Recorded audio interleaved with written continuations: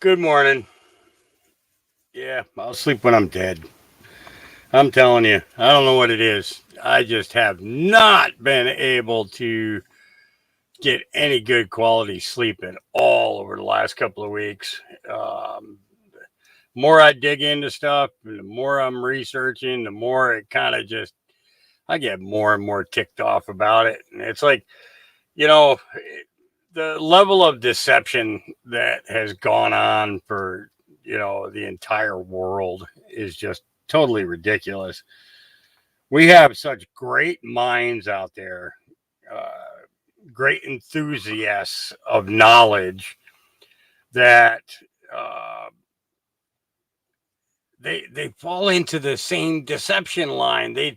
It's like, okay, well, I know this information, but I'm not going to share it with you because you're not smart enough to handle it, or you're not smart enough to accept it, or you're not smart enough to do anything about it.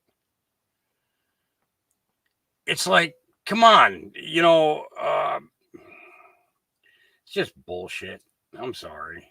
It is. It's just bullshit. It's seen so much of it. And the thing is I know that there are so many people all over this country right now that just can't sleep.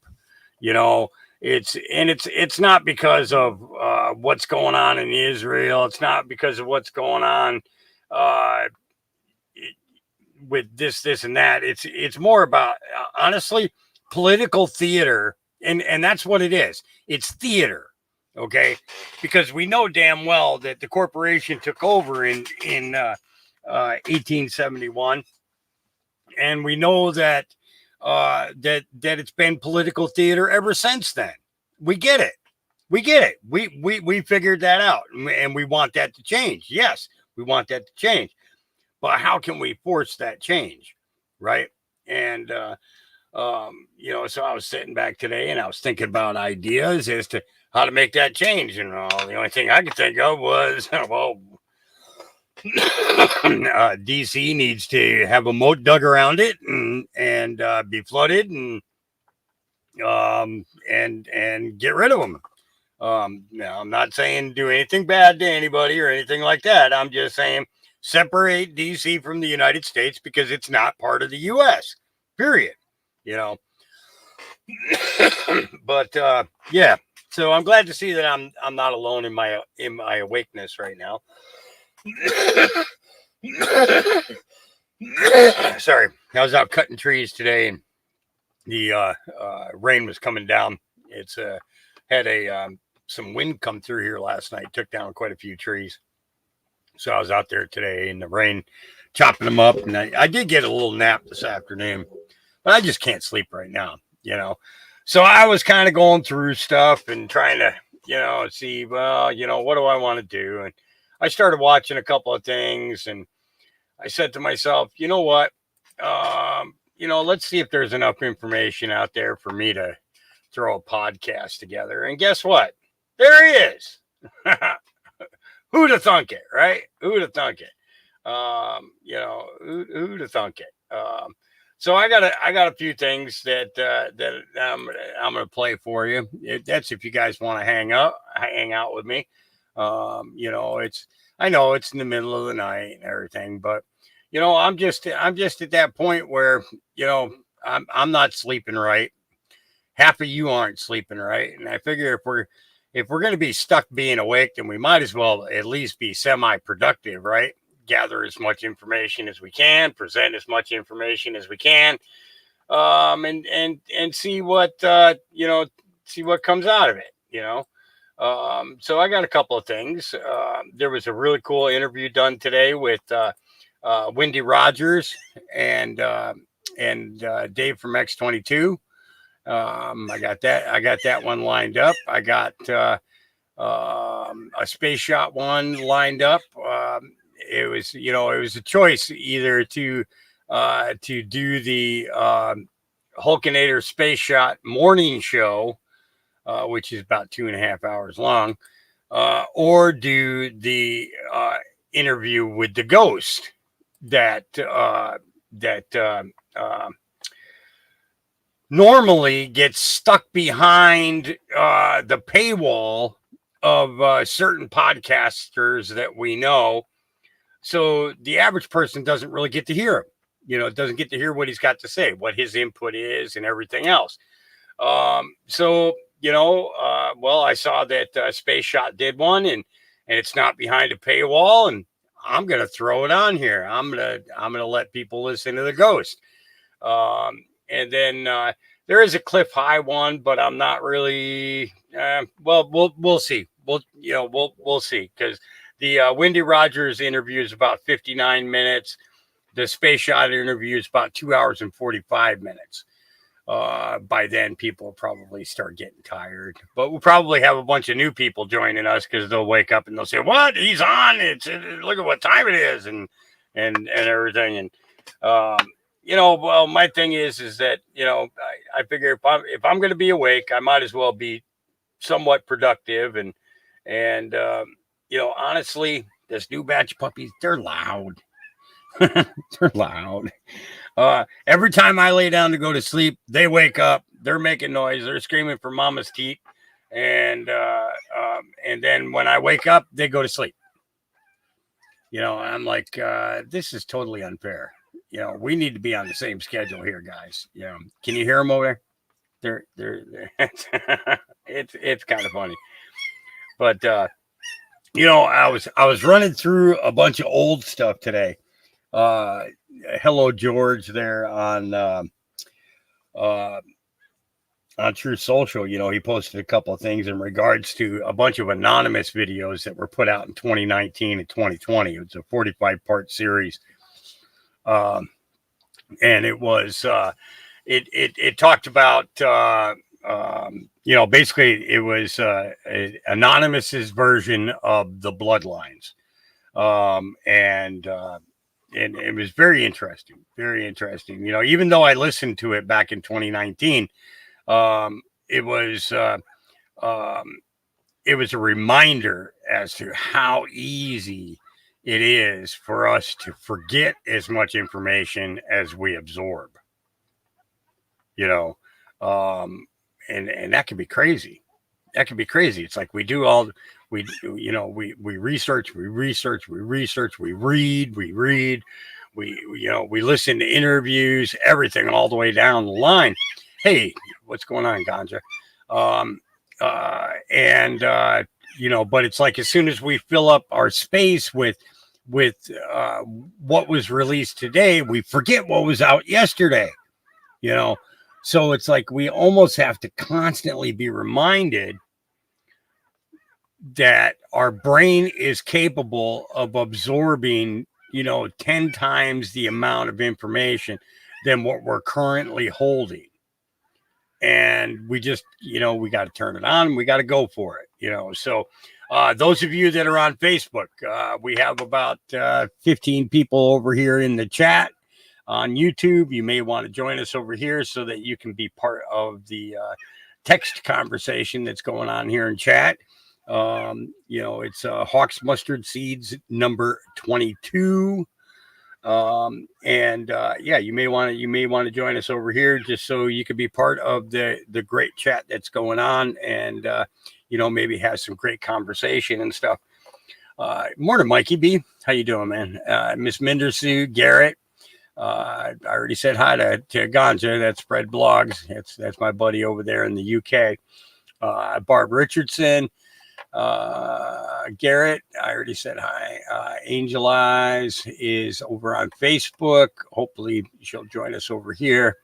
Let's see, did I miss anybody? Barb, Scotty 5. Shawnee 50. I'm sorry. I gotta put my glasses on, because my eyes have not adjusted since the sun going down. I haven't. I think I got everybody so far. Devil Dog. Hey, what's going on, man? Your dog is doing great. He is. He's getting ready to have his nuts cut off, though, because he is a whore. Sorry. He is. I can't help it. He's a whore. He's doing really really good though. He's actually you know what? He's not underneath my desk right now. I think he's outside laying down. The rain finally stopped about an hour ago, and a few of them are outside laying down out there now. But the dogs are doing good. Dogs are doing really good.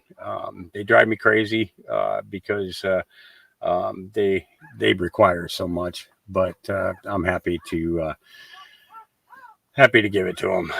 You know, get them out running around and everything else. So we're going to start off with this Carolina Angel. Good morning. We're going to start off with this Senator Rogers.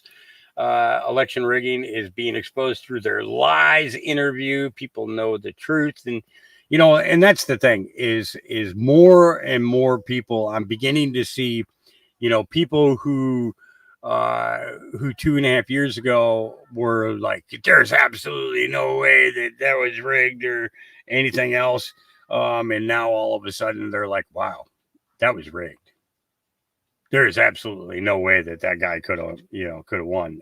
There's absolutely, you know, and it's like they when they first started confronting the situation, they didn't really care to know that the guy did almost his entire election in his basement, you know,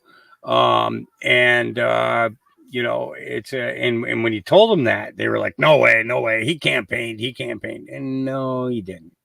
He went out to a couple of car dealerships and had a couple of cars pointed at him.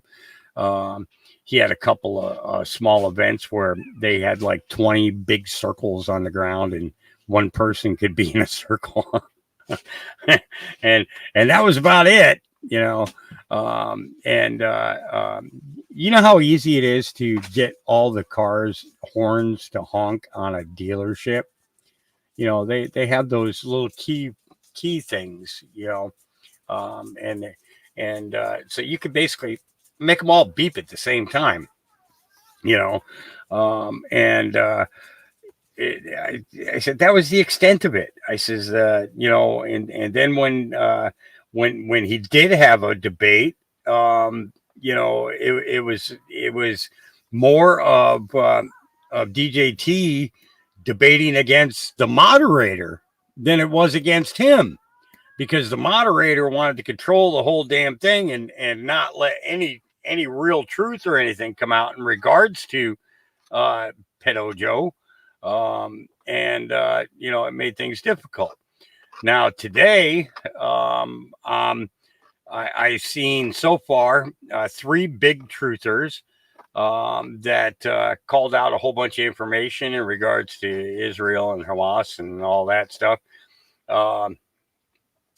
being harassed by the police today, you know, and one of them actually being kicked off of getting kicked off of a Trump property, which, you know, kind of surprises me because, you know, Trump is always, always seems to be the, you know, the guy who, well, here, let me just show you. Let's just do this. Let's see, let me do this. Present, share.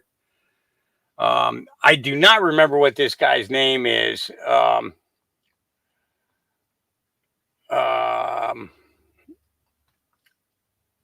Dang nabbit, I wish I could remember his name. You'll know him when you see him, though. If you guys recognize him and his name, you know, toss it into the chat when you see it. But let's take a look at this. This is up on Truth Social. Just gonna take some information for you. What is this all about? Because I made a post about Israel. Look at this, guys. Because I made a post about Israel saying that COVID, climate change, and all the rest of the stuff and the Israeli invasion is brought to you by the same people. Police have been called to the Trump Hotel, Miami. I'm being trespassed off the property while I was supposed to speak today because they're afraid that I might tell everybody that the invasion of Israel is not what they're telling you it is. And I better not tell anybody that Israel is a hub of organ trafficking and child trafficking. And I better not tell you that Israel is the aggressor in the invasion So look at this. This is all for me, guys, because I made a post on Twitter a week ago. Tell the story. Be honest. This is not all for you. Oh, not all for me. Okay. But you're keeping me here. I'm surrounded by police. You're dishonest then. I'm being dishonest. So why am I here? Can I leave right now? We need your information. Oh, but it's not for me, but they won't let me leave. It's not for me, but they won't let me leave. You get it? Just like you're allowed to talk about Israel, but as soon as you do, the cops get called. You're going to go from getting trespassed to causing disturbance and getting arrested. You're How? A fraud. You're a fraud. I'm a fraud. You're a So they're going to try to arrest me because now because I'm not allowed to leave. I'm going to keep recording right now because it's in my right. You can absolutely record. So then I would like my license back. I'm not causing a scene. I'm standing here waiting for my ID so I can leave. The only ones causing a scene are you guys. You're a YouTube superstar. I'm not a YouTube superstar. Okay? No, it's not all I'm doing. I'm keeping you people honest. You, That's and then fine. You can leave on your own accord. No problem. Okay? Well, then don't say you're not here for me. I'm not. Oh, you're not here for me, but you're just. I was flagged down because of you causing a disturbance. Oh, yeah, sure. I was causing a disturbance now by standing here and walking off the property as I was asked to. It's hilarious. This is what happens when you talk about Israel. They have my identification. Verify for me. Oh, wait, I have it. Thank you, sir. This is insane. Just step off to the side so you don't get hit by traffic. Well, I tried, and then you guys told me to come back over there. Because I talked about Israel, guys. Because I said that Israel, COVID, climate change, all run by the same people. This is exactly what happened. Excuse me, sir. We're getting you a cab, okay? That's fine. How did you get here? In your own vehicle or? I was dropped off here by the person that I'm here with.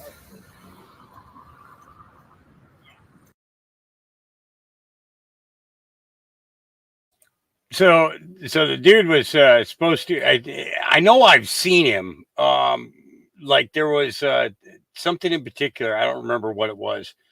A video from a few years back.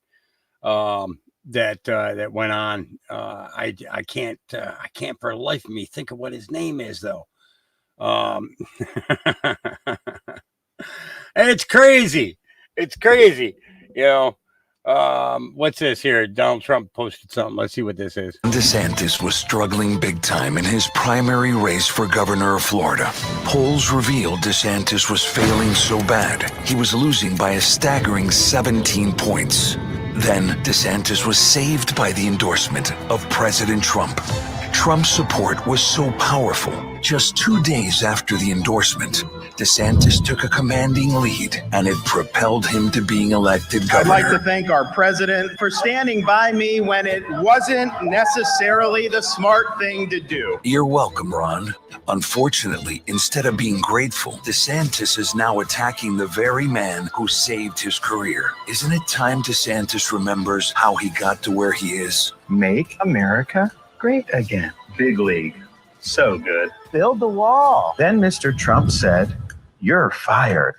I love that part. Truth is, there's only one person who can make America great again. All right. Yeah. Well, we all know that DeSantis is kind of like going down like a hot air balloon that all of a sudden got a burst of cold air. Sharon wanted to let you know that those packages did arrive. Thank you so much. You are an awesome human. And the puppies really appreciate you very much. They were getting adult food and they weren't liking it. Pieces were a little bit too big for them, and I tried to crush them up. It's like I put them in. I was taking the big food, putting it into Ziploc baggies, and then I was hitting it with my sledgehammer to break them up. It was so they're very, very happy. Thank you so much. I appreciate it. All right, let's keep going. Let's see what else is out here. Here we go. Just want to have a flashback here to November of last year. This is President Biden talking about former President Trump and is the possibility at that point that he might seek re-election. We just have to demonstrate that he will not take power by if he does run, making sure he under legitimate efforts of our Constitution, does not become the next president again. Under legitimate efforts of our Constitution, does not become president again. What does that say to you, Mr. Speaker? Look, we have never seen a major political figure as routinely and methodically assaulted as Donald Trump. It's a sign of how desperate the establishment is. They are terrified that if he's still standing in October of 2024, he is going to become the president. And of course, if he does become the president, all of these people are in jeopardy. Remember, Watergate led to 46 people being convicted. The only cabinet officer ever to go to jail was Attorney General John Mitchell for obstruction of justice. And I'm absolutely certain that the current Attorney General, Merrick Garland, is in grave danger of being charged with obstruction of justice and with having destroyed the system. I mean, I think the Congress, frankly, should be right now subpoenaing all the documents between Smith and Garland, because I think Garland's been directing this. I think the timing is weird. As you know, the other night, Waters put up a chart that showed something happens to Hunter, the next two or 3 days, something happens to Trump. Something happens to Hunter, the next 2 or 3 days, something happens to Trump. I mean, this is so blatantly, disgustingly political that it has no business being in the Department of Justice. Oh. Thank you for your time. We're going to see it go down a bit later today. Newt Gingrich, thanks. We'll talk again very soon. Well, you know, and that's the thing is that was an older interview, but it's like it goes to show, you know, that literally where the fear lies in at least one group of people. You know, it's you know, when you're in charge of the in the Department of Justice in the United States, if you're not following the Constitution, then yeah, you should be doing prison time, you know, if not a trial for, you know, that leads to execution, because it is treason, you know, to hide all the crimes that are going on is just ridiculous. You know, and I think that guy who was who I showed there first, you know, that was talking about the things going on in Israel in regards to the human trafficking and the organ trafficking, you know, and you know, you got to really think about it. The organ trafficking, you know, how many children are involved, you know, it kind of brings me to a thought of where I have to question everything about what I saw about that day. And I'm not going to feel bad about it, you know, about questioning it until real proofs are laid in front of me, showing me the direct fault. I'm just not going to fall for the narrative. We've learned over these last few years that you know, when a report is first done, don't jump on the, you know, don't jump on the bandwagon and claim that this or that is what happened. And it's, you know, it's because it's in your face kind of thing. It's, you always wait a day, you know, and, you know, in waiting that day, you begin to find out that, wait a minute, you know, these guys pulled some trickery here. That's kind of not cool, you know? So, you know, we have to, you know, we really have to, always wait a few days and go from there, you know? So, I was saying to you guys just before I started playing those videos in regards to the, anonymous series of videos that came out in 2019 and 2020 in regards to the bloodlines. He was talking specifically about the Rothschilds and the Rockefellers, and let me tell you, the way that he breaks down the information, it was so easy to absorb the information this time, because of the fact that there no predetermined requisites are in the way, because we've learned about their evil, we learned about their conceptions, what their plans are, everything all the way down the line.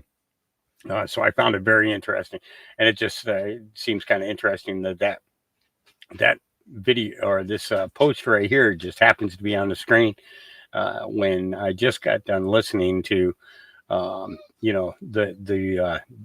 first 2 episodes of a 45 series. Oh, Jesus, look at that. Rowdy Woods. Hawks Mustard Seeds. Nightly intel briefs, news updates from around the world. You can find us on and chat during these live streams. Right on.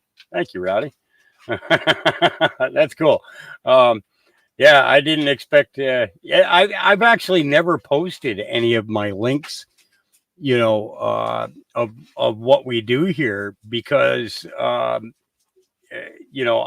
Truth Social, because, most of you are here in the chat, that follow me, or I follow on Truth Social, except for the big names. Those guys don't ever take the time to come and, come and hang out with us. We're the little ones like that. Claymation, I think that's called, that kind of work. That's actually pretty cool. I almost want to steal that meme. Well, it's not a meme because there's no words to it, but flag is set for a false flag operation. A false flag operation is an act committed with the intent of disguising the actual source of responsibility and pinning blame on another party. Don't fall for it. That's what I was just saying, is that we always have to wait a few days after an incident happens in order to be able to start gathering the information that we need in order to either verify or discount a report that's given to us. Unless we already knew ahead of time what the game plan was. And a lot of times we do catch that right off the bat. But even with that, we can still end up with a little bit of misinformation because of the fact that, something new might have been introduced. Hey, buddy, I'll come pet you in a minute here, bud. Okay. One of my pups. I wish I could play that. I can't. John Denver. I think about a lot of these guys who died young like that. John Denver was one of them. Harry Chapin was a young one. Jim Croce was young. The real storytellers, they all died young. Why did they have to die young? And I think it was because they weren't willing to sell their souls in order to, for that particular fame. I like that map showing the only place my taxes should go to. And that's right. That's exactly where our taxes need to go to. The fact that it's automatically, this is what's crazy, is that automatically every year Israel is budgeted into our thing or into our NDAAs and all the other financial plans that they put out there, and it's like, whoa, wait a minute, this isn't good. Israeli boy featured in COVID vaccine campaign dies of a heart attack at the age of 8. Isn't that something?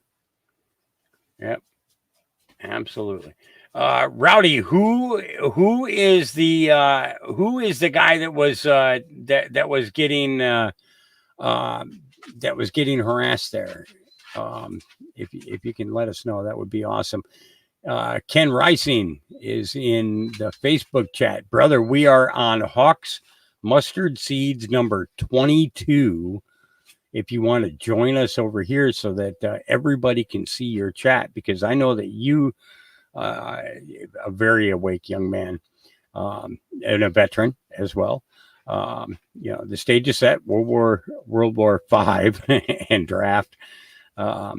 When the able-bodied defenders are gone, the millions of military-age men who come here will activate. And Yeah. Did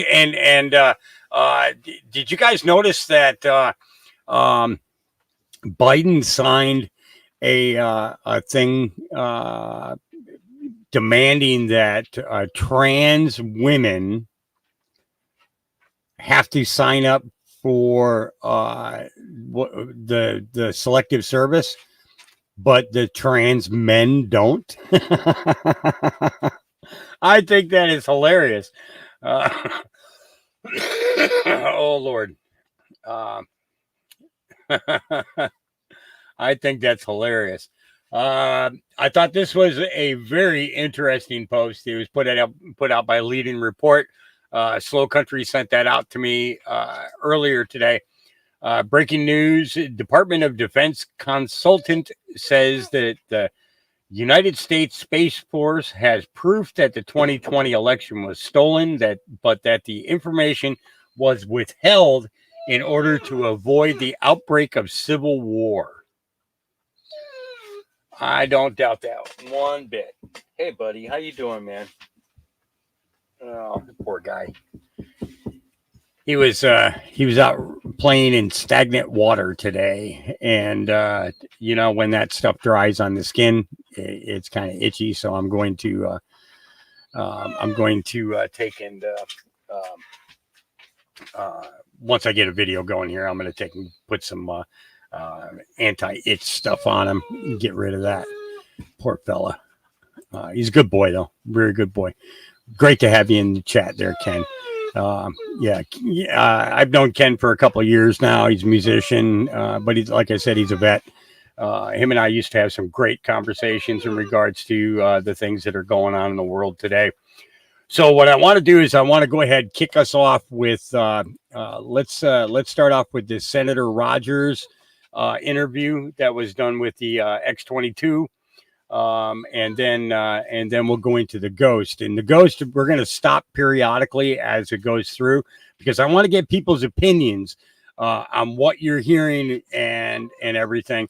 At the same time, Space Shot is showing a lot of corroborating information at the same time that the ghost is talking. So we'll go from there. So let's go ahead and get started with Senator Wendy Rogers first. Here we go.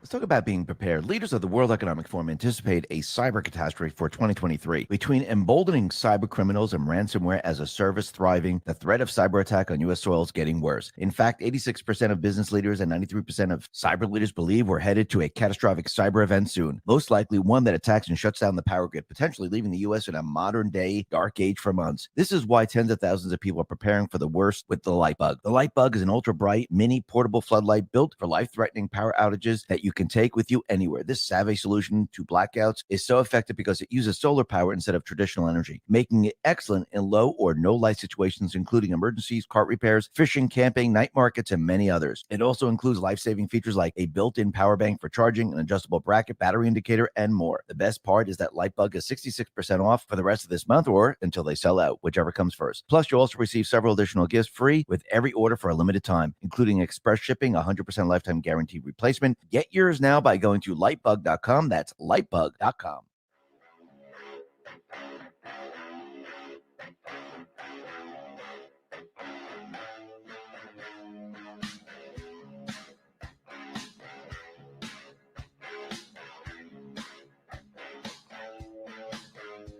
Hi, and welcome to the X-22 Report Spotlight. Today we have a returning guest, Senator Wendy Rogers of Arizona. You can find her work on wendyrogers.org, and I am very happy and honored to have Wendy on the X-22 Report Spotlight. Senator Rogers, welcome to the Spotlight. Great to be with you. Thanks so much. Greetings from finally cooling down Arizona. Yeah, it gets hot out there. I remember when I was out there, it gets very, very warm. And actually, I think it was out there when there was like a monsoon or something going on. That was crazy. But let me just start off. I just wanted to get your take on what's happening in the House right now with the speaker. Right now, they ousted McCarthy, and now they're trying to find another speaker. And I think Scalise doesn't have the votes. I mean, what's your take on this? What do you think is happening out there?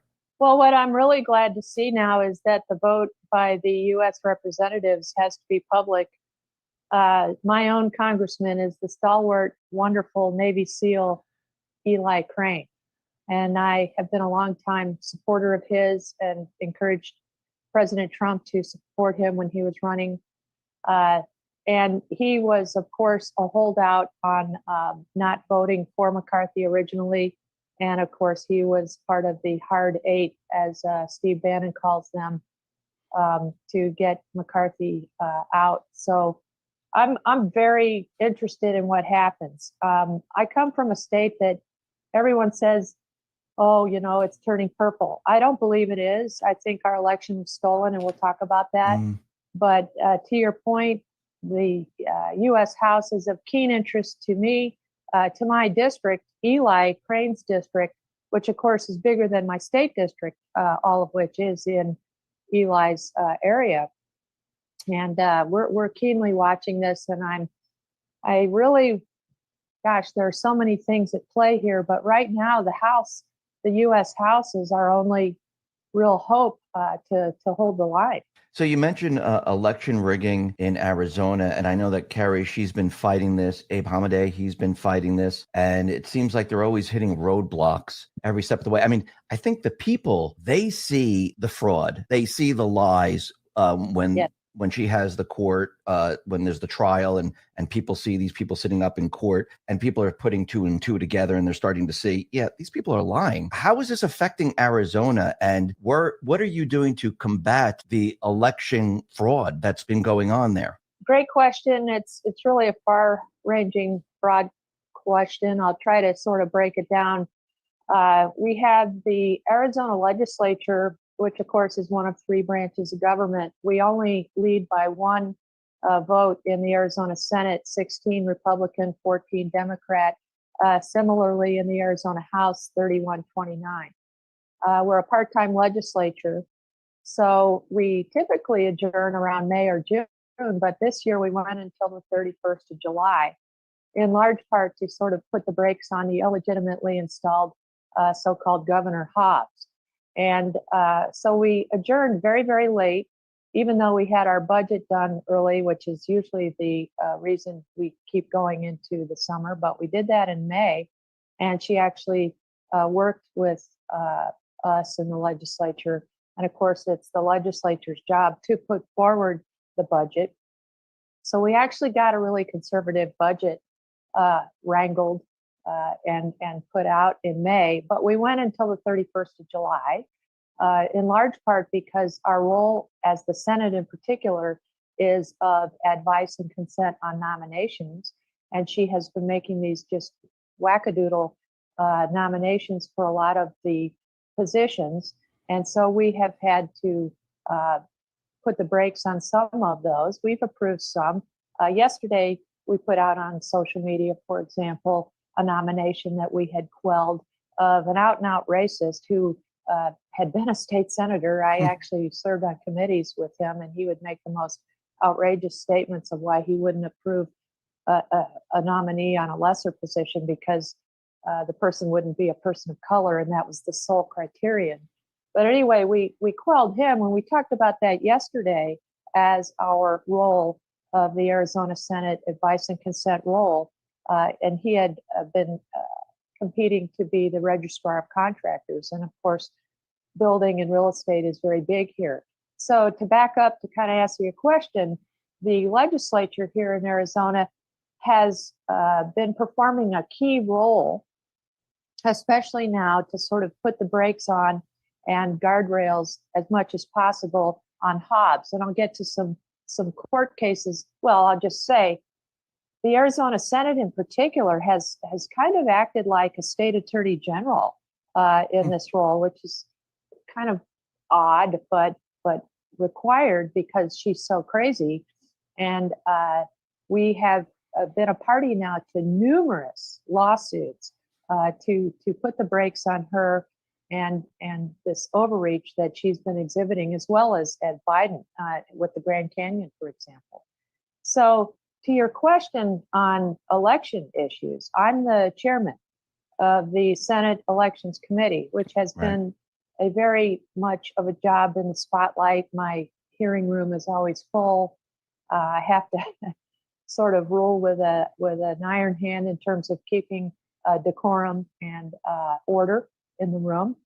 People don't really mess with me too much anymore. I told them the first day in January when I opened the committee, I said, I was the mother who took her 2 children to the store, and if they misbehaved, I don't count to 3. If I have to count to 1, you're out of this room. Mm-hmm. And the whole audience in the room, I had the largest hearing room. I had my committee moved to the largest hearing room at the Arizona Senate of about 250 people in the audience. And you could have heard pin drop because they knew I meant business. And I had to scold one of the Democrats on my committee twice, 2 different hearing dates, because he kept interrupting and trying to run roughshod over my committee. I don't stand for that. And he is now going to be off that committee because this is a situation now where elections are so important. And as Kerry says, and as really all the folks who are watching it say, stolen elections have consequences, very dire consequences now that we're seeing. So what we did was we put a lot of bills forward to correct and stopgap a lot of where the fraud had been, and they were vetoed. And so you say to me, well, Wendy, what use is it to put legislation forward only to have it vetoed? I'll tell you what the efficacy of that is. Number one, it's our obligation. Okay, I represent a district that actually doesn't even include Maricopa County. I represent 4 rural counties. Out of only 15 counties we have in Arizona, they're big, huge, sprawling counties. And so my people tell me, you get down there to the Capitol, Rogers, and you need to represent us. You need to put forward legislation, irrespective of what might happen at the end of the trail of legislative journey. If the governor vetoes it or not, you need to do what we elected you to do. And I was elected by 27 points in the general, and I won my primary against another sitting state senator by 20 points. So I feel that I have a mandate from my rural Arizonans to do the right thing. So people need to understand that, number one, a legislator has to do what's right, irrespective of whether or not you think the governor is going to veto one's legislation. And number two, by putting it out there in the public square, you are highlighting what the problem is and what needs to be done. So one should never shy away from exposure. Now, number two, I conducted these hearings as I'm talking about. Mm-hmm. Now, when I conducted those, a lot of truths came out. We, the People Arizona Alliance, Shelby Bush and her team of computer experts who've been working at this for, I think, 6 years, who have been fundamentally a foundation to the Kerry Lake lawsuits. Shelby, testified in my committee. Okay. And showed the receipts, showed how these signatures were verified in milliseconds and how they were preposterously verified. And so all of that went into the public record, and then as such could be used in court. So the legislature doesn't conduct criminal investigations, as I've been scolded by many to do. That's not the role of the legislature, but the legislature can have hearings where evidence is shown for public discourse and to be able to craft legislation with. And so that's what my committee did to great effect. We showed that the signatures were preposterously and quickly verified. We showed that hundreds of thousands of ballots had no chain of custody on the final day of the election, and that Runback, the third party holding house, if you will, of ballots, should not be where we trust our ballots to go.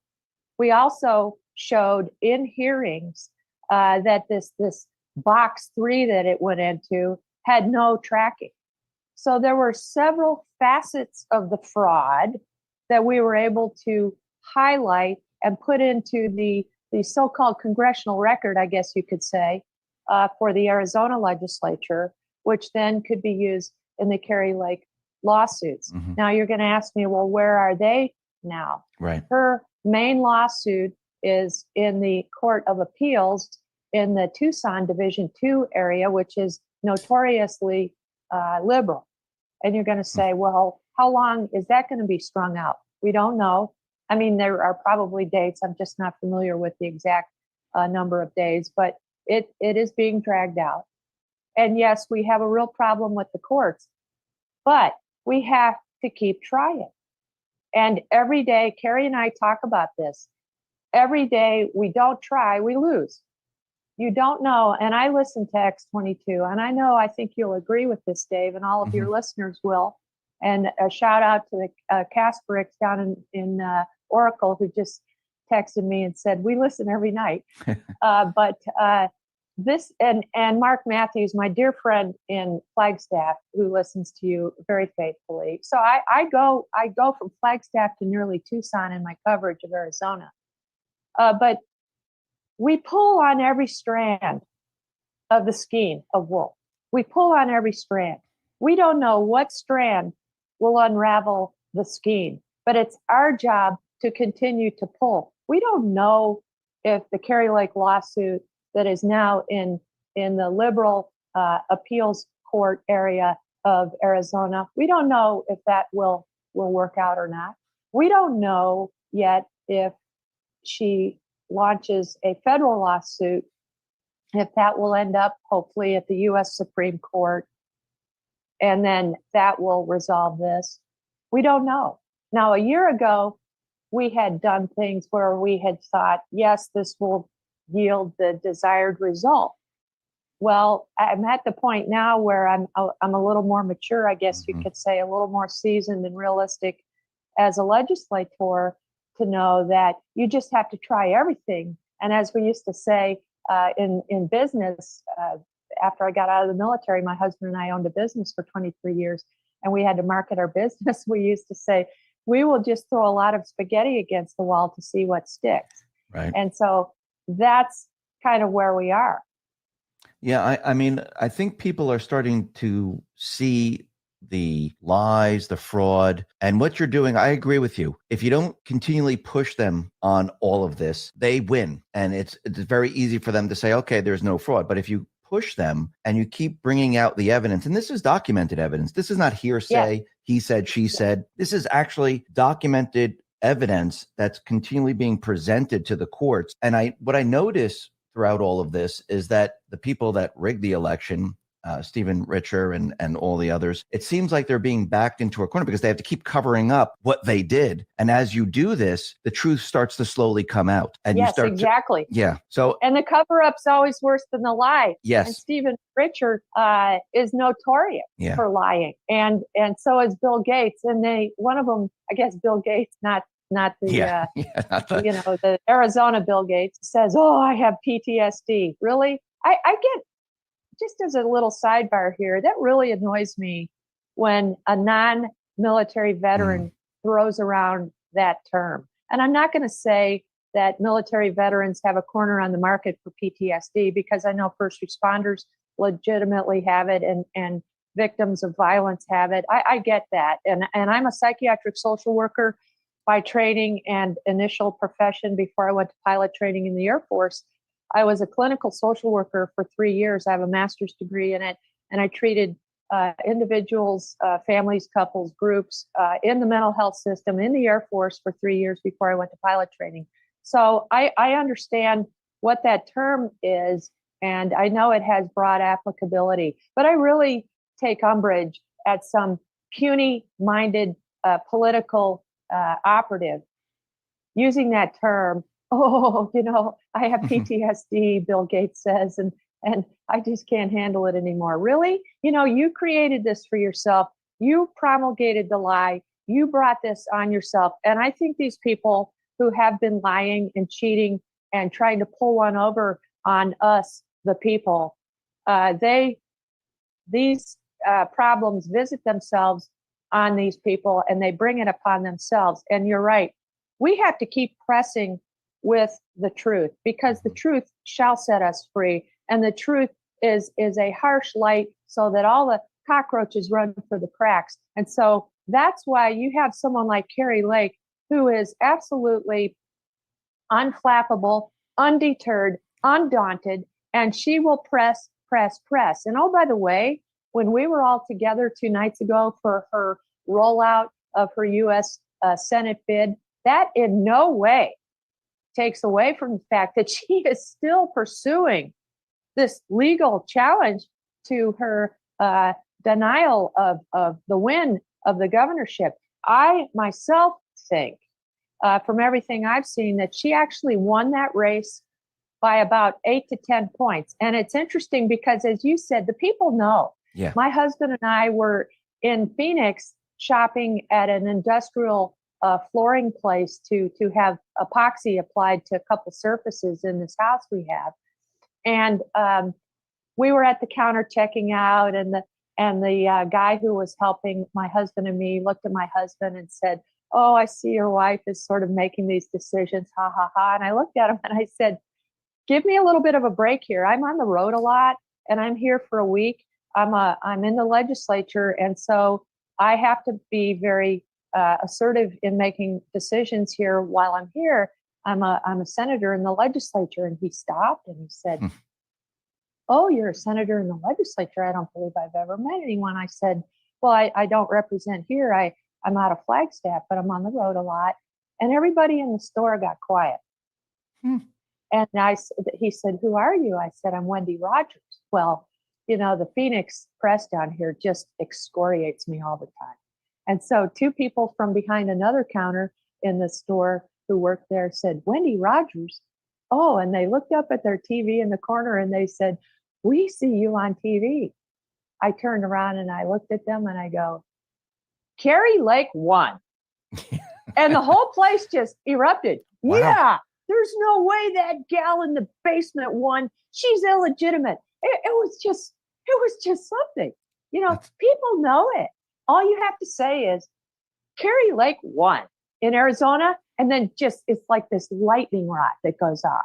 Everybody knows it. Since you're on the chair of elections, you're on a lot of other committees. You're the vice chair of government, military affairs. Let's talk about being prepared. Leaders of the World Economic Forum anticipate a cyber catastrophe for 2023. Between emboldening cyber criminals and ransomware as a service thriving, the threat of cyber attack on U.S. soil is getting worse. In fact, 86% of business leaders and 93% of cyber leaders believe we're headed to a catastrophic cyber event soon, most likely one that attacks and shuts down the power grid, potentially leaving the U.S. in a modern-day dark age for months. This is why tens of thousands of people are preparing for the worst with the Lightbug. The Lightbug is an ultra-bright, mini portable floodlight built for life-threatening power outages that you can take with you anywhere. This savvy solution to blackouts is so effective because it uses solar power instead of traditional energy, making it excellent in low or no light situations, including emergencies, cart repairs, fishing, camping, night markets, and many others. It also includes life-saving features like a built-in power bank for charging, an adjustable bracket, battery indicator, and more. The best part is that Lightbug is 66% off for the rest of this month or until they sell out, whichever comes first. Plus, you'll also receive several additional gifts free with every order for a limited time, including express shipping, 100% lifetime guaranteed replacement. Get yours now by going to lightbug.com. That's lightbug.com.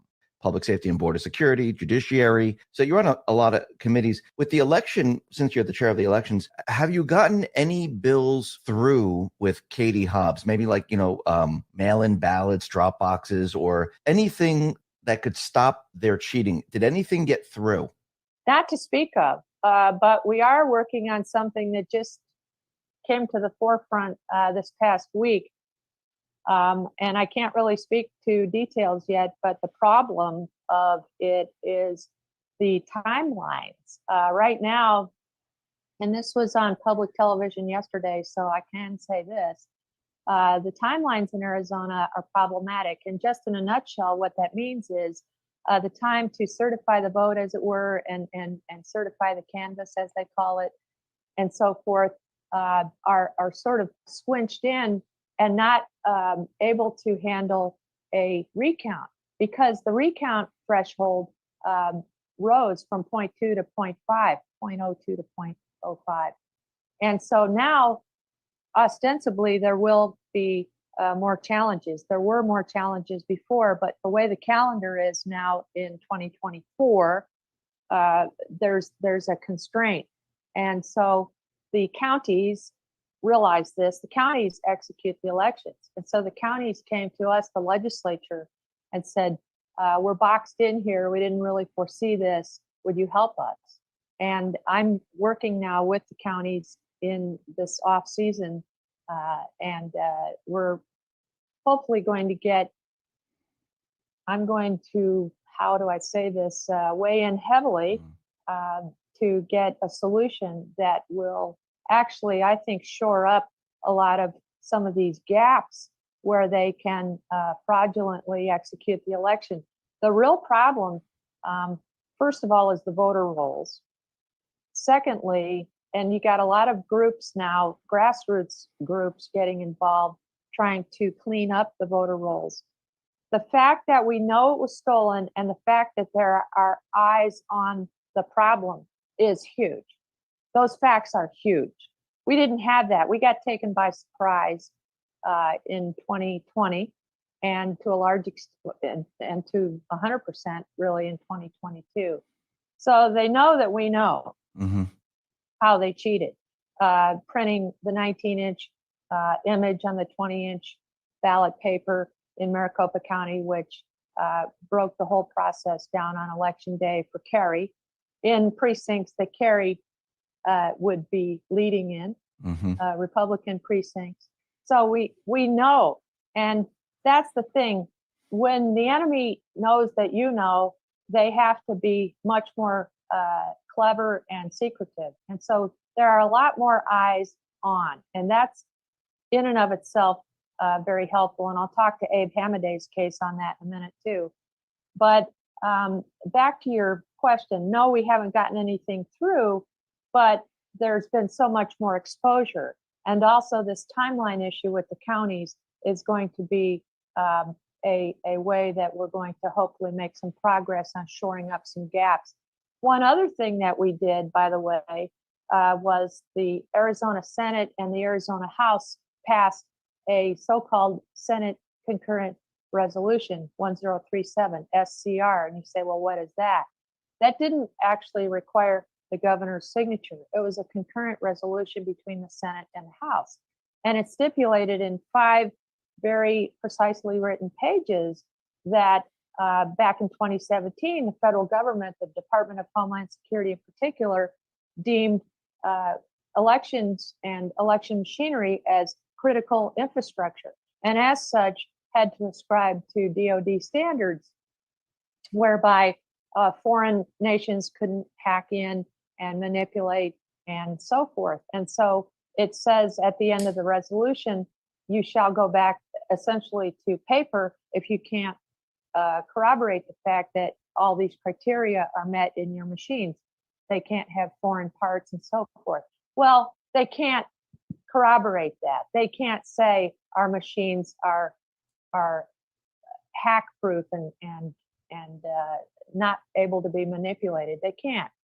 So really, the concurrent resolution says you need to go back to paper in essence. Well, let me just talk to that for a minute. So Senator Sonny Borelli, who's the only other retired military, 20 years plus retired military senator like me, there are 2 of us, Marine Air Force. He and I sort of went on this circuit riding tour earlier this summer. We went to 4 counties out of the 15, 3 of which are mine, 1 of which is his, and presented to the Board of Supervisors. In some states, you call it commissioners. In our state, they're called supervisors. And either there are 5 or 3, depending on the size of the county, and they meet once a month. So he and I went to these 4 different boards of supervisors, and we sort of tried to sell the idea of this concurrent resolution. And all we asked was for them to consider going to paper in April for the presidential preference primary. That's not our regular primary, which is very late, is in August in Arizona. but in Wow. April for the presidential. So it's just one race. So we're working with one county, I think, where they may go ahead and do this. And why ask for that? Because we want to prove that going back to paper day of, tallying it in the precinct, not commingling everything and sending it to the vote centers where all the mischief occurs, but doing it at the precinct on paper, that's actually cheaper than machines. And it's obviously, to me anyway, to you, to the audience, much more trustworthy and accurate. So we're saying, hey, county boards of supervisors, just humor us, okay? Just do it in April for the one race on the ballot to show that it can be done. I think they're so afraid of rocking the boat. And they also, by the way, everybody, this, I know you're going to say, well, obviously, but it didn't occur to Borelli and me until we actually saw it. But you know who runs these counties, really, in large part, are these unelected bureaucrats. And I know you're all going to say, well, of course, but you have to go in the room and see the body language. So you'll see either the 3 or the 5 supervisors up on the dais, and usually Borelli and I are up on the dais, but here we are in the audience looking up at these supervisors. And then on the outrigger seats of the dais are the staffers, the county attorney, the county, the town, the manager, the county manager, and all these people. And you look at how they have eye contact back and forth between the elected officials, the supervisors, and you can see who really wears the pants in the family. You can see who is listened to. It's these corporatist bureaucrats who are there forever and who have, knowledge since Christ was a corporal. Okay. And then you have these elected officials deferring to them and being sort of unwilling to rock the boat and do what we, the people, elected them to do, because it's the counties who execute the elections. So long story longer, sorry, but this is what we've been trying to do, Borelli and I, on the county level.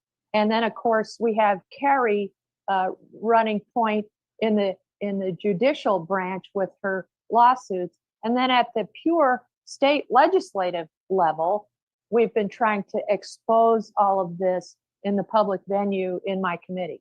You said something very interesting, that for the primary, you want to go back to paper to show that it works. But if we go back in time, that we used to use paper ballots. I know. We do. I mean, we used to use paper ballots. And I remember when I was younger, we went to, I think the school was closed.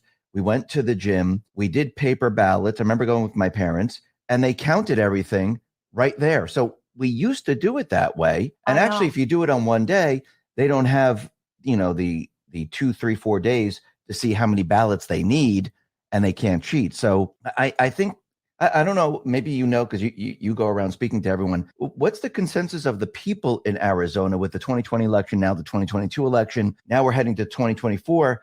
Are the people saying enough with these Dominion machines or whatever machines you're using where you feed in the ballots? Are they saying enough with this already? Oh, of course. But we can't legislate our way out of it with the illegitimately installed governor and the illegitimately installed Secretary of State. Bear in mind, we don't have a lieutenant governor position. I think we're one of 6 states that don't. We actually did vote to do this, but it doesn't go into effect until I think 2026. So right now, the top 3 positions, as it were, it consists of the governor, the Secretary of State, who is Adrian Fontes, who's a reputed gangster sort of guy, cartel lawyer. He was a lawyer for the Mexican drug cartels. And then we have this woman, Chris Mays, who's in the Attorney General's slot, who's never really, as I understand it, practiced as a lawyer. And she supposedly won by 200 votes. Oh my gosh, 200 votes out of millions of votes. And so let me sort of digress to that for a minute. Abe Hamadeh, of course, is the great candidate who we think won, and sued to have 9,000 provisional ballots counted. What?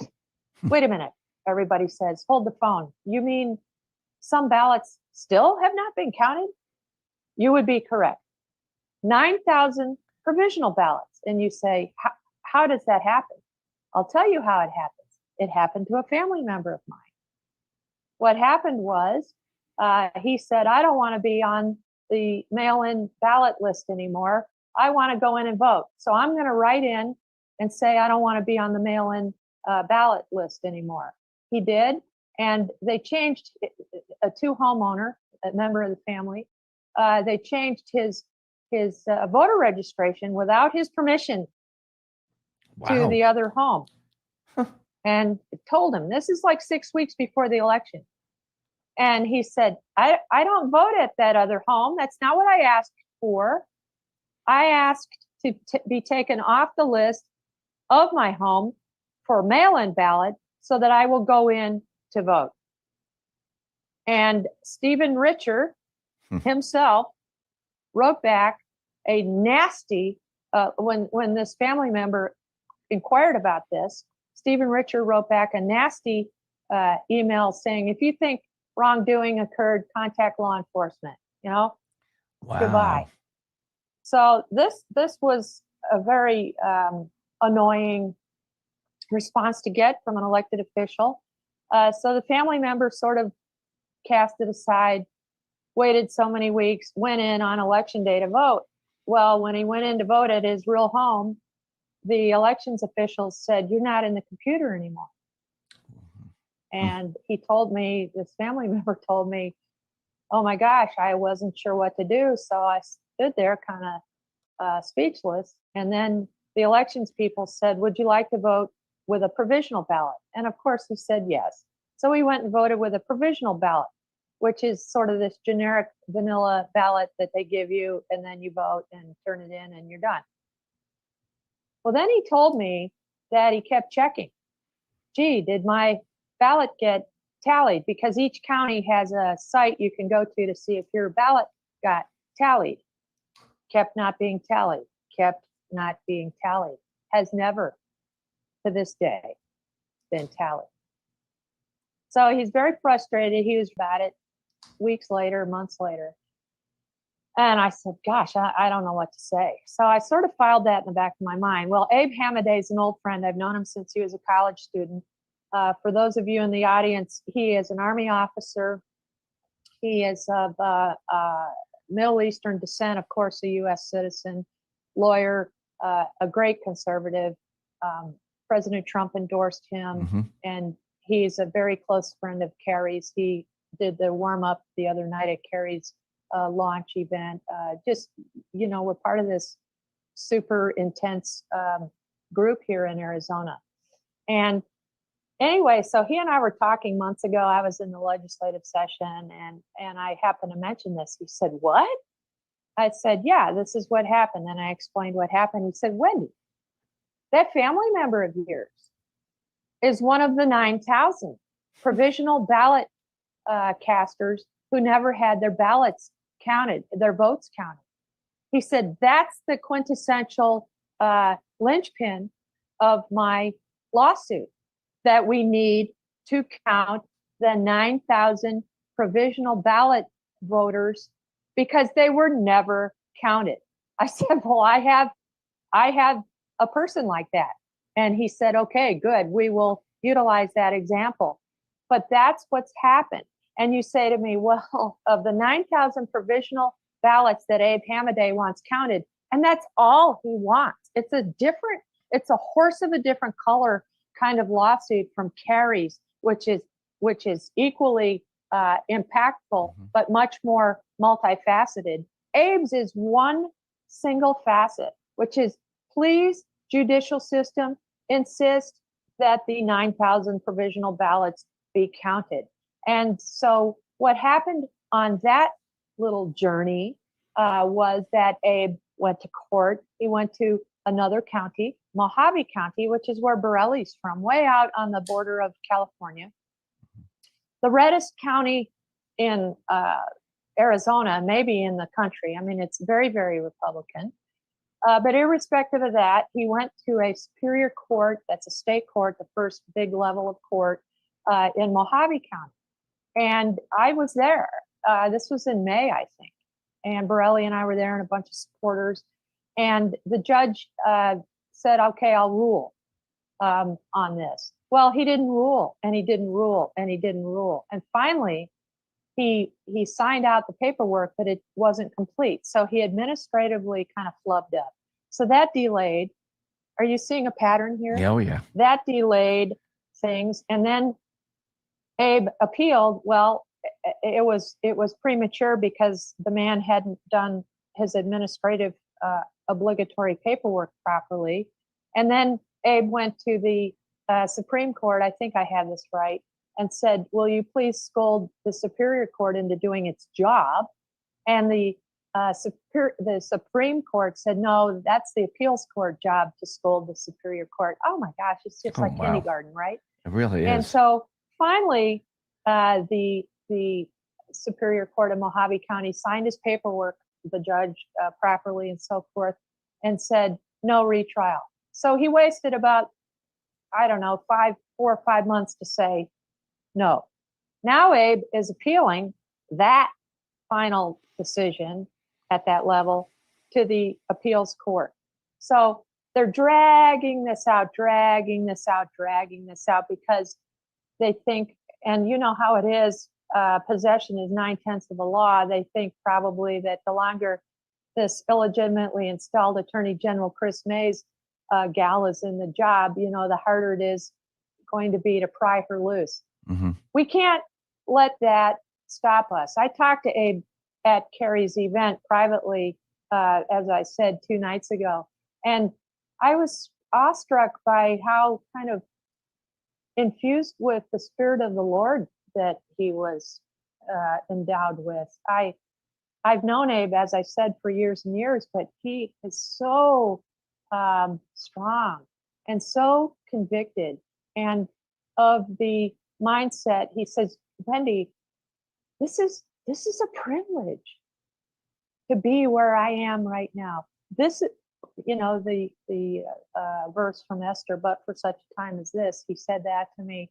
And I have to tell you, I mean, you're the first audience I've said this to. I haven't even told my husband this, but the look in his eyes was amazing. He is very inspired and very driven and full of the Holy Spirit. I have to tell you, at this juncture in his life, I was quite struck by that. And I think that is happening with a lot of us who are sort of in the crucible. We know that coming up here in the next 12 to 15 months, it's going to be a very tumultuous time. We're seeing events every day unfold that we never could have predicted. And, you know, I'm a grandma. We're awaiting the birth of our 7th grandchild. And, you know, I tell our grandchildren this, I say, Grandma Wendy was a pilot in the Air Force and did all these adventuresome things in life, and then had your dad and then had your aunt. We have 2 adult kids. And Grandpa and I have done all these things. We've been married for 45 years and we've had this really adventuresome existence. But now I feel that the Lord has prepared me for this moment and these moments coming up. And I really don't know what will unfold, but it's just to have spoken to Abe last night and seen the way he comported himself and presented sort of where he was to me, the fact that he's fighting every day, that he has a very deep-seated conviction for the direction that his lawsuit is going, and that we are doing the right thing, and we are in this special place on purpose, for the purpose. It's very palpable. I think that people need to see all of this play out because, yes, people, they heard, oh, this election didn't go well. There might be a little bit of manipulation here. But I don't think the people of this country realized how manipulated the election system really is. For a long time now. For a very long time. And I think the people now are seeing, just like you mentioned on the dais when you have all the unelected people looking at each other, I don't think they realized how deep and wide this is and how many players are involved in this, in controlling the elections. And I think this fight with you, with Abe and Kerry and President Trump, I think people are starting to realize this. And I think this is very important that they see all of this play out, because if you don't know, then you can't fight it. And you have to see the crimes. You have to see what they're doing so you can actually push back. And I see a lot of pushback now. And I see a lot of people saying enough is enough, because now I see it. I didn't believe it before, but now I see it. And I'm very angry with what's going on. So Yes, I think it's working. I agree. I think it's working. I do too. And a lot of it is owning firearms. Okay, these countries where, Australia, Israel, my husband and I visited Israel extensively right when COVID was breaking out 3 years ago. And we went on our own. We had gone on a tour 30 years earlier when we were in the military. We went with a military chapel group, which was a very special tour, but we went back on our own. We rented a car. We stayed at Airbnbs. We talked to the Israelis. Of course, I was in politics at this point, so kind of had a different perspective.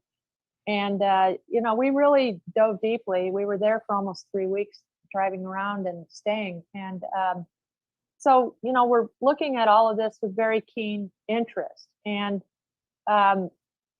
nothing is as it seems. And I know you know this, Dave. Yeah. You speak to this on your show a lot.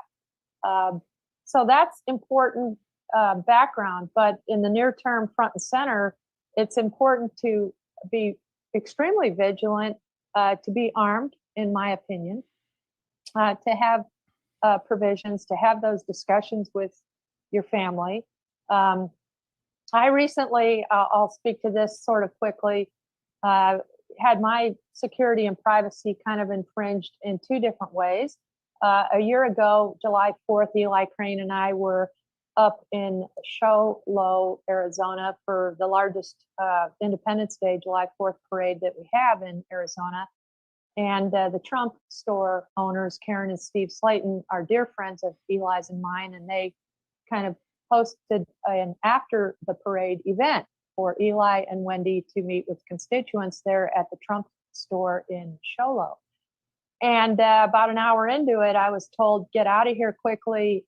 There's an email that came in over the Trump store website that says, from some unknown emailer, who says, you're in his target gun sights.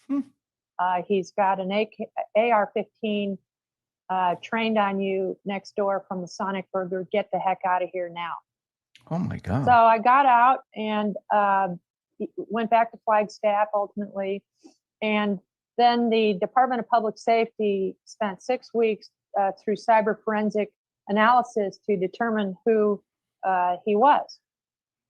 He was a middle school music teacher from the Tucson Unified School District, visiting his mother 10 minutes away in northern Arizona, sending this email out under an alias. So he was summarily arrested in Tucson, but the county attorney down there let him go after a few days. So he was, there was a grand jury again at our request in the county where the crime occurred. And he then went to trial. Well, we were in the legislative session all through this, and the Slaytons, whose store I was in when it happened, so they're sort of the victims also. They went to all the proceedings. And then finally in about June, I think, this was almost a year later, the court let me know. They said, Senator, if you can come, this would be the court hearing to come to, because this is when he'll be sentenced. This is very interesting. So I drove over there. Everything's a 2 or a 3 hour drive for me when I don't fly my own airplane. So I drove over from Flagstaff to Holbrook which is where the Petrified Forest National Park is, where the county seat is of Navajo County. And I was met in the hallway by the county attorney and the court advocate. And the Slaytons were already inside, and the judge was already inside. And they said, what sentence do you think this perpetrator should receive from the judge? We want to know. Mm-hmm. And I said, well, what's the range of sentence? And they said anything from probation to 2.5 years in prison. The crime being threatening the life of an elected official. Right. So I went in, and each Mr. Slayton, Mrs. Slayton, and then I each spoke. And I knew the judge was prior military. I had asked that question, which is always sort of a bond, a transcendent bond, you know, between him and me. And I looked at the judge and I said, Judge, you and I took an oath to support and defend the Constitution. I said, certainly this threat on my life, and I looked at the guy, he's this kind of wimpy teacher guy, first offense. I said, certainly his threat was aggravating to me, my spouse, my children, my grandchildren, and in large part to my colleagues at the Capitol, because it could have been one of them too, right? I said, but the bottom line is, I represent a district with all of these hard scrabble little towns. I said, I don't represent any major metropolitan cities. And then I listed like 18 names of all the little towns that I represent. And I said, they don't have anyone to fight for them except for me. Mm-hmm.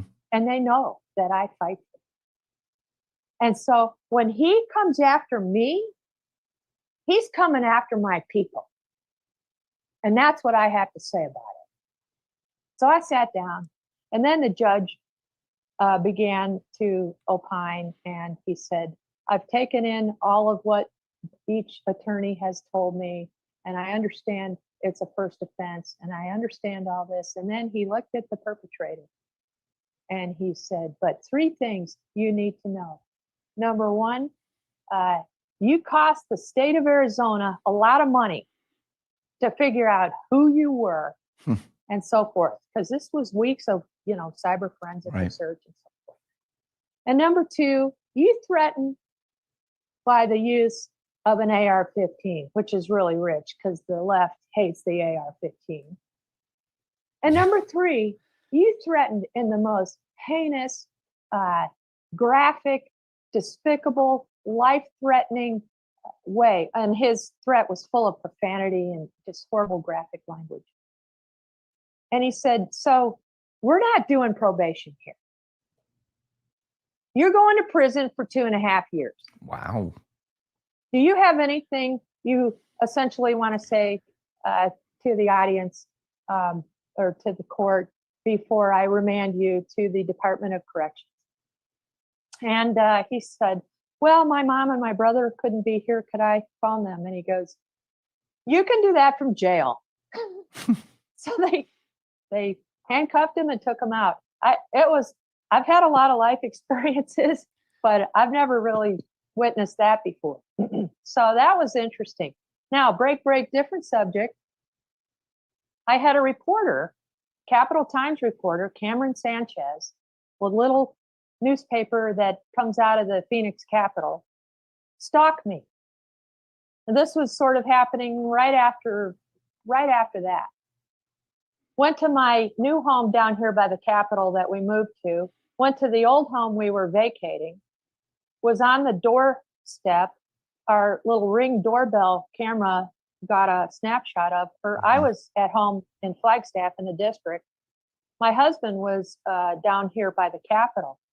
And he had 3 Ring doorbell snapshots of this pushy reporter who kept stalking me. And he said, who is this? I said, this is a reporter that won't leave me alone. She's been scolded at the Senate for being pushy and asking me questions on the floor when I've said I don't want to talk to her. And now she's coming to my homes. Mm. And then another Fox 10 reporter, where Carrie Lake used to report, did the same thing and actually drove 3 hours to Flagstaff and appeared on that doorstep too. So I won't kid my husband anymore about having a Ring doorbell camera on the doorstep. I used to dog him about that. That actually, it turned out well because he had the footage. So I called my colleagues at the Senate. I called the lawyers at the Senate. I said, I'm not putting up with this. I'm being stalked at my home. I'm sick of it. What should I do? And they said, well, one option is to get a restraining order. So I said, say no more. So I go to the court in Flagstaff. I'm in Flagstaff the whole time. Mhm.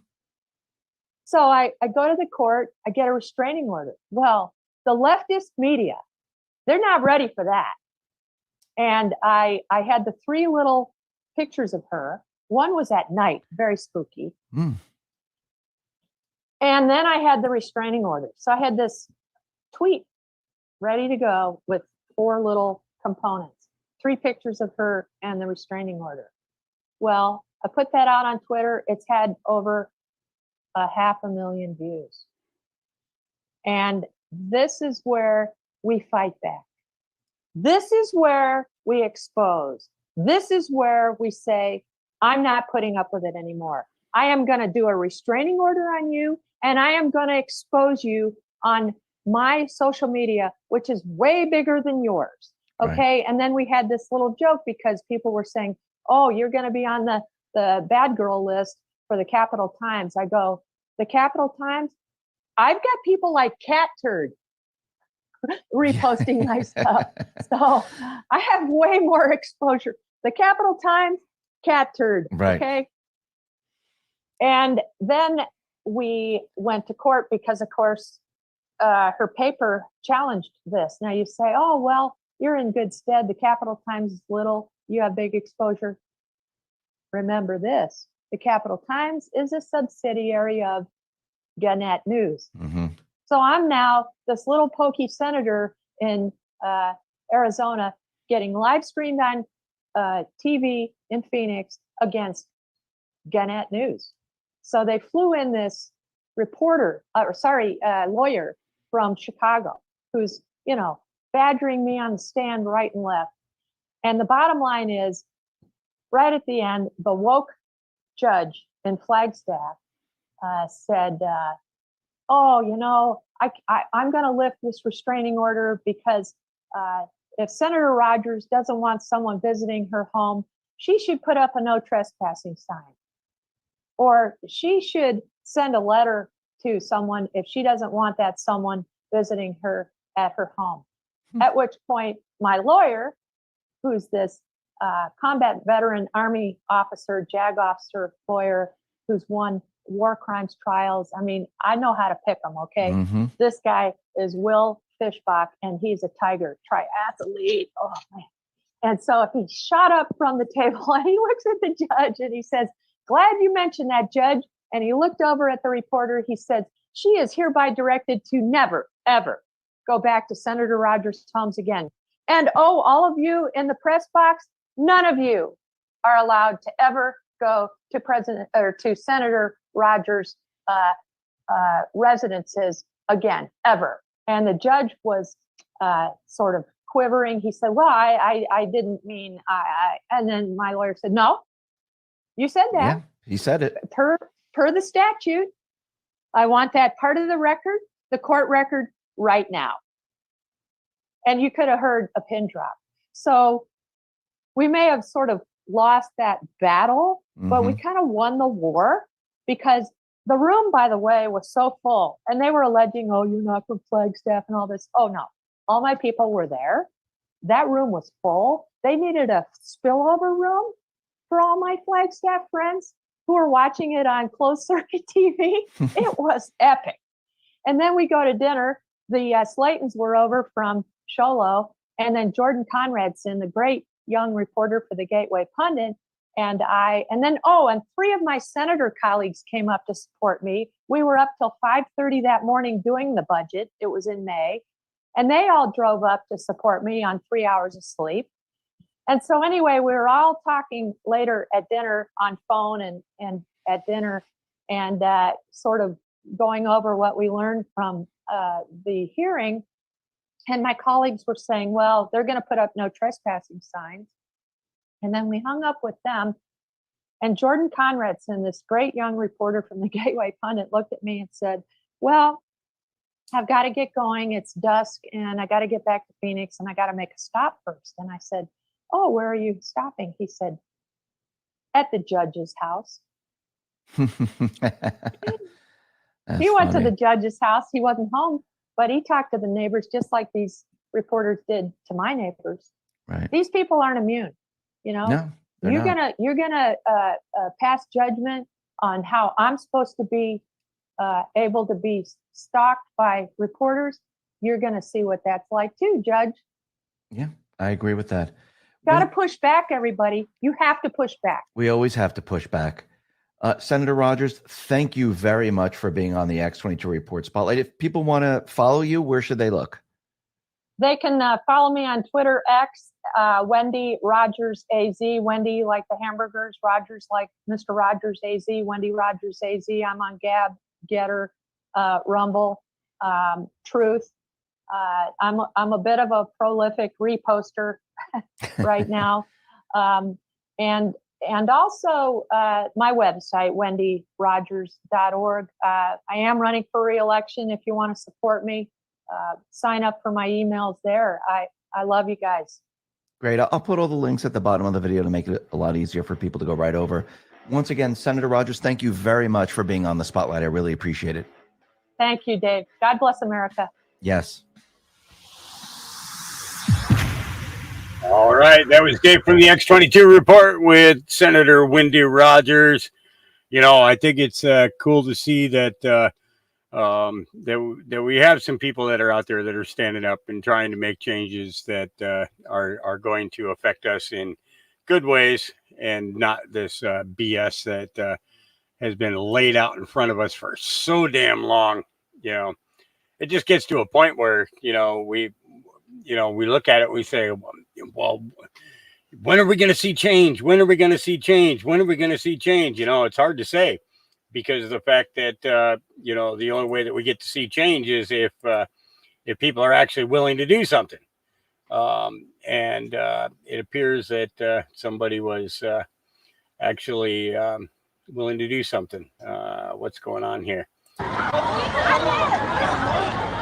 This is an active shooter at the Texas State Fair earlier today. Ridiculous. Really ridiculous. Do not comply. That flag means a whole lot. Absolutely. What Biden promised, what Biden delivered. Very much so. And I find it kind of amusing that, the whole time that Trump was running for office, the whole time he was in office, all these people were like, oh, he's going to get us into World War III and everything else. He leaves office, 0 wars, and the fool who came in after him that, is the one who started it all. This is, what's this one here? Oh, can't read it. It's too small. Yeah, I'm not going to take my glasses out for that one. So, all right, let's get on to our next one. So we got Senator Rogers is done. Let's get into this interview with the Ghost. Space Shot, the Ghost. Let's see, banners. There we go. Boom. There we go.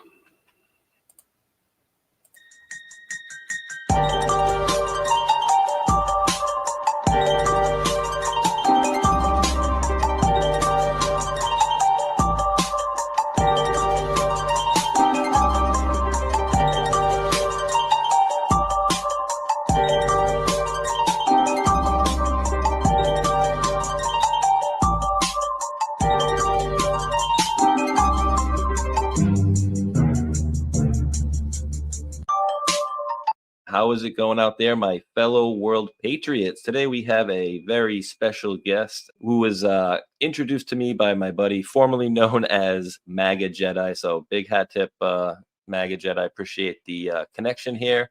And definitely a much sought after guest. And it's because he kind of has some knowledge about things that are, going on, and has some great insight into a lot of information that we want to kind of go through. So the ghost is with us. How are you doing today, sir? Appreciate you coming on. I have no idea what you're talking about. I'm just kidding. Doing fine. It's actually great to be with you. I've always loved the times I've had to catch your broadcast because, you do a fantastic job. You look at things realistically. You know, you've got your left and right brain, let's say, in sync, for the audience. So, I apologize about the other day. Couldn't be avoided. And so we made sure this time that wouldn't happen. So, No, all good. I appreciate it. Fire away. Yeah, I mean, it's not like there wasn't any, it's not like there was like major things going on in the world that day, with Israel and Hamas and, little conflict going on over there. So, I mean, there's so many different things that we could touch on today, but I didn't know if there's anything you wanted to go on in specific, but I got Israel up on the screen, basically, Israel and the Palestine war thing, and just looking at stuff, from an outsider's view. For me, it just looked so easy. And I don't know if this is like the playbook playing itself again, but I do remember in the drops they talk about Israel's last, and I don't know if that's what we're leading to, but it all seems weird. And I've been waiting the 48-hour rule, and just a little while ago, or a few hours ago, basically they were saying that the woman, that girl that's the dead social media girl from Germany, well, now her mother's online saying she's alive. And so I don't know if he was knocked out or if the whole thing was faked up, but it's a lot of murkiness going on there, Ghost. So I don't know if you had anything you wanted to add to that whole shit show, I guess we could say is the best way to put it. Yeah, that is the best way to put it, actually is a shit show. I mean, you and I were discussing last night, for example. I mean, the borders of Israel are as airtight as if you wanted to do your storming of Area 51, as for whatever, anywhere out there. They know well before you're coming, let alone the idea that there are probably 2 or 3 geostationary satellites that are Israeli watching that region with unblinking eyes 24/7. You're going to see buildups of people, whether or not they have weapons or communications that are leaving signatures. Nobody buys, and nobody that I work with or have talked to buys the idea in any way, shape, or form that, oh, gee, we didn't know this was coming. And, this happens every so many years. And the thing is, if people are honest with themselves en masse, they've got about a 3 to 3.5 to 4 year collective memory. I mean, how many people can tell you 3 years ago the outstanding event of that time, the show event of that time that they were trying to buy get your eyes on for advertising dollars, or were passing along propaganda, to further whatever nonsense moves the opposition was trying to pull at that time. So no one buys that, oh, gee, you caught us with our pants down. This is our Israeli 9/11. And so that, and if I can speak French on your broadcast, then I'm going to. Yeah, fuck that. I mean, that's horseshit. They're trying, you have, and again, what I always have tried to caution people about in the past is that, people, a nation of people is not their government, nor vice versa. The closest we have to that in this world is this country.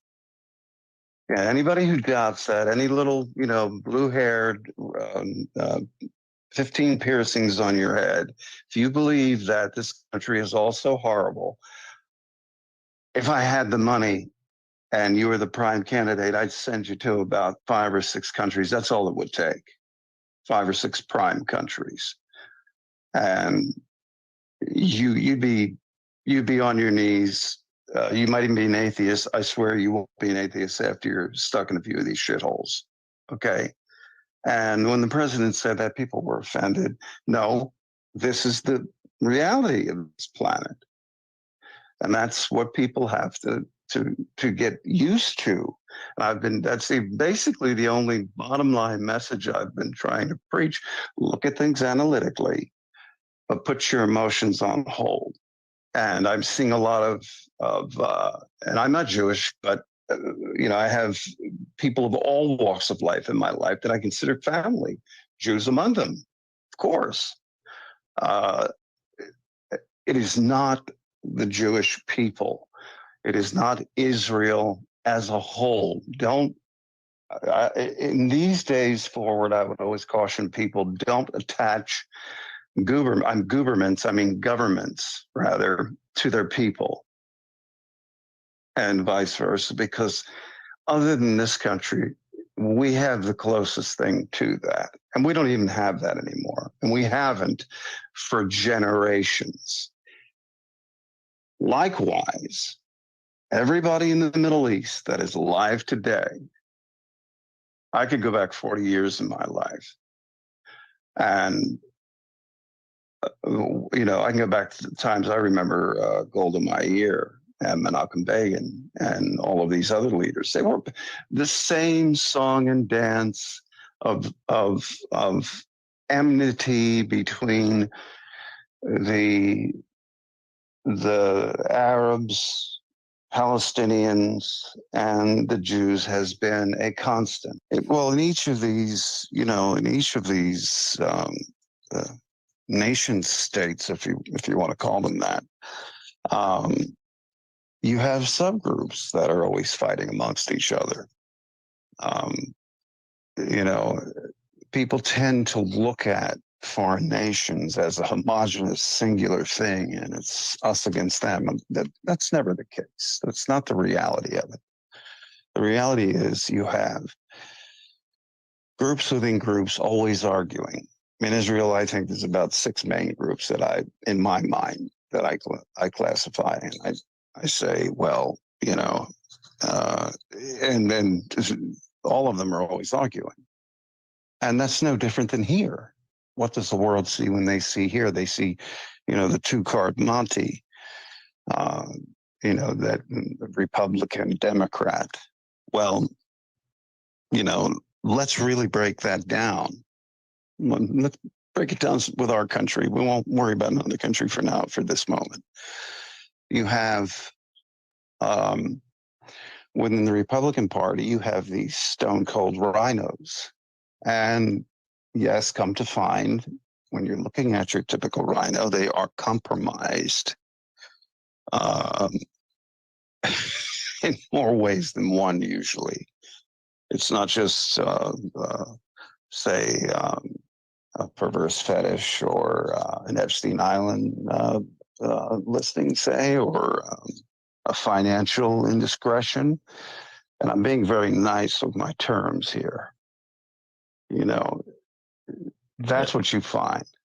And you power centers, whether they consider themselves subgroups within a larger, the nature of power, unfortunately, and this comes down to basic human psychology, is tribal. Except in the United States, if you stick with your tribe, hey, you'll get that Mercedes or that Audi or this or that home and that, that acreage of land you want.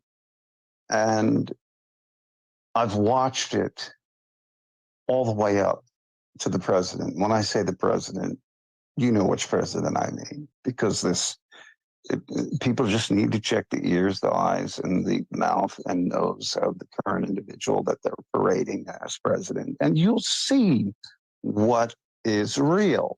Your eyes will tell you what's real. Now, whether you're a supporter of Brandon or not, and you love Brandon, which I think there's maybe, I think we can count them on 2 people's hands. in the country, because most people are starting to come to a basis of common sense in their judgment and their discernment. I'm not interested in their judgment because no one is qualified to judge. Most judges aren't qualified to judge. Yeah. You know, they're qualified to make a reasonable assessment based on their best discernment. So that, you know, you look at somebody like this current so-called administration, and you brought up Q and some other things earlier. So we'll dovetail that into it in a pragmatic way.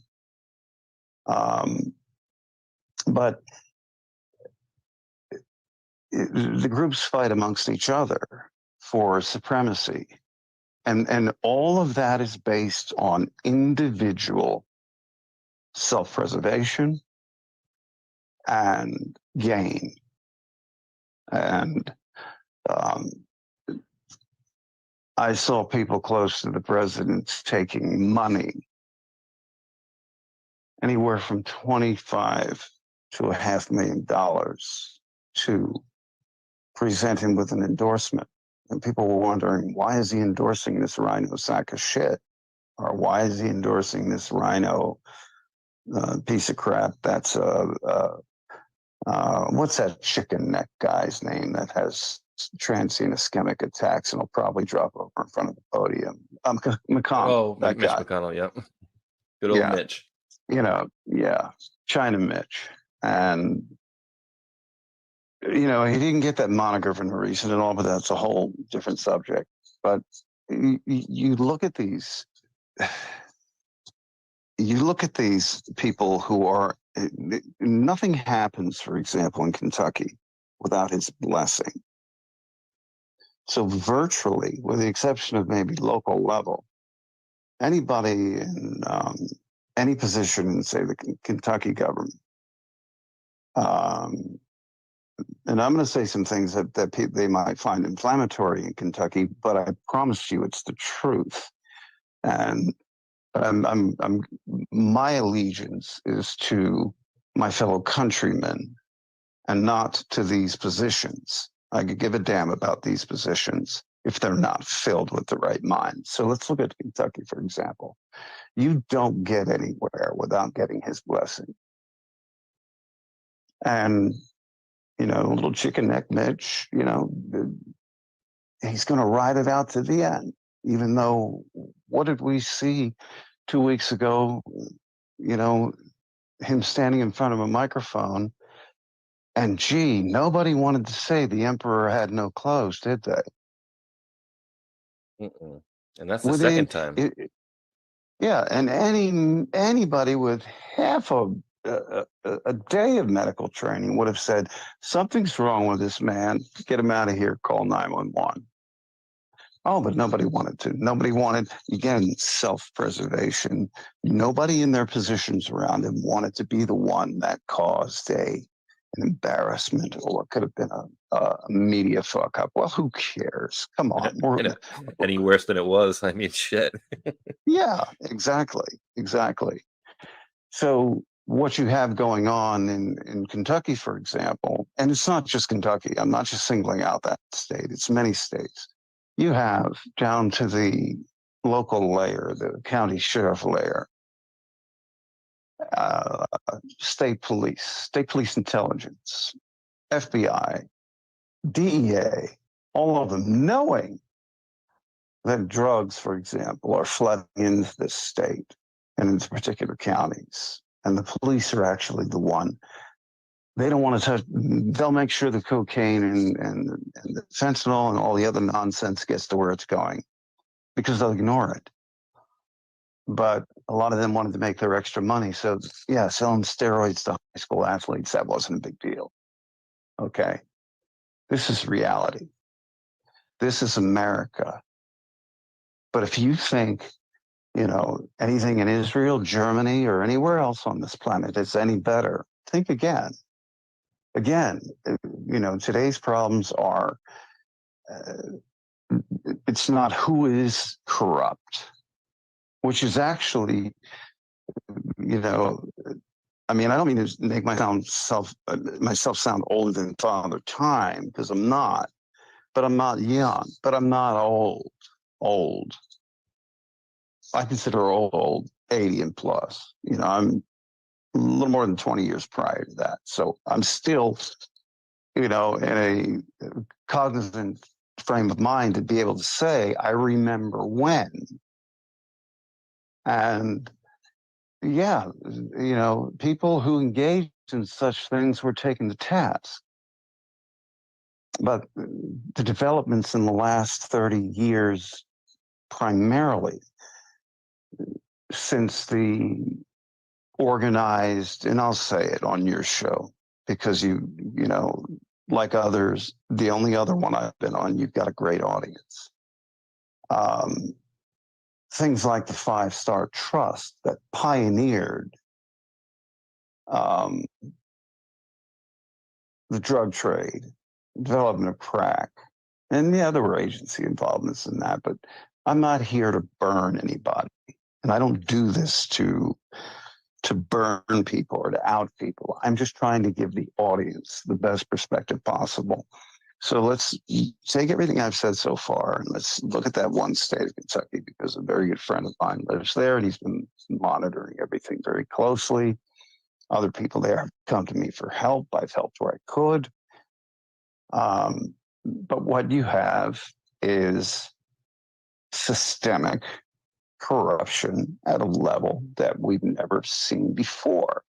Now, I'm not a member of any secret society, but I do have quite a bit of knowledge of how they work and the philosophies and even their material. People have given me all this stuff over the years because I'm not an asshole. And that's one thing I can say about myself. I can come across as one, but I'm not. And I truly try to help people. So to help people, I need as much information as I can get from them to help them. So back again, you have things like a very large cartel in Mexico. And there's basically 5 primarily. I'm not a DEA guy or anything like that. Those guys know all the stats and who's who. But, you know, these guys have reached deep into this country and have caused a lot of death and suffering on behalf of other nations that are simply proxies, like Israel is being used as a proxy for this. I mean, arms, bizarre shitfuckery sideshow is what it comes down to. All right. I've been sent a lot of videos that were taken from guys on the ground that normally aren't going to get out there. And what I'm seeing is, again, theater, just like with the Syrian. And I know a lot of people will go, oh, but the news said, you know, he used chemical weapons on his own people. Not from the evidence of the videos. So the fact that we can take great videos quickly with just a handheld device and in a quality that Hollywood wouldn't have dreamed of 30 years ago is showing us, you know, that this is all another frickin' show. And what is this show in Israel going on for? Well, for how many decades did they send to the little secret handshake brothers who had mega churches? And you know the kind of people I'm talking about that fill their stadium, their personally owned stadiums, or their ministry owned stadiums, you know, with 20, 30,000 people. And, you know, well, the Bible says and God says, well, no, I don't.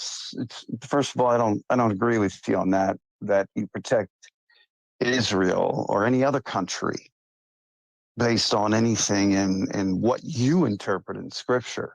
You, again, break away, people. If you don't look at the geopolitical realities versus the stories and the nice toothy smiles or the long-winded aged individual like a Pat Robertson type. And I'm not meaning to doubt the man whatsoever, but that were programmed for 30, 40 years since the time of Reagan. You know, Israel can shit down your throat. You know what? You're going to thank God and say, may I have more? Mhm. Thank you, sir. May I have seconds? And that was never a rational, pragmatic, reasonable mindset to take. Yet they sure did take the Bible Belt and fill it with that. So Israel can make, oh, we've got to defend Israel. Stop all that nonsense. You have no proof other than what you believe you believe. And the first tenet of that is that, oh, this King James Version and everything that stems from it is the unerring word of God. Well, you have no proof of that either. But you do have proof there's a God. Go look in the mirror. Look within. Look inside yourself before you go listening to these carnival hucksters that build up sizable fortunes off of your ignorance. And so what's happening in Israel right now, bottom line, Ukraine's not getting traction. We need something more. I find it interesting that 2 weeks prior to this, McCarthy, or a week prior to this, or 2 weeks, with work, my mind's a blur sometimes with, and normally it is, and I usually can tell time in my head like a Timex, and I can tell you what distance and what direction we're looking at any time. But overwork and lack of sleep. You and I were up so quite late last night, for example. So it started early for me. But anyway, getting back to it, you know, the Israeli people. I have a very dear lady friend there that I've known for, I guess, doing 14, 15 years now, and I need to make a sincere apology to her because of my work. I was remiss after I was told that her daughter gave birth to twins, and I didn't send like normally I would immediately send at least a message. And it slipped my mind. And, you know, it broke my heart, it broke her heart. You know, my wife and we love her dearly. We consider her family. And for family not to do something like that, like I did, was not a good thing. But, you know, her very name means daughter of Zion. But everyone looks at the word Zion or Zionist. Gee, wasn't it Brandon who said, well, you don't have to be Jewish to be a Zionist? And what he's saying is correct, because you have Rothschilds, for example, that's their little fiefdom. Balfour Declaration, all of that was under their pressure versus the crown. And the crown is another, 2-month series of three-hour lectures a day. But let's leave it at that for now. So you've got this situation popping off, and the dramatics of the weaponry, and the unfortunate and horrible loss of life, again, that always accompanies false flag events. Again, the Hegelian dialectic, as David Icke loves to point out and has pointed out over the years. It gets a little more complicated than that. But they're trying to now drum up a different demographic of support for, not to protect Israel, for war. Ukraine didn't work. Didn't work. You sent a lot of freaking money over there because that was your new banking center for laundering. Is what it comes down to. Everything from human trafficking to the drugs being sold in states like Kentucky or Tennessee or Utah, or anywhere else. And you have a situation now where this happens. So what young people need to understand is this happens every handful of years, half dozen years, 20 years. You'll get the larger, let's say, peak in the wave of the Middle Eastern violence and the threat to Israel. When in reality, it's not that way at all. It's controlled demolition and then reconstruction. And the Israelis knew that of all times in history, just like we here now know, anyone that observes the military knows, we probably have not, we have the lowest recruitment, and not because people don't want to go in, but because mentally and physically, they're not qualified to serve. Went from 71% or 72% for those going in the Army, for example, down to 30%, give or take a few percentage points right now.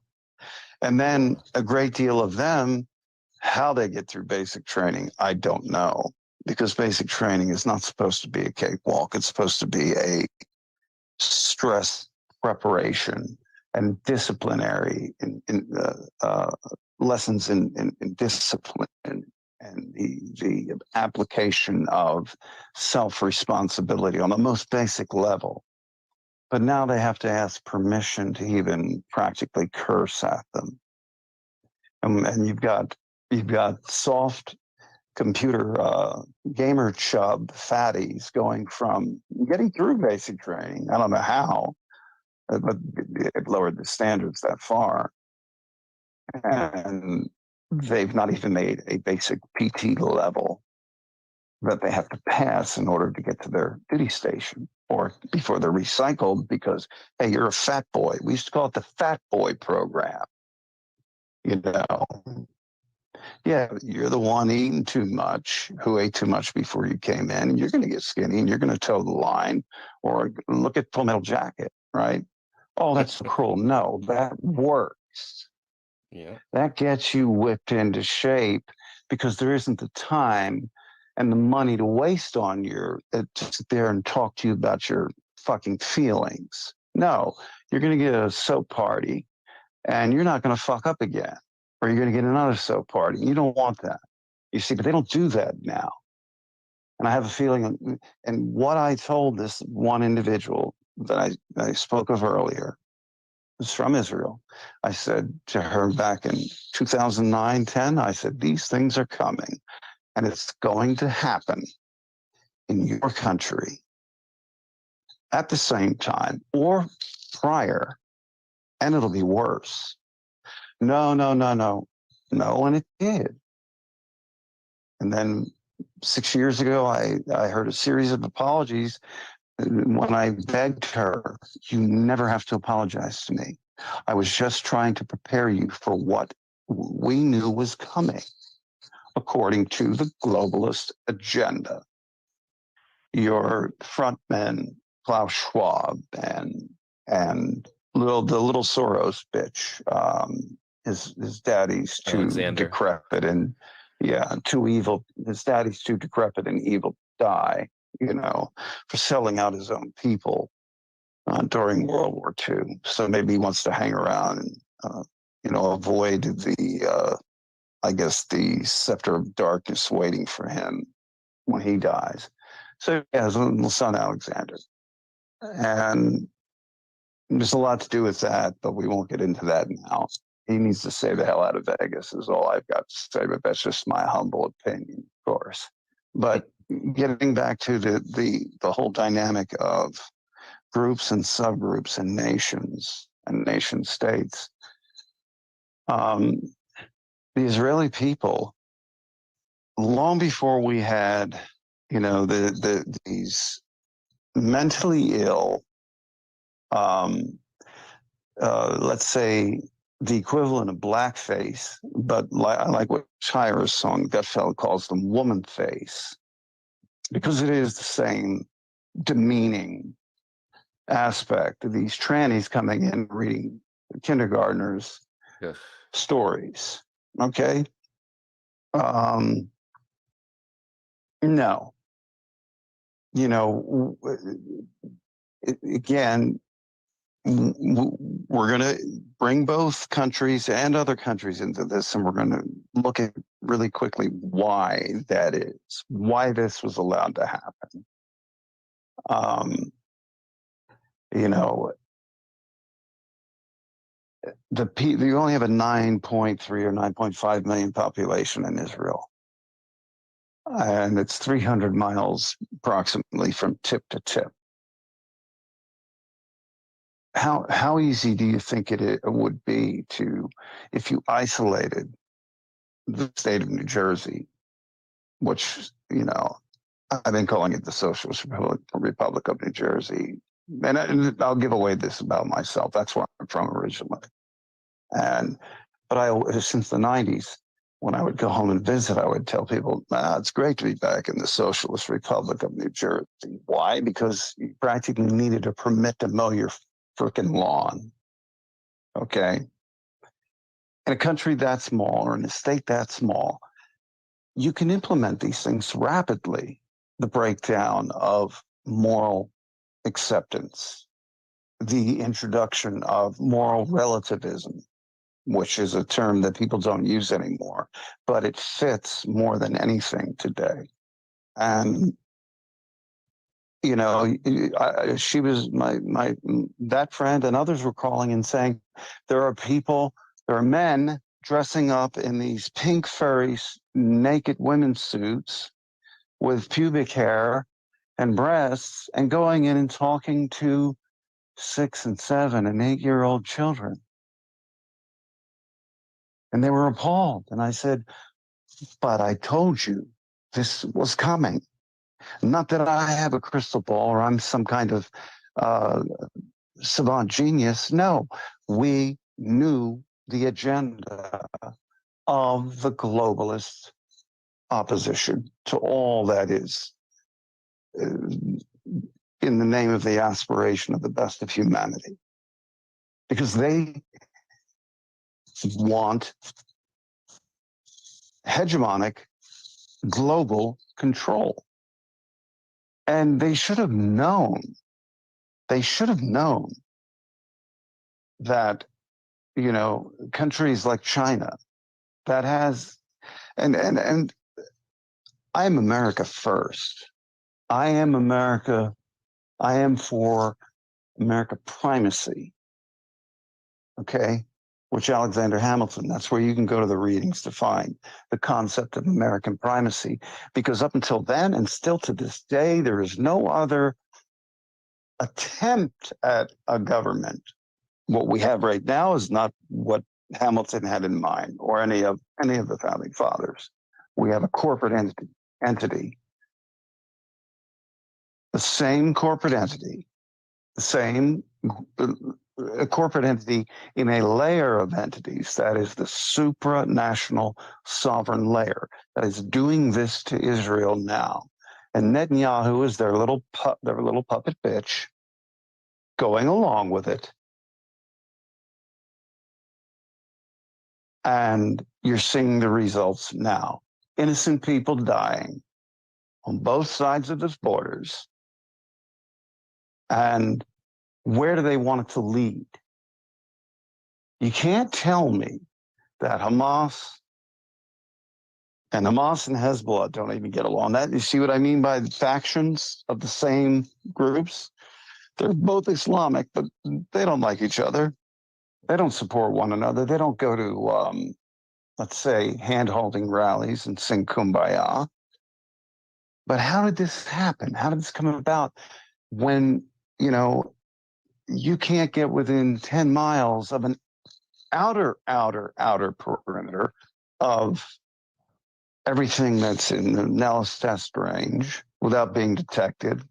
and identified before you think you've even gotten close to the place. Okay? People are supposed to believe that that just happened. Oh, they got away with it, man. They got in under the wire. And no, there's no fucking way in reality that could have happened. Mossad, I'll give them this much. They're the ones who will do anything. Don't point fingers at CIA and say, oh, they're how evil they are. No, you don't understand if you're doing things like that. But you can't, I can say about Mossad is they know. And 10 days prior to the crossings of these borders of certain individuals to initiate this so-called attack, the Egyptian government was telling the Israeli government, this is what we're seeing. It doesn't look good at all. Matter of fact, it looks pretty damn bad. What are you going to do about it? Here, we'll give you 90% of what we have. You never give them everything of what you have. But here's everything you need to know what we're fearing, because we don't want to get caught up in a conflict. Shit, we're just getting our country together for the first time in forever since the Egyptian Empire, which I wouldn't call that together. I would call that that's a whole different story of shitfuckery. But they didn't. No, don't tell me that whatever general is heading Mossad didn't say, hey, I see this. I hate this. But I'm worried about this. I'm not going to sleep for the next 3 nights. We got to do something about this. You got to look at that and say, who the hell was part of this? Again, not like with 9/11 here. Who the hell was a part of it? Who was paid or told to look the other way, or ordered, or compromised, or leveraged to look the other way, and who wasn't? Well, that's up to them to find that out. All I know is we don't need to be putting boots on the ground there any more than Ukraine. Again, look at reality as it is. Don't give me your biblical take. Don't give me your atheistic take. Give me a realistic geopolitical fact-for-fact reason why that happened and why the hell we should even be involved in it. And what are we doing? We're sending the Ford, which took long enough and billions of dollars to develop, next generation aircraft carrier, and subsequent groups, a group that surrounds it with the variants of ships, everything from tenders to, missile frigates, everything. You've got probably what should be the tip of the spear of most carrier groups, of all of our carrier groups. What they need is experience with that new ship, and that takes years. And they're sending them offshore. Then there's other things involved here. The Golan Heights. Why did we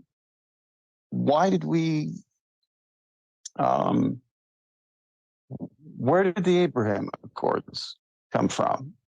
Well, I happen to know a man that I'm very fond of, and I've only met with him twice, and spoken with him 3 or 4 times, and I won't give his name. Jared Those who Kushner. know will know it. Right. Incorrect. Yeah, well, that's the popular sentiment, right? Well, that's the problem with what the president, with the quality and of people that the president had around him. Donald Trump is a very capable man.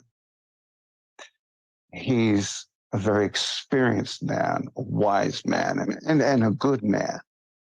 But even he, by himself, couldn't oversee the filling of 4,000 positions, let alone 500 that would be coming in and out of the White House. He had to trust people. Unfortunately, we'll go back to that Rhino faction here. which is just as big a divide between that and those who are America first, and just as big a divide between that, a little less of a divide between that and what people term the Democratic Party, which has simply been infiltrated by the one thing they've accused that which they sought to destroy, Donald Trump, of colluding with. They're the ones that are the dupes for the Russian networks in this country that are generational. They're quite expansive. The enemy of my enemy is my friend of my country. Inside, they're spying on us. They have networks like you wouldn't believe, and there's going to be names coming out in the future of people who are going to be tied to or actual bridal bitches of Russian spy networks. Putin, you know, you handle your country the way you want. You do a fine job of it. You handle things like Ukraine, I think beautifully. You did a fine job of it. Stay the fuck out of our country. Because we know all these survey flights for years now, they've been crossing the border, except what they've been sending crossing the border are people experienced with WMDs. There's reality for you. You know, I'm not here to say, oh, the white hats and the black hats and Trump's going to go back and fix it all. He can't fix it all, but he's the best point of reference to rally around that this country has had since the death of Kennedy to fix it all, for the right people to fix it all, and to finally let those right people do their job, because they sure as hell weren't allowed to during his administration. You know, there was a little pissing match between him and half the intelligence agencies, not because of him, but because of them taking orders by their appointed directors who shouldn't even be in those positions in most places, with the exception of people like General Flynn and others. Yeah, damn right, General Flynn. In charge of DIA all day long. National Security Advisor all day long. Actually, I think higher position all day long. But what you had were these political appointees that are not put in there because of merit or time and service in any government capacity, but they're put in there because that's what, let's go back to Barry Hussein. He's going to put people that are going to tell him what fits the agenda he has to follow from the globalists. And people have to understand this globalist sovereign layer is very real, and they are doing everything they can to protect themselves. And the one thing that keeps them in that position, the franchise to print the money. Therefore, they own the money. That's why you got a million lines of code in IRS that you've got to follow. So you can't get out of the idea that they know a tax on labor. What is labor? I'll do this very quickly.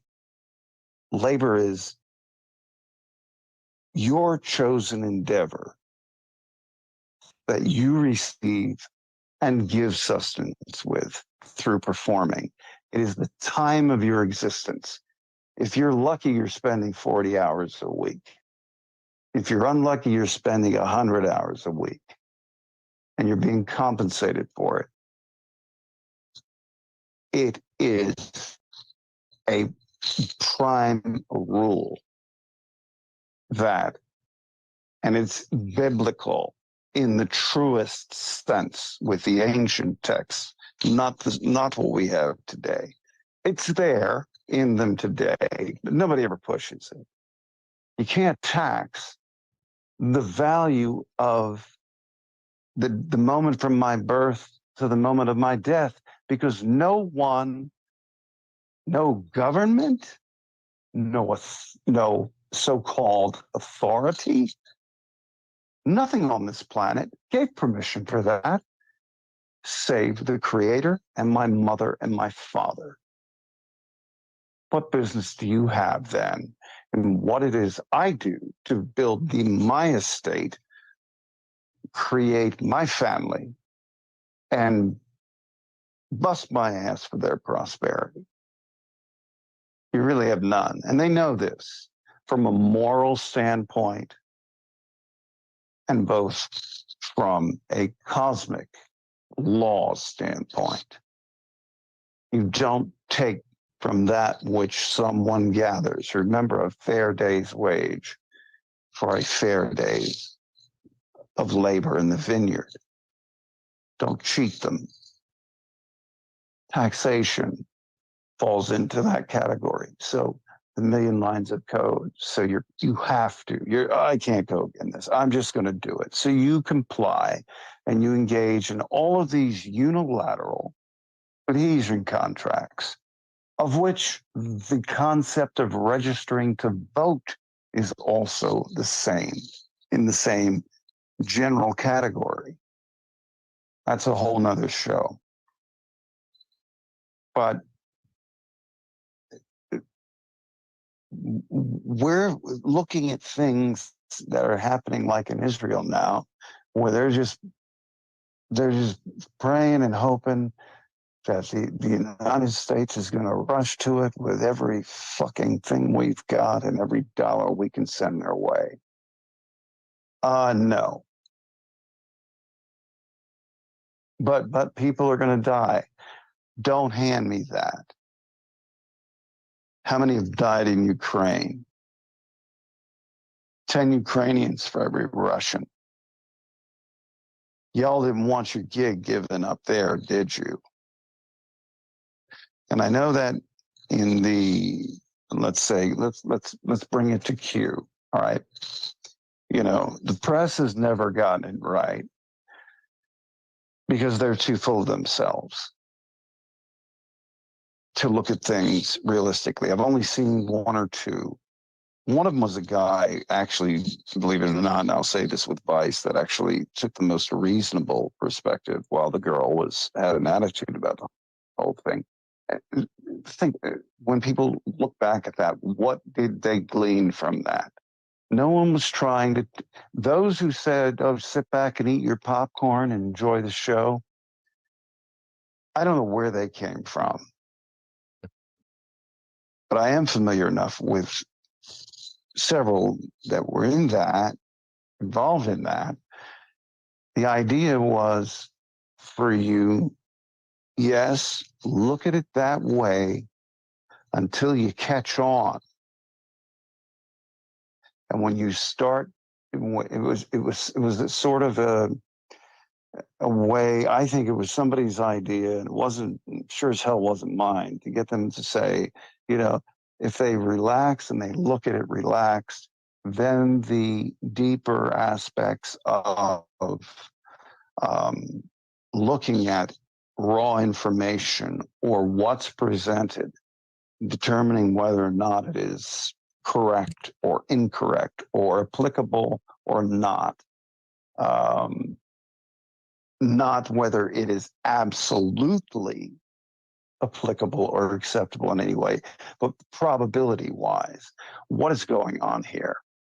Oh, gee, I'm being taught to not accept everything that's come across the idiot box, because back from 1980 on, the design for that idiot box went from, remember, if you go back and say in 1975 and you take a look at all the newscasters, you had Roger Mudd, you had Threlkeld, you had you know, the old grandpa member of CFR, bought and sold. They had to enter somewhere, and they entered through that 60s and 70s generation of newscasters.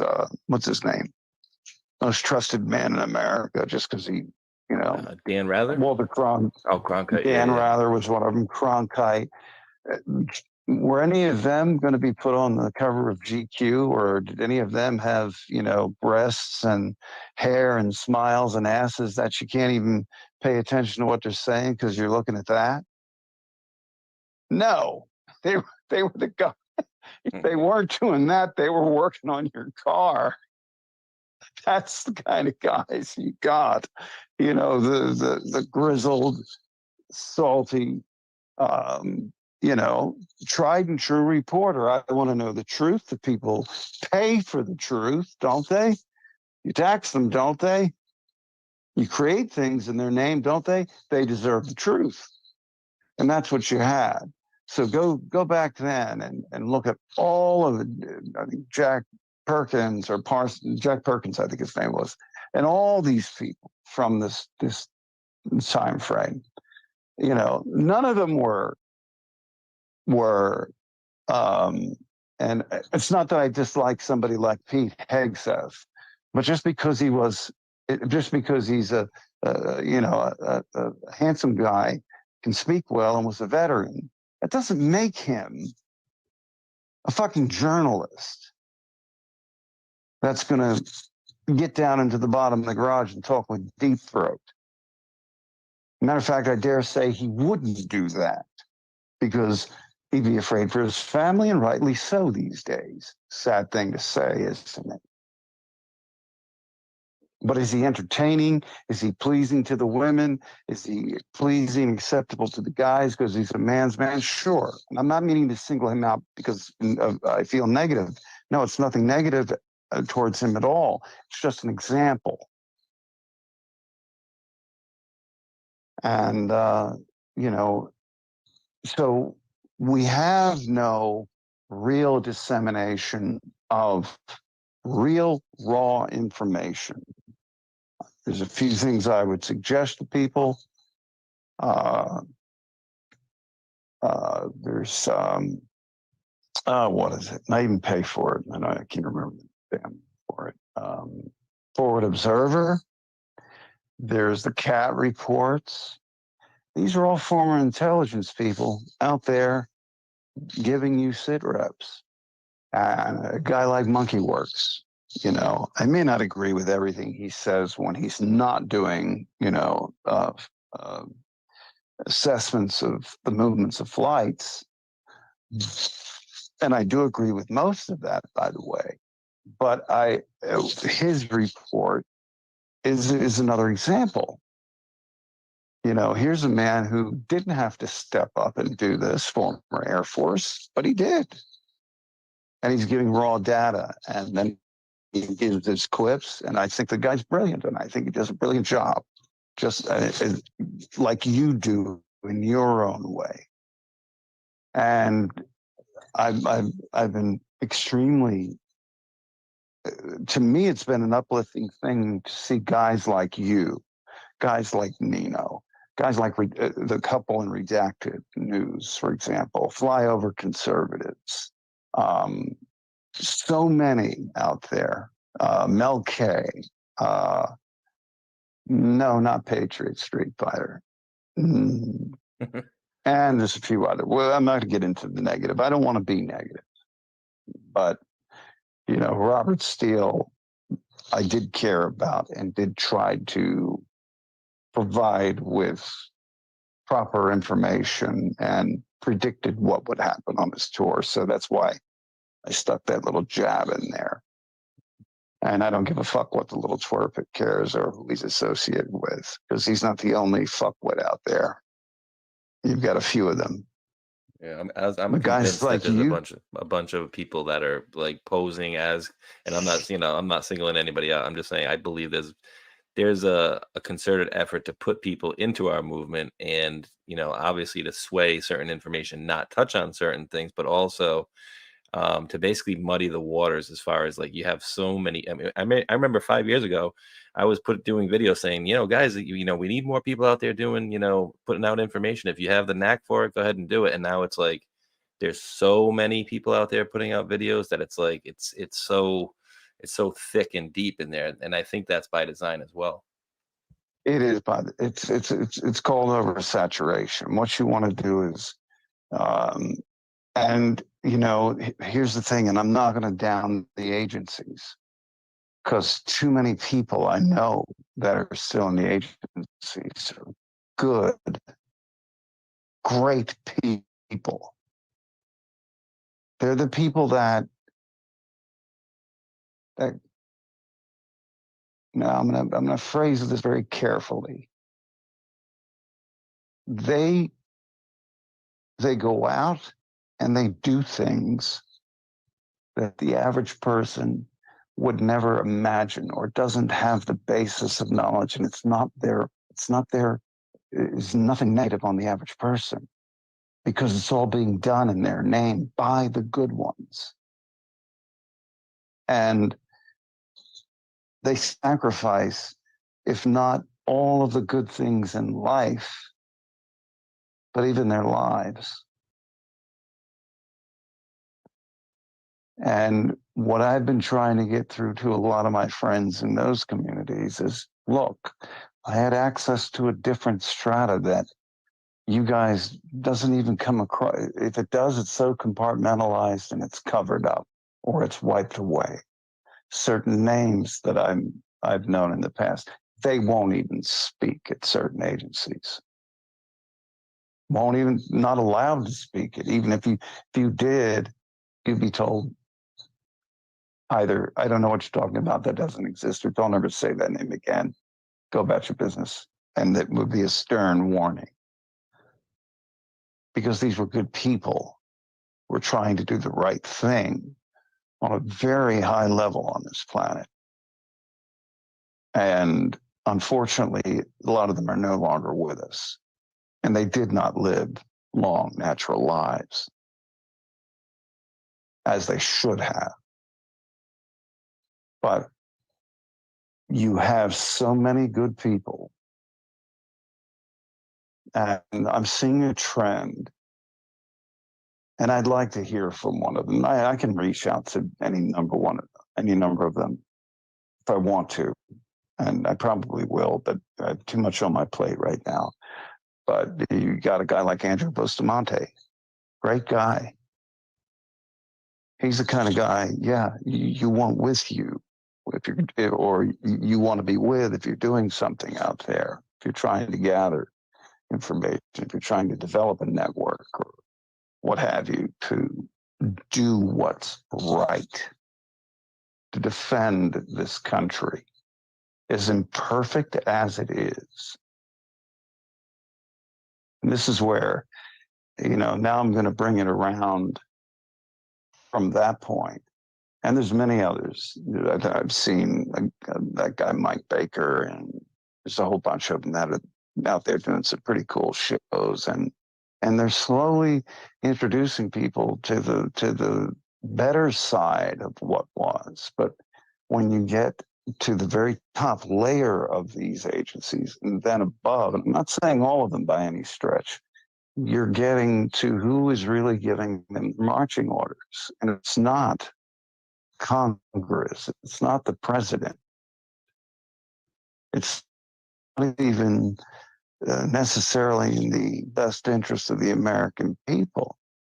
It's in the best interest for these sons of bitches for the last 400-500 years who have developed and garnered the franchise and cornered the market on it to print the money with which we engage in one of the most sacred things that human beings can do: commerce, exchange. Again, I've said this many times before when talking with other people. You and I are engaging in commerce right now, but we already know the terms of that. I'm not getting any money for this. I'm not asking any money for this. You're not asking. I'm sure you're not, and you should be, to pay your expenses and go as far as you can with it, because you have an integrity about you. and you have a sincerity about you that has a nobility, not in a not in the earthly definition, but a nobility of action about you, that you should be benefiting from what you're doing. And others should be too. And then there's a lot of others, like you said, that have saturated this space. And they haven't saturated it for the right reasons. You know, you've got carnival hucksters out there running large events. I'm not naming a name or names. You've got them, you've got others,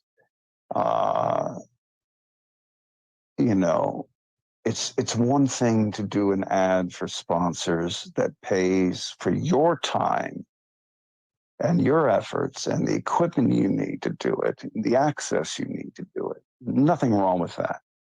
And this is where so many people came up with the idea of Patriot, P-A-Y.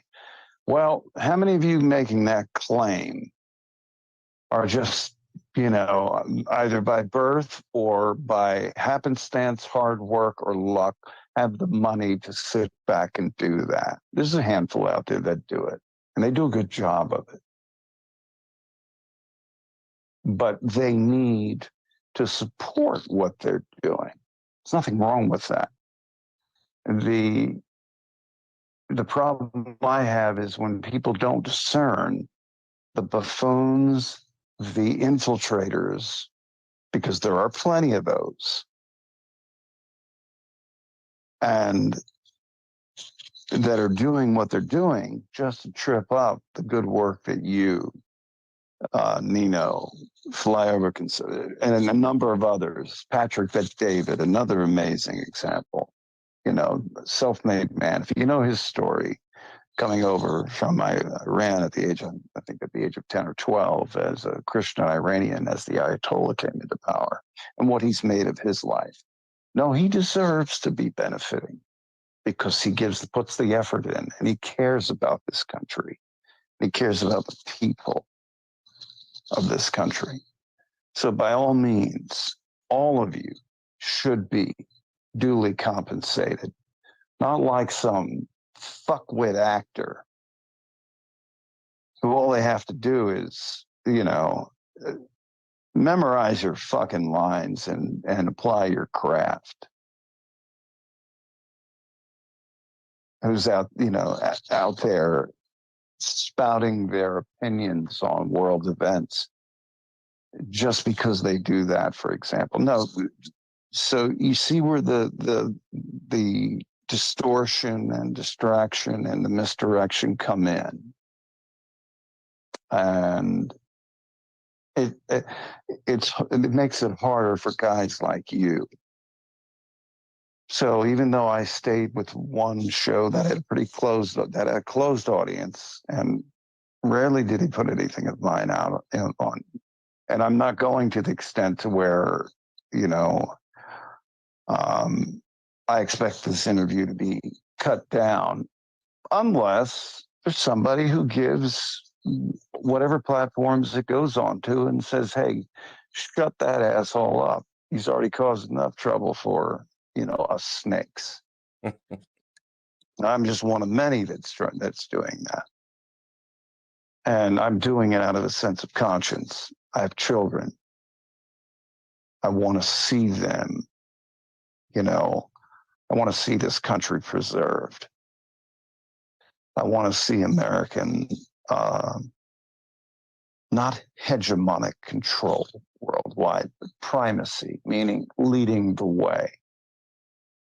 Because this is the place that people still clamor to come to, because they know they've got the ambition and the ideas and the creativity and the concepts that they can make manifest here much easier than they can in 98% of the countries on this planet.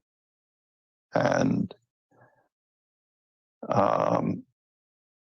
so, well, let's just get back. Let me just let me just sacky back to Israel. For Circle example. it back. Yeah, I just hate all those stupid phrases when these people make them popular. It's like, yeah, that shows me a lemming mindset when they repeat that shit. But, you know, the people of Israel have got to decide what is real and what is not, what they're dealing with. But they've got to do it under the idea that, oh, here comes another 800 incoming rockets.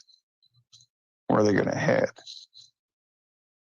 You know, here comes, we're being, you know, they believe that a wave of, and if you look at the battle maps and the you know, like I think you and I covered quickly last night of the assets of Iran, Turkey, Syria, Russia, United States, how they are dispersed around the borders of Israel. You know, the future is not written in stone. And if anyone, like one of the other things we discussed, goes back to the original texts that were taken out in the Nicene Councils, if you go back to the Aramaic, the original Aramaic in ancient Hebrew, brought it to modern English, you would see that a lot of what this layer that controls quadrillions, the flow of quadrillions of dollars, is trying to perpetuate. They want you to buy in to the Armageddon end times scenarios. I hate to break people's bubbles, but it's not going to fold out that way. Or anybody alive listening to my voice, you will not live to see it fold out that way. Oh, you may be able to say, oh, there's a plague and there's locusts and there's bad weather and there's a volcano. This has always gone on. This has always happened. You have to understand the sophistication of the Magi, the Pharisees and the Sadducees.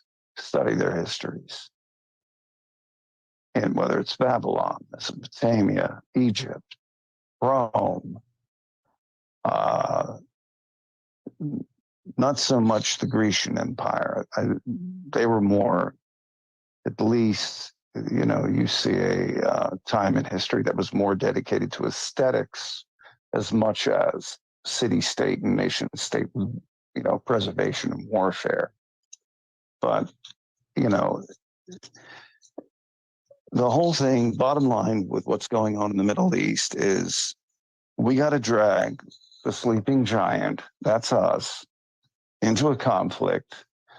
And we're going to do it through our 2 generations of programming. Your average, let's say, evangelical, that no matter what Israel does, that's God's chosen land, and we're going to go and defend it.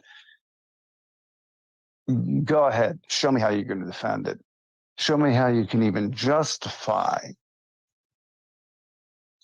the factual aspects of what you're seeing unfold. If you're getting it through mainstream media, you'll be incapable of doing that. You're going to fall into the hypnosis that you've never been out of, and you're going to follow along. If you can break out of it and look at the realities of energy distribution in under the Mediterranean, Golan Heights, West Bank, throughout that region. You think Saudi Arabia is the only one with oil under it? No, the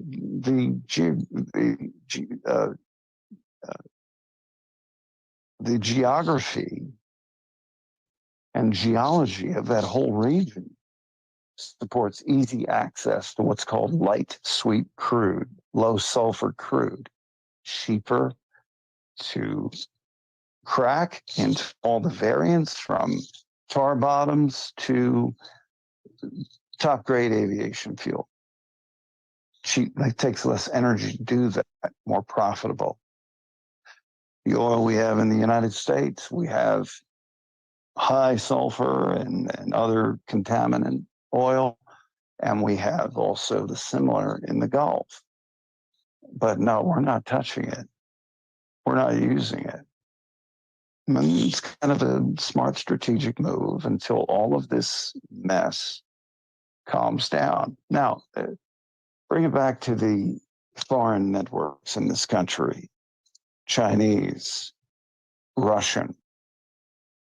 Outside of this, the borders of the U.S., I'd say, you know, if you guys, and they are working together in certain respects against these factions that have controlled traditionally the concept of money and exchange and commerce to their benefit. Okay, we're all on the same page on that.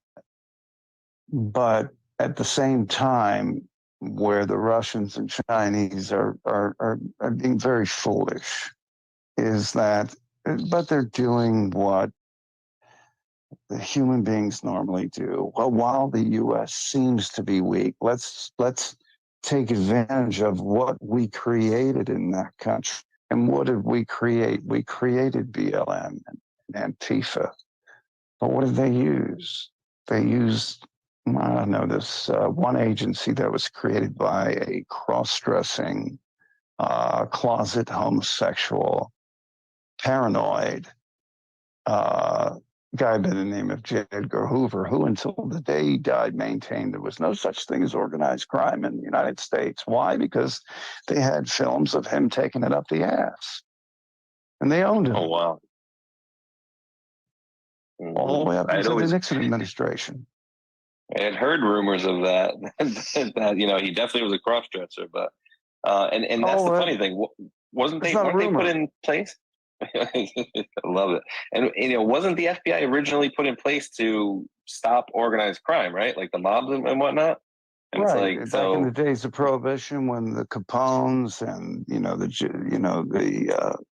you're going back to the original, the OG mafia, La Cosa Nostra guys in this country, Luciano, the beginnings of the Gambino family, all the rest of them, Magadino, on and on and on. I could sit here with 20 other names, you know, but at least these guys had a code about them that even the government didn't have. But, you know, when Kennedy came in, Sam Giancana out of, and this is from old timers that told me, you know, everything, because they always wanted the younger guys to know back in the day. And, you know, then the next thing you know, Bobby was turning against, and they were going to go after organized crime, even though Hoover was saying it doesn't exist. Well, yeah, it existed, but the only reason you're saying it doesn't exist is because they got you on film, you know, with your buddy you worked with. And what you're seeing in something like the FBI, in all of its miscarriage of duty, and you have people in the FBI who actually say this. Are you ready for this? We don't care about the Constitution. We're here to defend this country. Well, hey, dumbass, if you don't do it via the concepts of the Constitution, A, you don't understand it, and B, you've become exactly what the hell you think you're fighting. And that's a fact. There are many. Just go back and look at the texts that were released with Strzok and all the rest of them when it came to Trump getting elected. Why? Because their masters told them he's not to be elected. And these are ideologues. The last thing you want with a gun and a badge is an ideologue. You want someone that understands why they're there, for right and wrong, good and evil. bad guys, good guys. Simple as that. But you put vets. No, they put vets on the list how many years ago? Nobody said anything. Then what did they put on? They put who would dare question perverse, psychopathic agendas with the children. And nobody did anything. And now they've just added another group to the list. Those who would say what I'm saying. America first. Let's tend to our own backyard. See, as a man or woman, you tend to your family, what's inside your home. Your next attention should be on your very neighbors. If they're taken care of, it should be on your county. If that's taken care of, it should be on your state.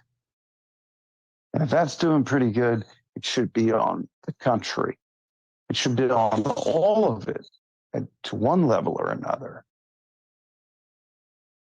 But this is not what we're seeing being thrown against us. Did we need to hire the last head of der Stasi, the East German secret police, that made the KGB look like choir boys, to set up Department of Homeland Security after the engineered 9/11 bullshit? Of course not.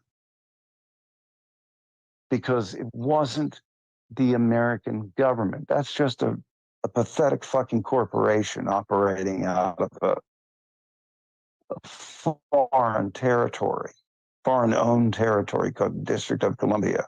And the American people should have got a hold of that a long time ago and said, no, we're not having this. And they still have the power to do it. And they'll figure it out one way or the other. They always want answers. What do I do? Well, number one, I always tell them, watch where you spend your money. Don't give it to a globalist organization. Watch them go under. You know, ones we know, and the evidence is there to support and to undeniably support that they're part of a globalist agenda. The globalists are just arrogant, self-convinced people who have not lived normal lives for the most part. They don't know the reality of human suffering, human contentment, or human triumph. And therefore they want to finish what their previous generations had said. It's all ego. It's all pathetic ego. And these families actually have the gall to say, well, if you think you can do better than do it, I guarantee you, motherfucker, the human race can do it better. But your stranglehold is about to be broken. And Israel right now is a prime example of a desperate attempt to get us into that global war. Because that always resets everything. And so many die. People just want to forget it and move on. Look at the history of World War II closely enough. Tell me what you find. You had, in reality, what you had was a Third Reich hopped up on two factories producing crystal meth oral for the population to be able to work extended hours to produce under attack, and for the soldiers in the field, sea, and air to go 3 days at a time without sleep, and also diminish their capacity for empathy for what was on the other end of the rifle or their sights. You see, nothing is what it was presented to people. And that also applies to the history of this country. And that's where so many lawyers I'm glad you got your thriving practice, and I'm glad you think you're such a slick son of a bitch, outsmarting this one and that one within a given set of silly little rules and splitting hairs. No, try doing the right thing for a change. See how that works. See how much more money you make. You won't, but you won't do it. This is where we've been led on every front in this country. And again, I'll go back to what's going on in the Middle East. It's an attempt to drag us into that mythical Gog Magog scenario. They've been pushing for it, and as long as they got enough people who buy it, whether the facts and the evidence is there to support it or not, they're going to get so far. But I think this time, what we're looking at is a show of desperation, because from day one, too many people were just going, oh, please. So sorry for the dead, but you're doing that. You're allowing that, Netanyahu. You agreed with it. You knew about it. And you think you're going to pull the evangelicals in and those who were brainwashed for 30 years to support Israel no matter what. I'll support Israel if its cause is just and if it were unduly attacked.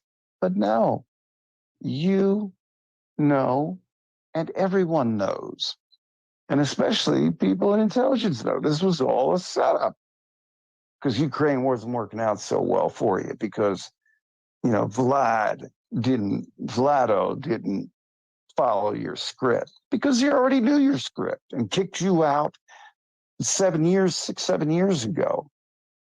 Made it public. You know what he'd do if you try to send your bankers back into his country, don't you? And my only message to Putin is, your networks in the United States are a little too extensive, and they need to be broken down. And all of this is coming.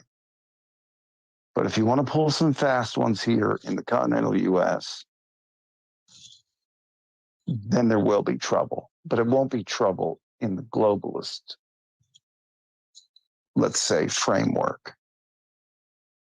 It'll be a different kind of trouble. So stop doing what you're doing here. And I think we should stop doing to them what we've been doing to them for so long, because the Cold War, this is all carryover residual from the Cold War. It's got to stop. And China, you're as predictable as anyone else. And your networks here also need to be culled and dealt with. And that's a very complicated concept. But I'm going to shut up for a few minutes. I want questions from you.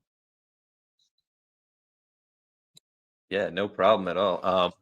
Well, we were talking about, and I think the issue comes in with what do you call it? The issue about us kind of allowing things to happen, and them saying, oh well, if you can do it better than us, then go ahead.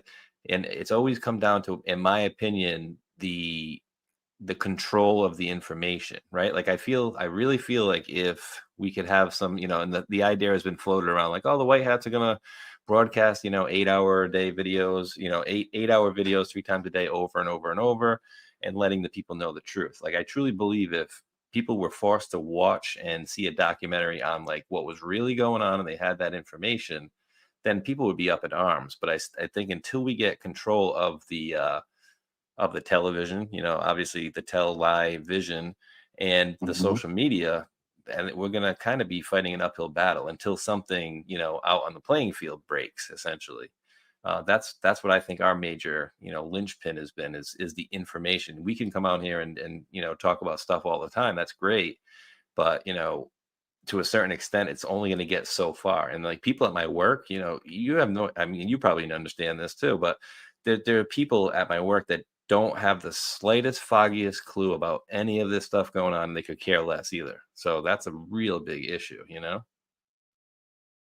Unfortunately, that's a good slice of the, let's say, the breakdown of the pie of human, let's say, interpretation of the world around them. You know, most people, I get it. You got to bust your tail. You got your mortgage payment. You're going from paycheck to paycheck, or if you're lucky, you're going from every 5 paychecks to 5 paychecks. You've got your shit better in order, but most people don't have it that way. They haven't been able to engineer it that way because the economy has been artfully and skillfully controlled. You know, I always say the biggest fools are those who buy into the stock market, unless it's certain sectors such as mining or energy. Why? Those two have to continue. Everything else is, you know, halfway a fool's errand. Yeah, I want to buy this penny stock, and I think this company's got this new little tech whizzy that's going to do great. Well, good luck with that. But a lot of that is so easily manipulated by the very sophisticated computer systems that are in place now. That, and if you do have a great idea, and your company, your idea would upset a particular aspect of an industry, you're going to be shut down. You know, and sorry to break the news to you, but that is the reality of that. You know, trading, we have a huge economic reckoning coming, and it's coming faster than people think. And it's going to be a painful time and a hard time, and it has to be. Why does it have to be that way? Because the very people you're telling me about who are clueless to it, they've got to sooner, in order for things to, in other words, for the concept of triage, the greatest good for the greatest number, moving into the future, those who are, you know, asleep in their little worlds, and they go through the road motions, and they listen to their pastor, and they listen to their boss, and they do what they have to do. They're overwhelmed. I can't blame them for any of that, and nor judge them, nor denigrate them. But unfortunately, it will take the perception of violence. And there's a difference between force and violence. Violence is much more unpredictable and less controllable. But there's going to have to be the, let's say, if you do put the basis of all that's going on now, here and around the world, lay it out on the table like a giant, you know, board game,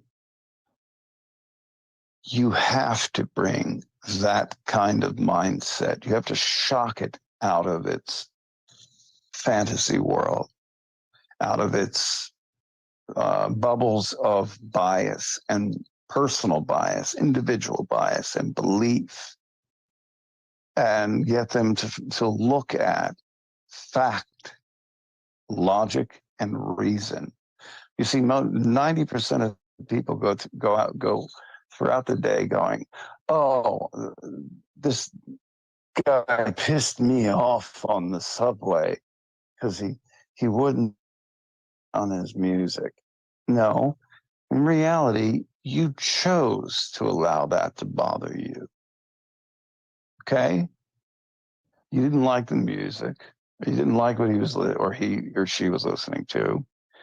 And you took offense to it, and you ran with your emotion, your base emotion, which was, oh, stop, that's not.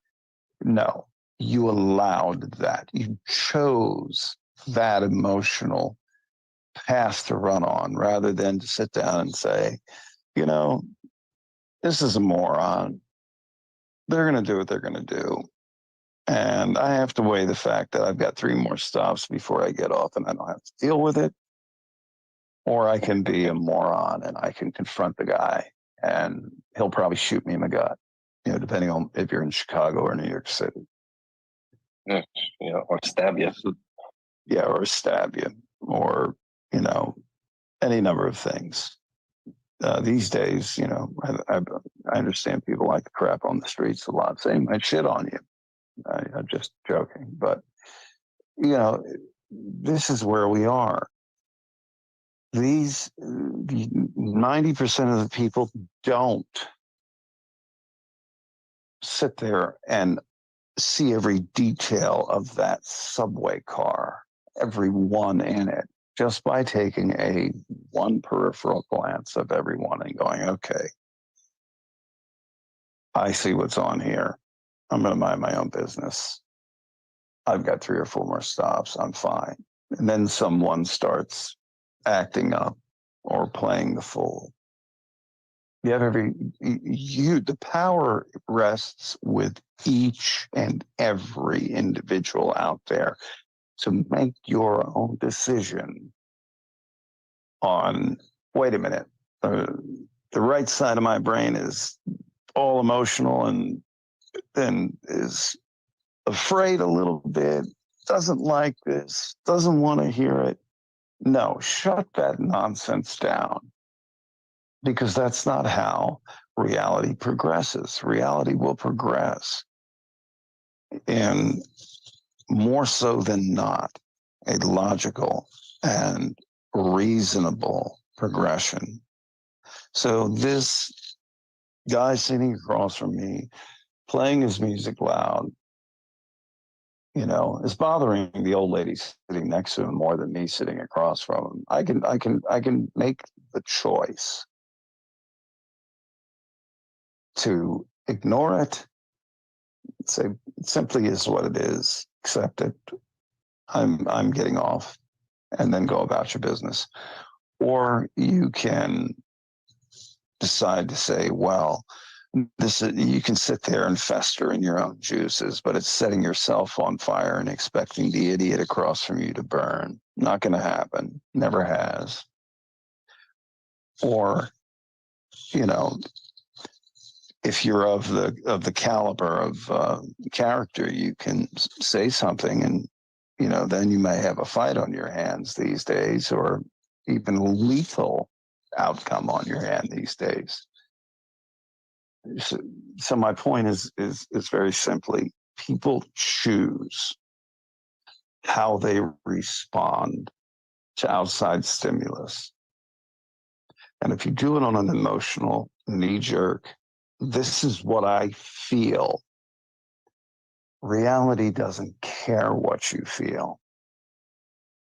Reality doesn't care if you're even perceiving reality correctly. That's where you got to get your shit in gear. And you've got to say, what is real here? What is not? What is worth it? What is not? And how about I stick my, you know, little earplugs in and I'll look at something or try to catch up on some information. This is the problem with what, and I'm going to say it, primarily, not completely, because I'll throw MI6 and Mossad in there all day long, but primarily Russians and Chinese in their infiltration of our civilization through the educational system, the university system, which is worthless as teats on a boar, except with the exception of a handful of universities. This is where we've come to. And the easiest party to work through. You see, communism is the politics of the ignoble, of the jealous. Oh, well, look at this industrialist, or this guy born into all of it. Why does he have all that and you don't? Well, He has it and you don't because you're not working at it. You're not choosing better for yourself. And you may never achieve the idea of being as wealthy as Elon Musk. You know, how many people will achieve that? And how many people honestly really know what went along with what he had to do to get that? He had to sell a piece of his ass to get that, to get those nice fat contracts. But there were stipulations that came along with it. Make no mistake about it. He's never going to admit to that. And he doesn't have to, and he shouldn't. Because overall, so far, looks like he's doing us a service. He can throw a load of equipment and supplies into orbit and then land his booster and use it again. NASA never did that, did they? And speaking of NASA, let me jump to a different subject. You know,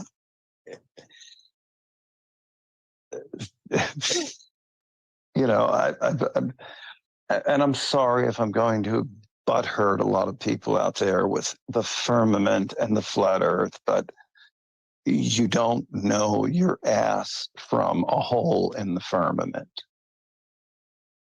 if you're following that kind of thing. Because I have said it before, others have said it. It was a psyop. It was given to. Now, I want people to listen carefully to this. The psyop was headed by a guy named Michael Aquino. Aquino and General Paul Vallée were some of the people that did some of the seminal thinking on psychological operations, what you put on your enemy outside the U.S. months or years before you actually make your move against them. And Aquino happened to be the one that when Anton LaVey died, who was head of the Church of Satan globally, he was the one that the daughter wanted to replace him.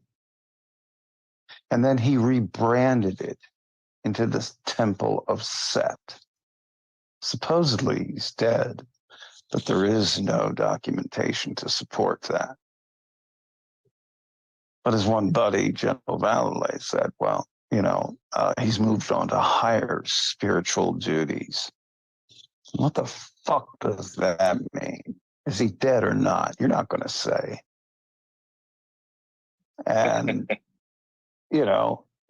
here's a guy that was given 2 payments by DARPA to create the concept of the flat earth theory. Okay? Now, I put this out there. Others have put it out there. The same information. And the idea behind that psyop was very simple. How high of an IQ level that are not scientists can we fool into believing this? Because if we can get them to believe this, we can then we'll have a gauge of what other psyops we can put on them to get them to believe anything else at a higher level, whether it be political, financial, military, logistical, you name it, so that they could better craft lies through the propaganda machine to control those like you and many others out there who do what you do, and you do it well. And people like myself that come from certain worlds, no, you're never gonna get us with that nonsense, because we can see the signs from the beginning. But you have now a whole cadre a whole layer of humanity globally that's in there going, the Earth is flat. Well, then tell me, how the fuck does something travel at 17,500 miles an hour and maintain orbital velocity around a flat disk? How does that happen? And I guarantee you that none of these people have ever been up at an altitude high enough to actually say, hey, look at that. It's daytime and I can see a few stars. And shit, if I look out the window, look at a little portal over here, I can actually see the Earth is curved. Very few of them. I have. A lot of people who are in certain branches of the service have. Yeah, you can discern that. You can see that. But these people who are doing it, they may have been in those branches of the service, but they may not have had that opportunity to be up that high for whatever reason. I mean, hell, the C-17 can hit 69,000 feet if it has to. Again, if it had to. And that's a simple transport. Not a simple transport, a very, magnificent piece of machinery. But, it's then, do you understand the concept of a sextant? Do you understand the simple basic laws of physics that we can live by, that the most efficient form of matter, whether it's a raindrop or something the size of a planet, forms the most efficient shape of matter, and that is a sphere. All right. And in the meantime, you're sitting there arguing why people aren't flying over the South Pole. Well, there are flights that go over Antarctica, not often, but not too many people are flying from Cape Town to Tierra del Fuego. It's just not a primary path of commercial air travel, because it doesn't really take off much time in those very southern very southern aspects of the hemisphere's flight. So don't give me all this nonsense, and don't give me a pilot that says that, because that guy shouldn't be in a cockpit.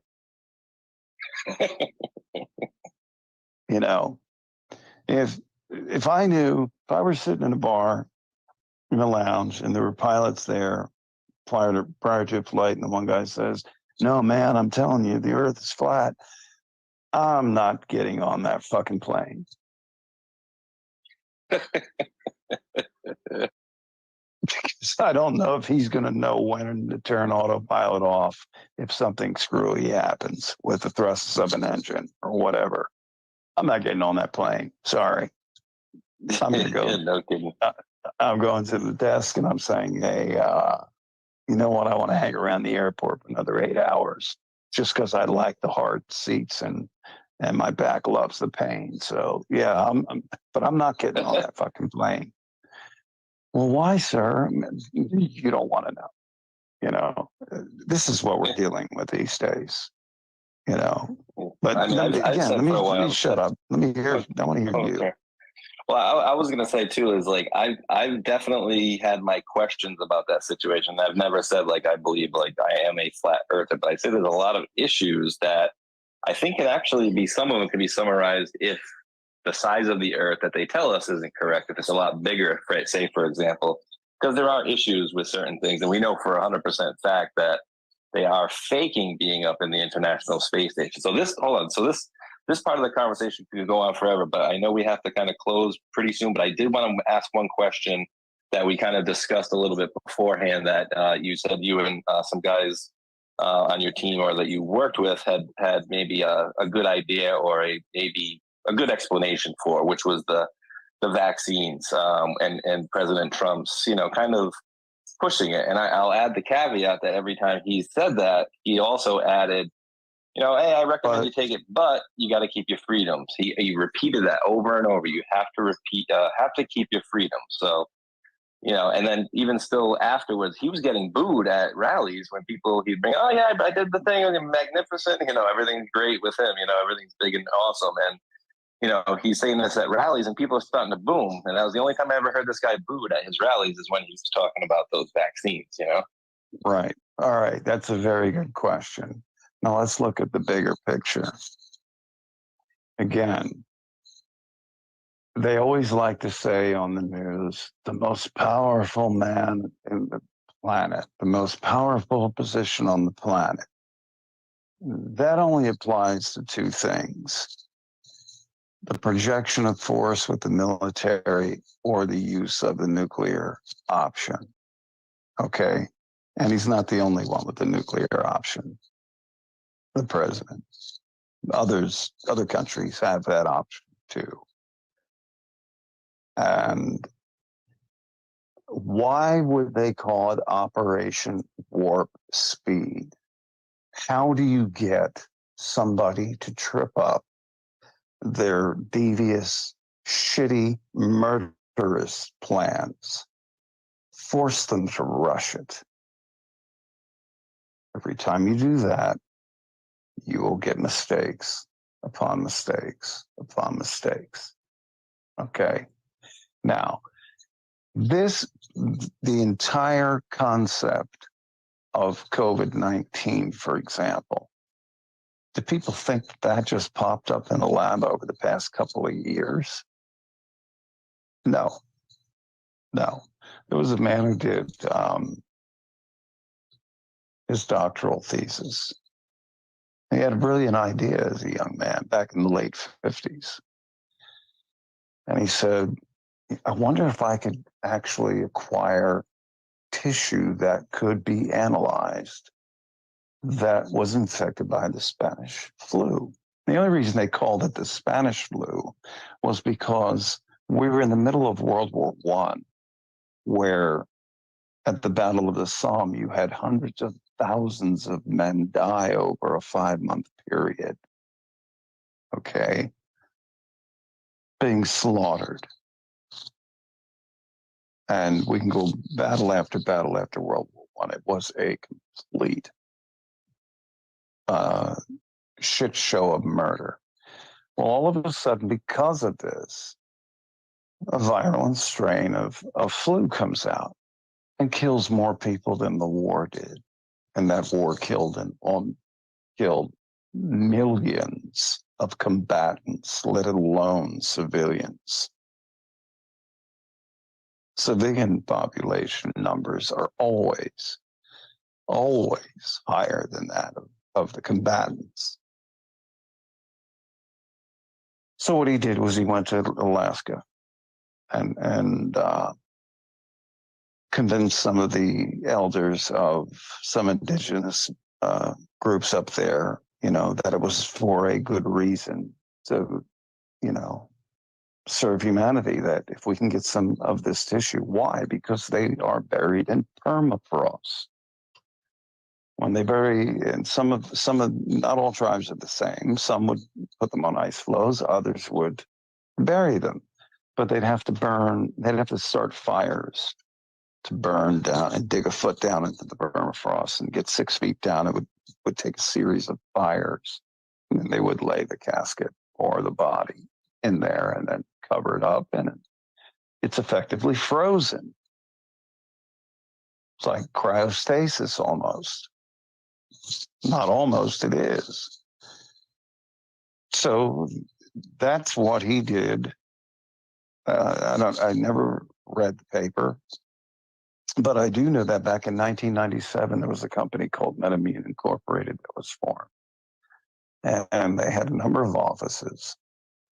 One of them was on the access road to Fort Detrick, Maryland, which is Army Biochem Warfare HQ. The other was in Cambridge, England. All right. So in 97, they come to this man and they're like, hey, and I'm sure they paid him a pretty penny.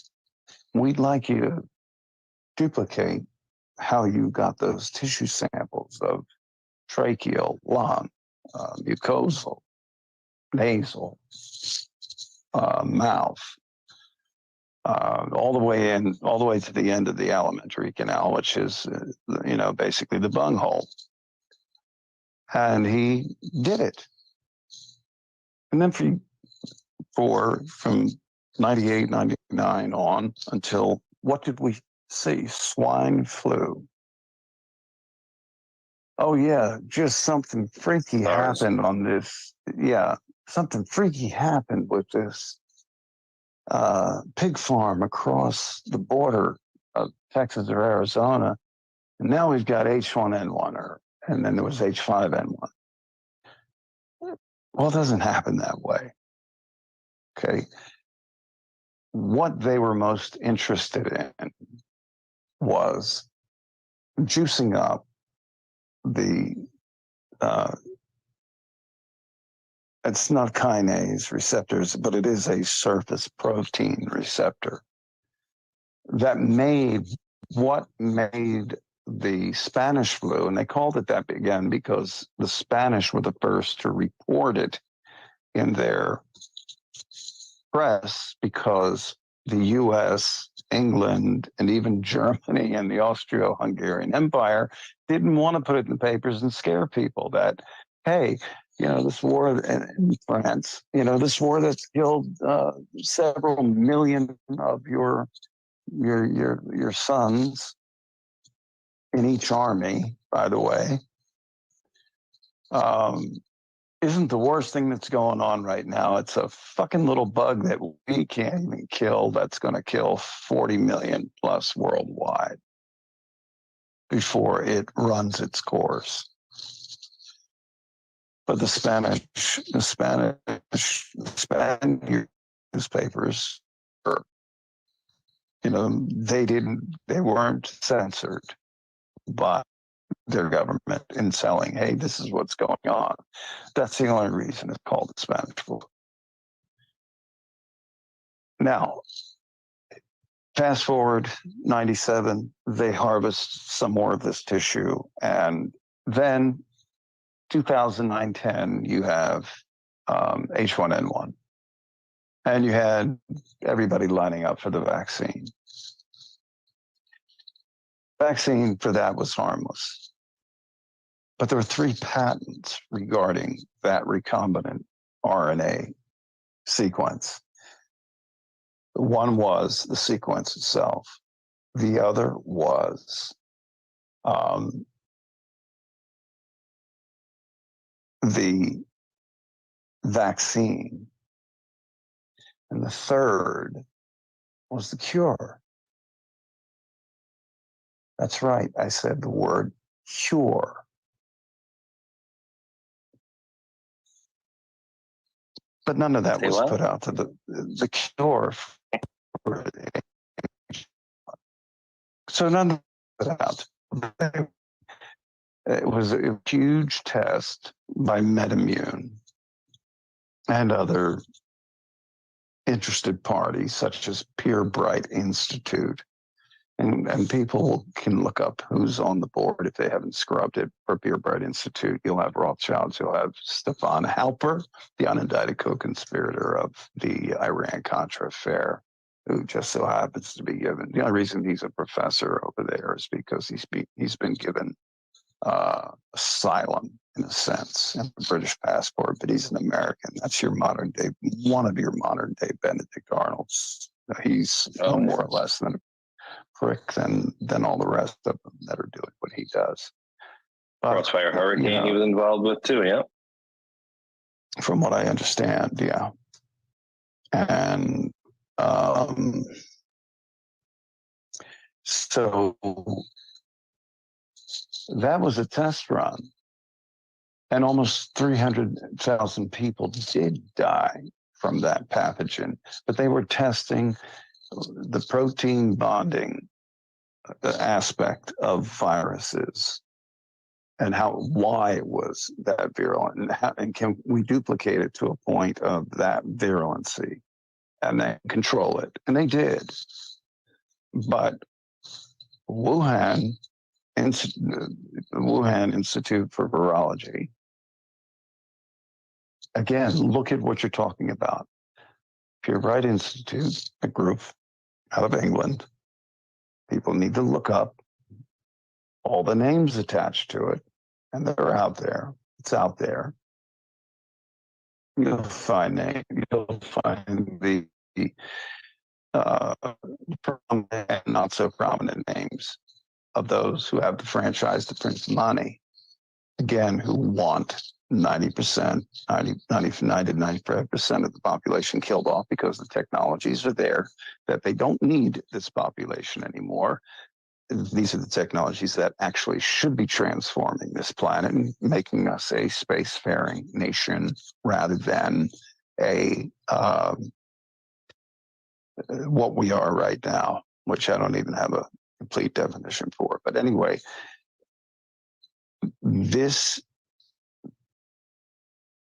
it was all an engineered test all the way up until November of 19, where you saw, if you were paying attention, the first articles appearing on Reuters. I think that's a Rothschild concern. And I don't mean to mention that particular family's name all these times, because they're not the only one by far. There's many others that people don't know the names of throughout Europe. And what do we have? They called it COVID-19. They gave it its designation. They gave it its, and when I saw that in early November of 19, if you look up pneumonic black plague, China, you'll find those very first articles. And I tracked it then with a few other people. And by the end of November, I said, no, here it comes. But it's not the pathogen that is going to be the killer. Yeah, it's going to do what the previous two pathogens they released did, H1 and H5N1. It's going to kill several 100,000 people worldwide, but what's that compared to the global population? They don't care. But they wanted to see how fast this particular protein bonding structure would spread throughout the public. And I said from the beginning in talking with somebody, I said, this is what I would term a binary attack. And one of the war skills I had was nuclear, biological, and chemical. You have direct, like anthrax. You have binary, you have trinary and quaternary types of biological methods of killing off populations. And it's not necessarily the actual pathogen that does it. It's here's the vaccine that's going to keep you from getting it, or it's going to make it less when you get it. The vaccine was the object, was the goal. It wasn't COVID, because I had it 3 times and a little discomfort, screw it, pass. Yeah, nothing much, not too bad. Right, and I watched kids feel sniffly for they're tired, achy for 2 or 3 days, and then boom, they're bouncing around again. Okay. Now, I'm going to bring all this back to the question you asked. This had all been in place long before he had any knowledge of it, I'm sure, and long before he was president. But boy, they were going to throw everything at him and his administration, which could have been better staffed, and hopefully next time around will be. With people who are not there for self-gain, but are there because they want the country back on track, because if we go down, the rest of it goes down. So let's get back to the pathogen. All right. I'm seeing commercials now. Hey, it's coming into the fall, time for your flu shot, and at Walgreens or whatever, you can get your COVID booster. How many fucking idiots are actually getting that? I think more, unfortunately, than we'd like, but not nearly as many as before. Now, understand the forces that put all of that into motion and were able to utilize government laboratories for good people who thought they were doing their job was, remember, analyze the shit out of everything. So Dietrich and wherever else they worked on a pilot, I don't know. Dietrich, for one, was passed over to Wuhan. Why Wuhan? The Institute of Virology there, and from that building, you had a Pirbright Institute office. Do the math. Again, these are the people who own the money supply that we all use to engage in commerce and business with, whether it's public or private. Okay? What was he to do? Do you think that he was not under the threat of assassination, or his family under the threat of assassination? So he did what he could. I can tell you this. He did everything he could because the caveat was always, but it's your choice. Choice is up to you at their own game. So I believe the one company, the vaccination that was pushed was less dangerous and less intrusive, and you had to get all these boosters for it to be long-term or short-term damaging or murdering people like it is, like the others, like Pfizer and Moderna. Okay. Between a rock and a hard place.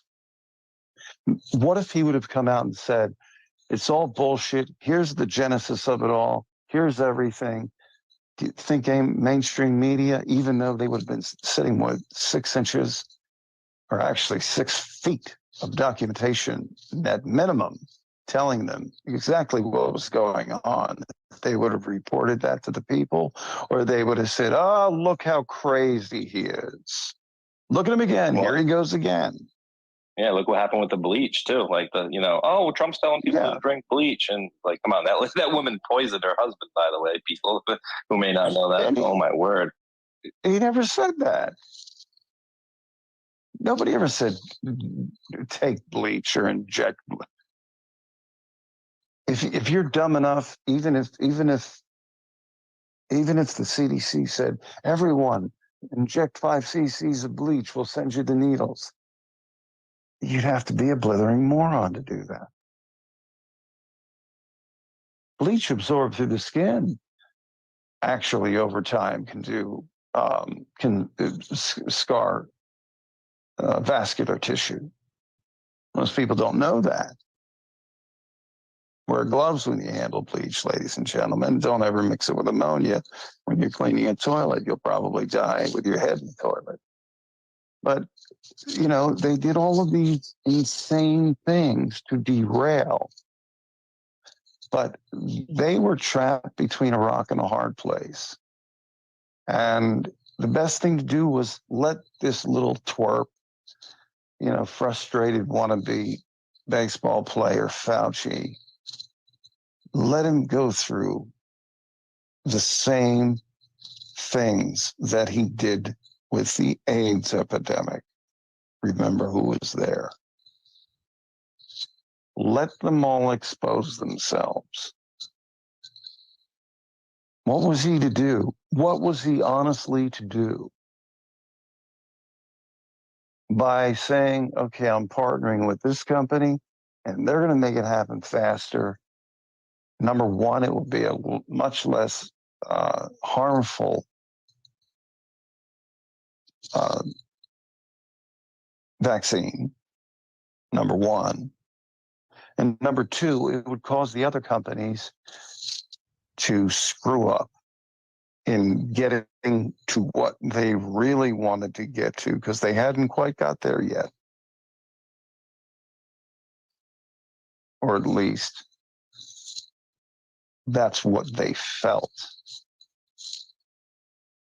And this would have, so if you look at it from those terms,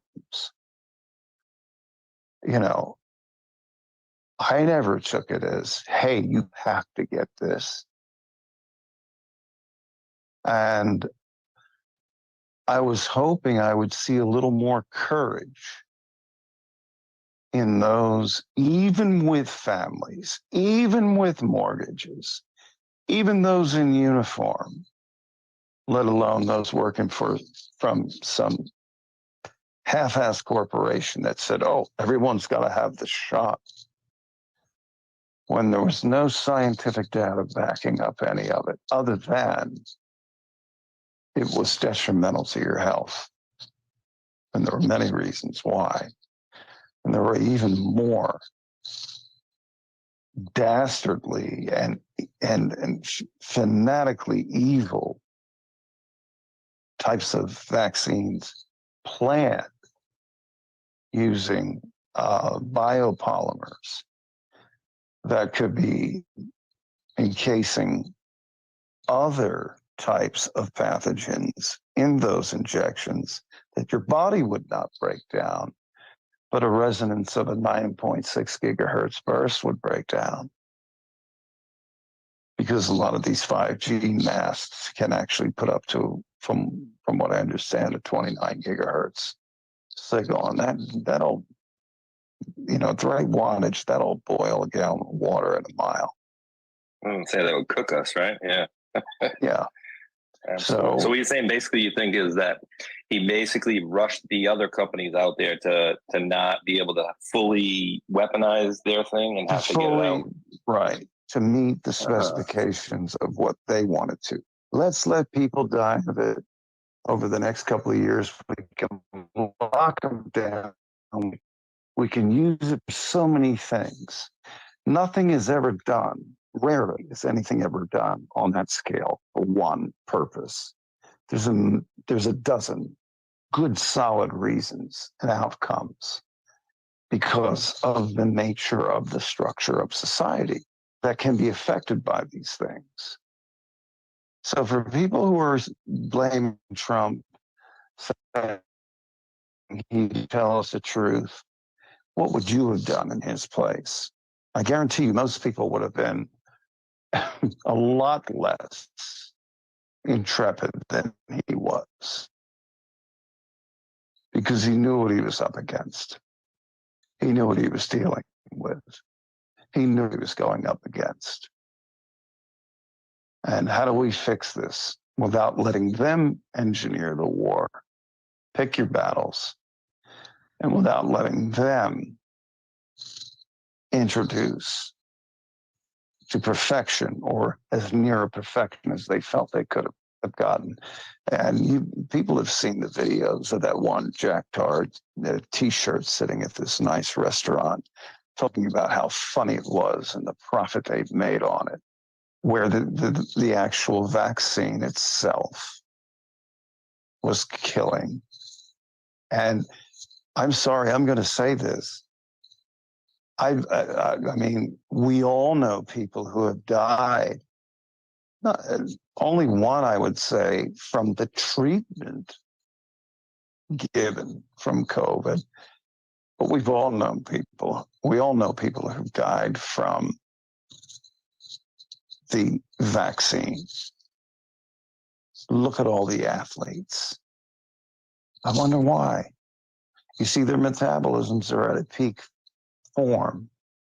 So the mechanisms that built these long, fibrous proteins that don't normally exist in the human body, that clogged up their arteries, that were pulling out like, up to 1 meter long. When did you ever see that before?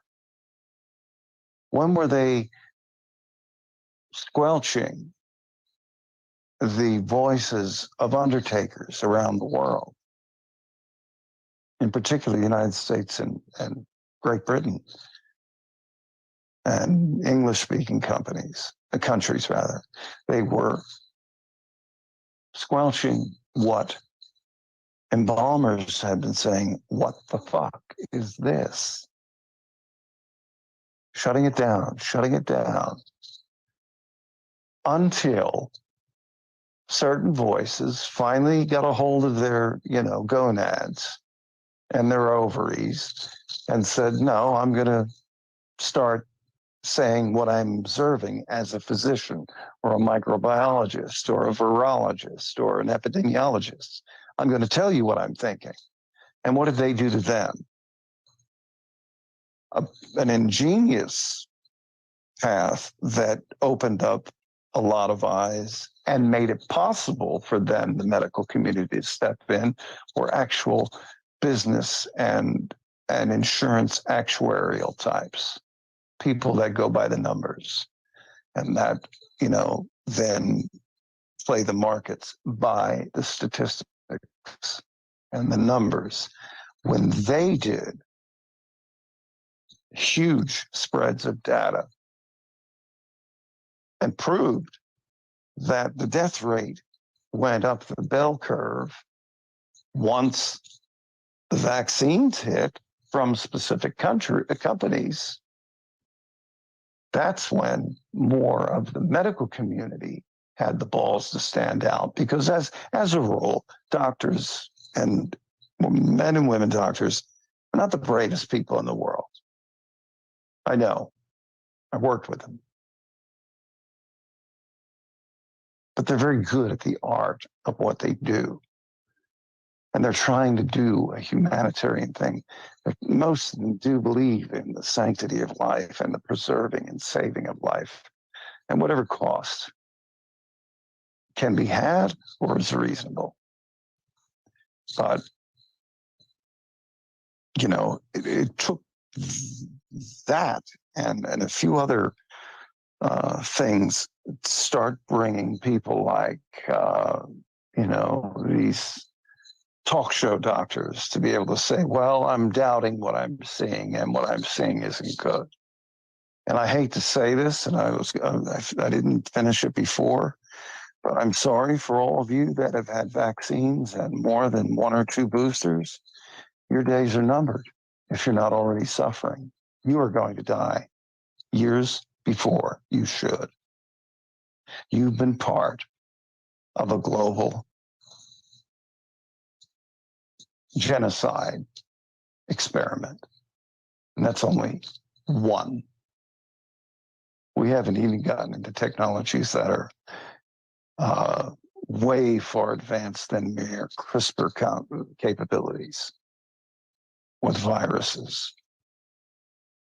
I had said months before Putin ever went into Ukraine, there are certain labs there, and they're trying to work on, perfect a concept that I was aware of in the 80s, genetic weapons, so that certain ethnic or racial groups could be targeted.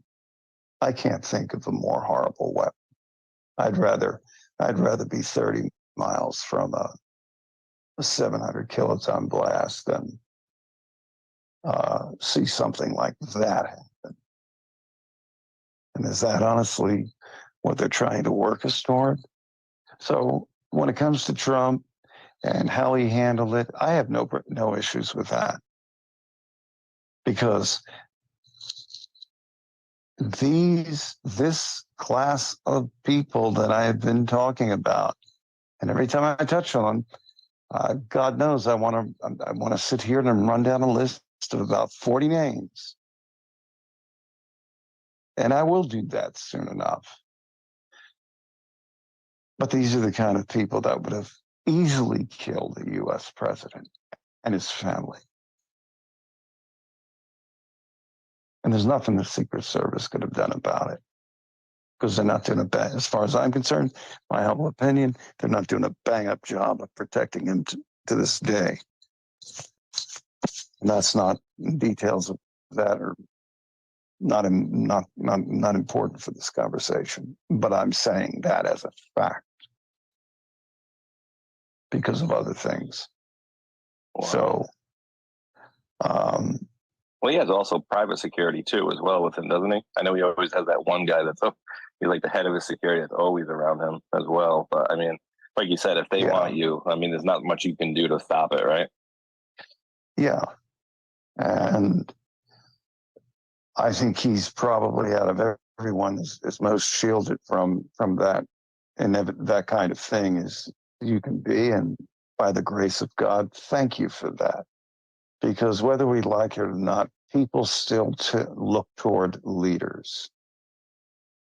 And in my thinking, if that man represents, and he does, what I think over 120 to 140 million people in this country really want, then I know I'm going to do everything in my power, whether I'm paid for it or not. I prefer to be paid, but be that the case, reality is reality. I'm going to do it. And everybody that I know and I work with is doing that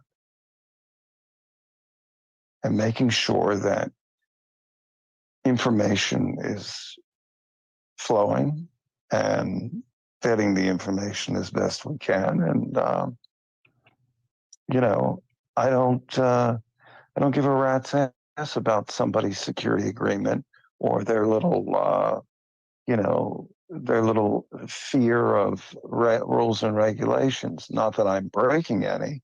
No, I know where the law ends and begins, and I stay within it. But I don't want to hear this kind of crap from people inside, because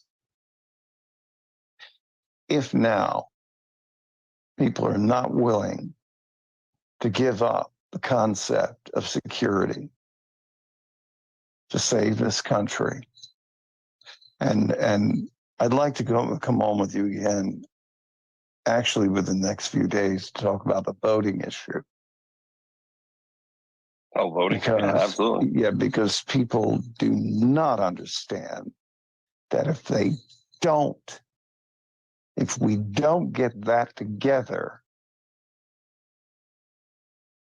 and it's not going to be done by forcing sheriffs to do X, Y, and Z. It's going to be done by educating them, as well as the people who will hold them accountable.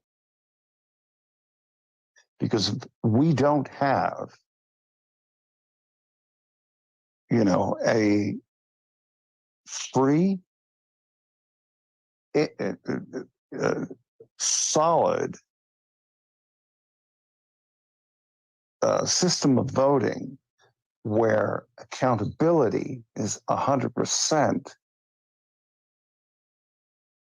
It's not just the past 20 years that this shit's been going on. It's been going on a lot longer than that.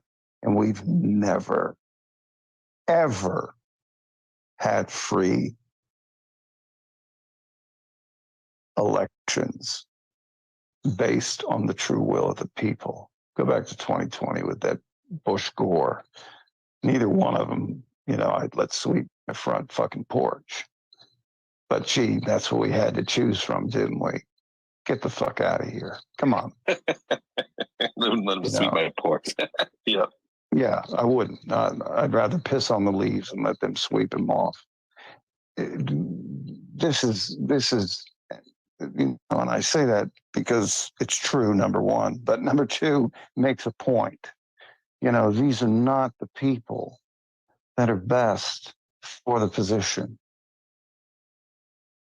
And when you have a man like Trump, who didn't have to do any of this, he could live the life of Riley, took care of his family, continue with his business, retired, done whatever he wanted to do. No, he didn't. And he's the only real president we had. Since whether you like his personality or not, I don't give a damn.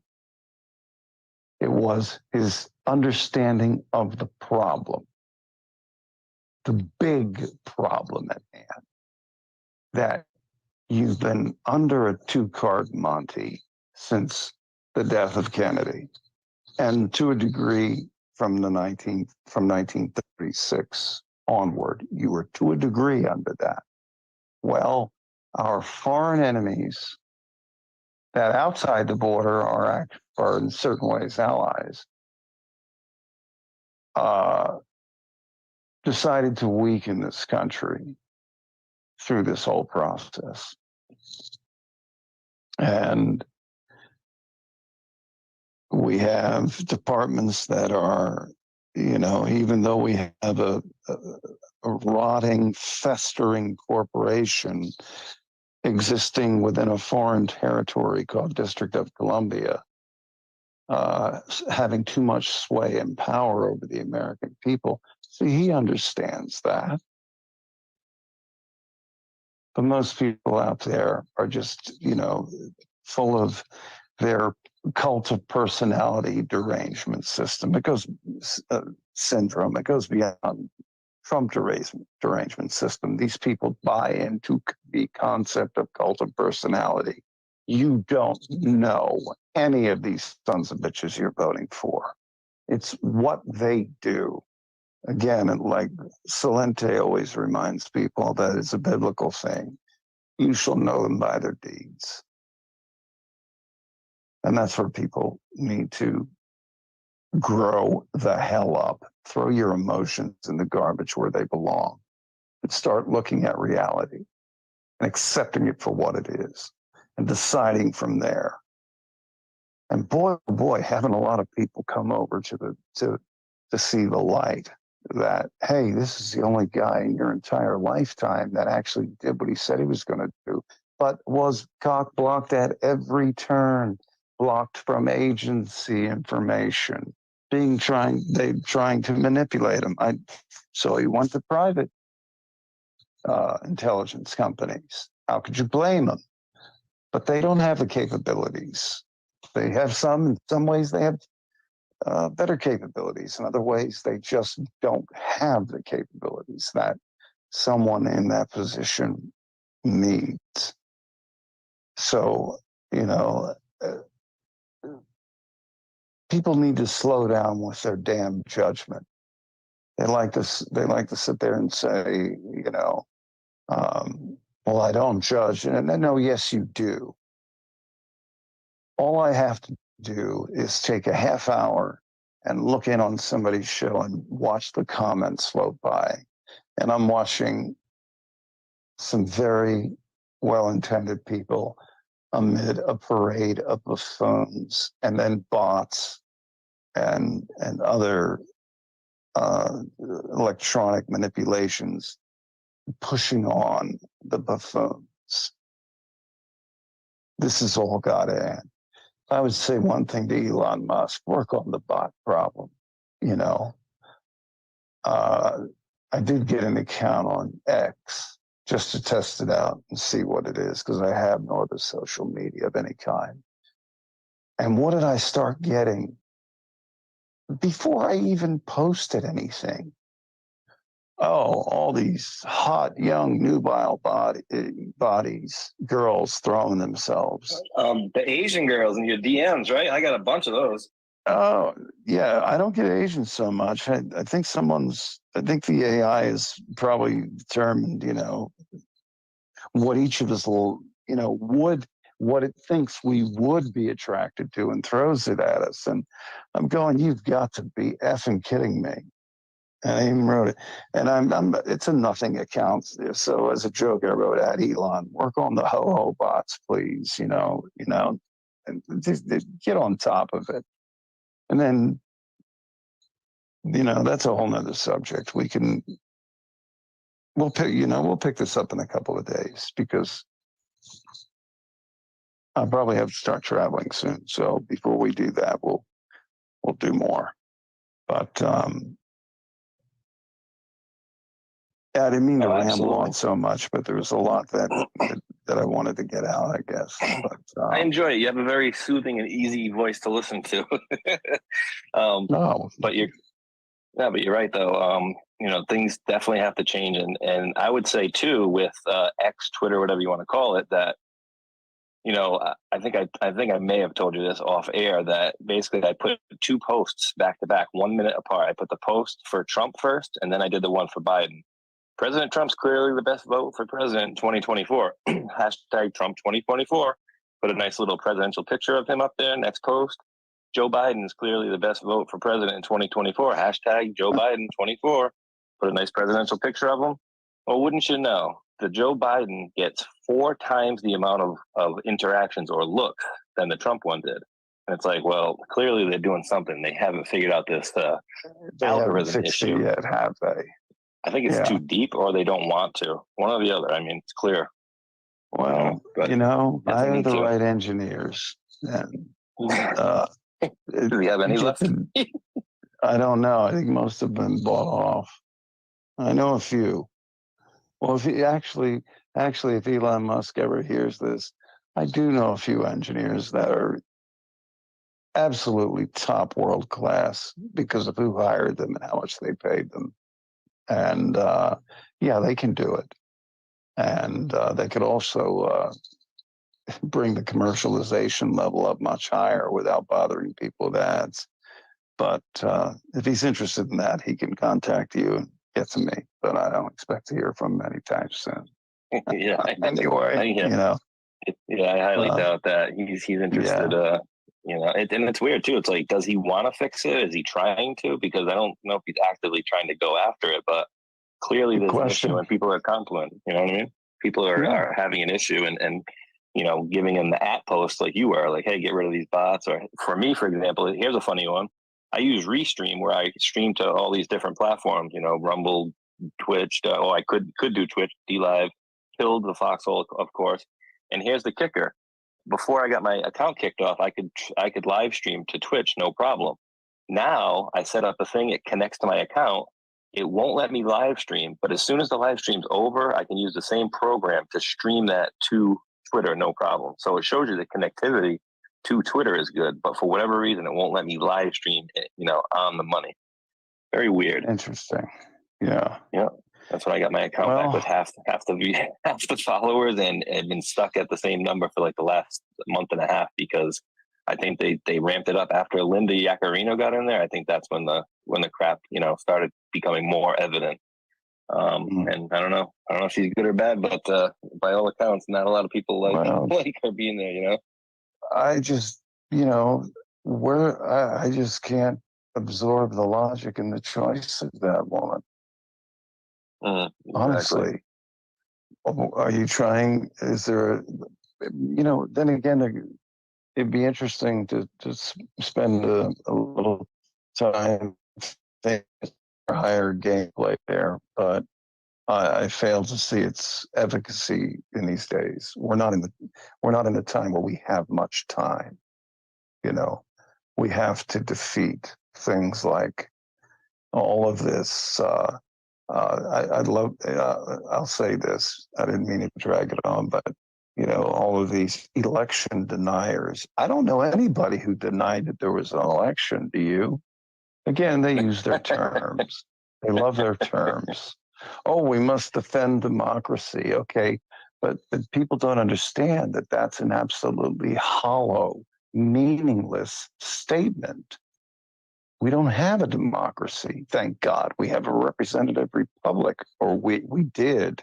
We have the presentation of it still, but we don't have that. That's why, DC wipes its ass with the Constitution, including Supreme Court. And if they take offense to that, that's too bad, because they can't justify their own decisions by their own criteria if they would have held themselves to court. The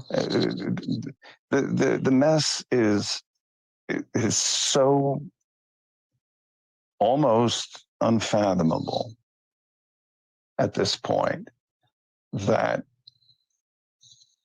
well, there's things I do see certain disruptions and for the right reasons coming along. And I would beg people not to panic, and please don't fear. Don't fear any of it.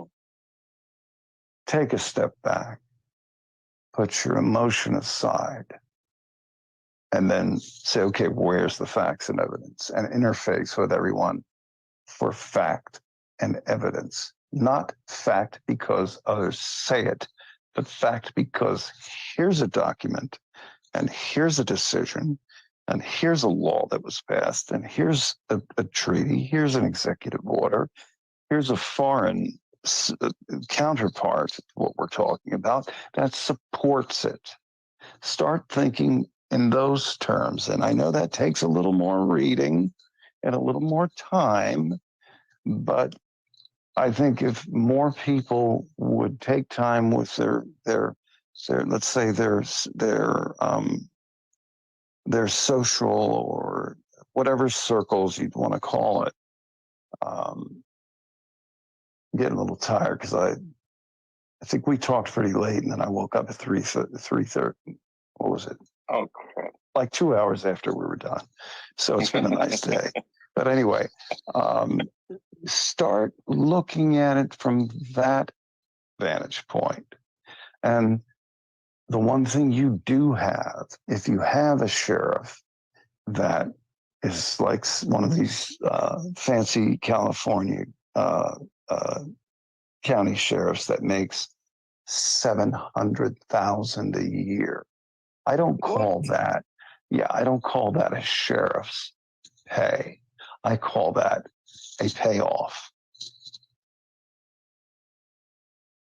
Yeah, big time.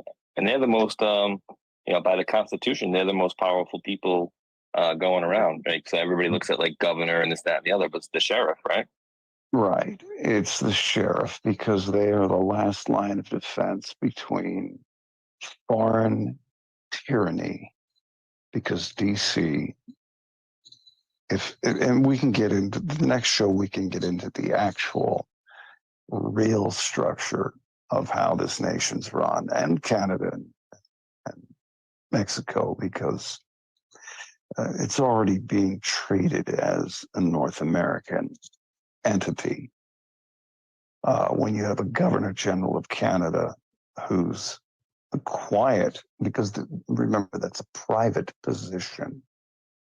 And there's a difference between private sector, public, and the private. When you get into the private, you're getting into the sovereign layer. And it's not the nonsense that all the people out there are passing to each other. I get it. They're trying to do it out of they're trying to do the right thing. They're trying to find the right information. Their intent is good. But I brought up a name a couple of years ago, a guy named David Strait. And I said, no, I'm sure his intentions are well. But I told a number of people, with not him in particular, but him and many others like that, you will only get enough information to get yourself in trouble. How it really works and how it is really structured needs to be understood, because that can be countered, because it's all simply based on claim of ownership and claim of dominion. And, your average attorney, if you have an average problem, go to them. But if you're going to talk to them about this kind of thing, you're going to get nowhere. They haven't even taught the basics of what I'm referring to in law schools in this country since 1956. So, The lawyers actually used to learn it? They actually used to learn aspects of what people term common law or non-administrative law, non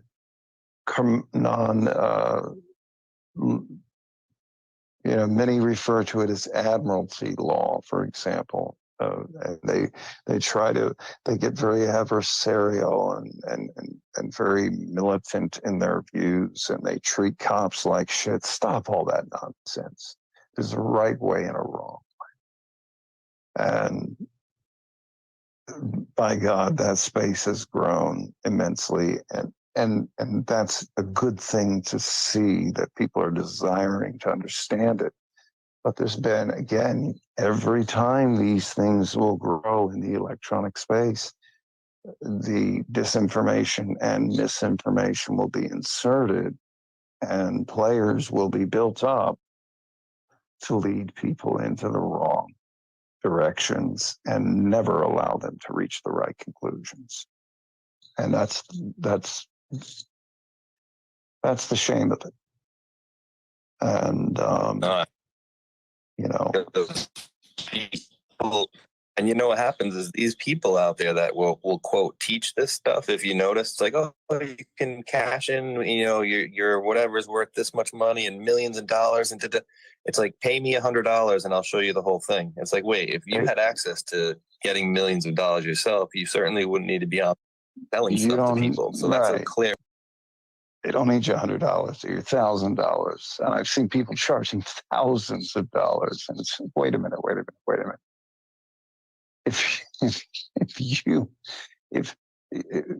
Remember, I'll end it with this. The Equalizer. Remember I think it was the first one.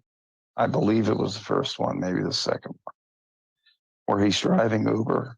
And he goes to this, high-rise fancy apartment, and there's these guys that really, did a job on this prostitute. And they were playing cards and they beat up they were doing like coke and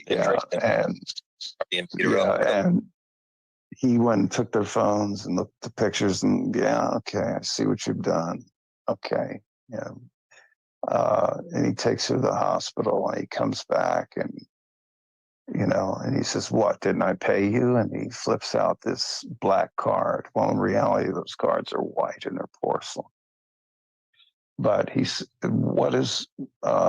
think his name's McCall. What does he say? He says, I've heard of these, but I've never actually seen one. He says, well, now you have, so put on there whatever you want. And then he takes it, I think, and he uses it to slice the guy and then break a few bones and that to the lowliest among what you consider to be lowly among you. And got the one guy to say, you're going to tell your daddy everything. And he's not going to fix it for you, is he? And basically left it, if you don't, I'm going to come back here and kill every one of you. You see, this is where we are, honestly, on the world stage. People think there's law and order. No, they love it. They love to spout the term rule of law. No, always invert what these minions say. It's not rule of law. It's the laws of rule. And who rules? But they never tell you that. They know, and most of them don't know how the system works, and everybody wonders why they don't get in trouble, because they have attorneys who do understand what I'm talking about and do handle it in that sovereign layer. So they are not bound to the same laws that you and I are. But Congress voted itself back in the mid-teens sovereign immunity. Excuse me? I doubt 99 out of 100 in each house could explain to you how their attorneys because there's only a handful of them that work. Because one I know has 14 senators and congressmen and a dozen governors. They don't even know how these attorneys do it. All they know is it works out and they don't get in trouble. And then they let time pass, and the collective memory is very short. 3 years rolls by and here comes the fourth, and then they vote for the dumb sack of shit again for ignorance and selfish reasons. But we could go on all night. I'd love to, but no, I'll let you get some rest, because you definitely sound like you can eat it. But I appreciate the talk, and just a little tip for some people that may be out there, because I'm very interested to get back into that conversation later on down the road, or whenever you're ready. But absolutely, just think of certain things like jurisdiction is a good thing, right? Like, for example, where is the state of Rhode Island? Well, I get a ticket. They said I was in Providence, Rhode Island, and I blew this red light. Well, sir, I've never been to Providence, Rhode Island. Legally, isn't Providence, Rhode Island in Washington, D.C.? So there's some weird things like that out there that we know not of, Yeah. Stuff, but very even interesting. down to the cute scams of the cameras that take your picture when you're going down this one country road. But I always tell people, obviously, read the fine print, because if you turn it over, it's the very last statement on the back of the page is, this cannot be used as evidence in a court of law. So the last time I got one of those, I just crumpled it up and threw it in the trash. There's no mark on my license. Even though my license, I got under the idea of, I've reserved all my rights to travel. I just got this because you wanted me to get an ID or a license, and I'll do that for you and for convenience sake. But I reserved all my rights to travel. So I'm not going to sit there and browbeat a cop. I'm not going to do any of that. There's ways of doing it. And there's ways of doing it in a very non-confrontational way, in a non-adversarial way. Law is built on the concept of being an adversary. If you refuse to be an adversary, there's one key to understanding how conducting oneself accordingly should be done, so that a lot of this can be understood. You don't fall prey to it. And eventually, God willing, it can all change to what it should be. But people need to take responsibility first and foremost. And that's, in a sense, why the system is the way it is. And it is perfectly imperfect at its present state. It could use improvement. Let's start with reducing the corruption, and I'll leave it at that. Amen. Well, hey, Ghost, I appreciate you coming on, and like I said, let me know whenever you're ready to come on again, if you're gonna do it before travel or after. But I'll be here, and I'm sure the crowd would be interested to hear you again. And anybody listening too, if you have any follow-up questions or whatever for the next show, please leave the comments down below. While we were thinking about doing a live, he was entertaining, taking some questions as well. So it might even help the next show as far as, pushing us along as far as what do the people want to hear? Because I'm always wanting to, get their questions answered as well. But awesome talk, brother. I know we were only going to do an hour, but I think we did 3. So, wow. Oh my gosh. Well, hey, I truly appreciate it. I've enjoyed it. And yeah, we'll do it before I have to start traveling. So it might actually be this weekend. I'm around. Okay. And yeah, I'd love for people to pose questions, and what I can answer, I can. What I know. What I don't, I don't. And I just do the best I can. I'm just trying to help like so many others at this point. So thank you very much. Well, thank you for coming on. And like I said, we'll do it again soon. You have yourself a great night, sir. You got it. God bless. All right. God bless. Bye-bye.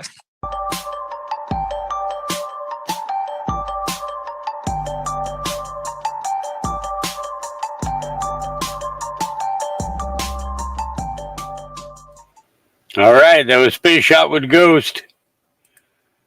Very interesting interview. Very informative. Kind of figured you guys might like that. You know, every once in a while we pull a good one. All right. All right, we're gonna run with this knucklehead next. Clip Eye, The Blind Horse Eye. I did not watch this one before coming on, just because I was too damn preoccupied with things going on here. And let's see, get it? I think I got it. There we go.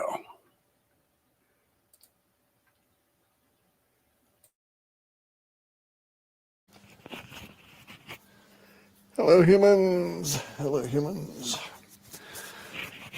It's the day of the solar eclipse, the 14th of October. We're going to talk about Horus's eye here, right? Horus is an Egyptian god. Horus is a space alien, like all the other pantheon of gods, Zeus and, you know, any of these other fuckers you care to name, Wotan or Arjuna or any of the guys in the Hindu pantheon or Greek or whatever, right? They're all space aliens. It all resolves down to space aliens. Actually, a small amount. If we go through and look, there's a couple of listings in the in some of the ancillary books of the Babylonian Talmud that say that the divine council that Elyon ran, in which Yahweh was like a colonel. Okay, he wasn't even a general. But Elyon or Adonai ran this divine council, and it was supposed to have numbered several hundreds. Okay, and if we look in the Hindu pantheon and look at all the minor gods and that kind of thing, there's quite a few. You get out there, right? Anyway, though, Horus was this Egyptian god, and this is his symbol that's come down to us. I've drawn it very badly here deliberately, okay? You'll sort of recognize it. It's the Eye of Horus symbol, and it's about health and healing and recovery, but also regeneration, okay? And that's a little bit of a key to what we're going to go into here. Now, Horus's eye. Okay, I don't know if I want to go here because I don't know. You know, I'm pretty much good with Christ. You know what I mean? And I'm pretty much I'm good with my God. And I don't think I want anybody to pervert my thoughts on that. So I don't think I'm going to play that. Sorry, guys. You know, because it's kind of funny because you know what I was watching just before I came on was this one here.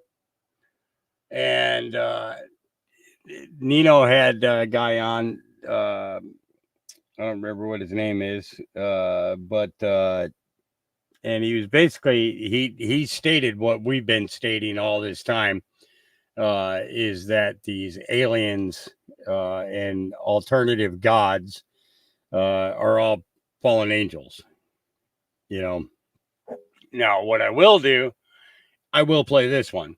Let me back it up though, so that we're playing it from the beginning. I just don't want his advertisement on there. You know, normally I don't have a problem with it, but frankly, I at this point here am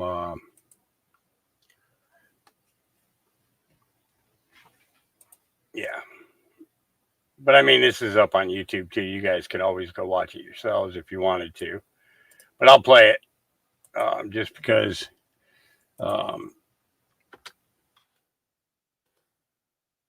I want you to get where I'm coming from on that. Let's see. Actually, that's all I'm going to put on that. And enter. I'm making a banner, so it takes a minute for me to do that sometimes. Here we go. If you qualify for an IRA, invest in gold and silver with Noble Gold Investments, folks. Go to noblegoldinvestments.com now. Noblegoldinvestments.com. All right. Wow, Joe, I'm really looking forward to this interview. This is because there's always that conversation out there. There's always that debate. Are they extraterrestrials, or are they interdimensional beings, or are they fallen angels? Are they all of the above? What are we looking at here? First of all, what are aliens in your view? Well, Nino, first, thanks for having me on. I know this is going to be challenging for a lot of your followers out there, what I'm getting ready to present for you. But my culmination of 30 years of research, 25 of it from a perspective that I was kind of forced to look at. It's not one I chose, but it's one that I had to look at because of some early cases that I had come across that were pointing in that direction. And that was taking this phenomenon and looking at it, especially the abduction phenomenon, from a biblical perspective.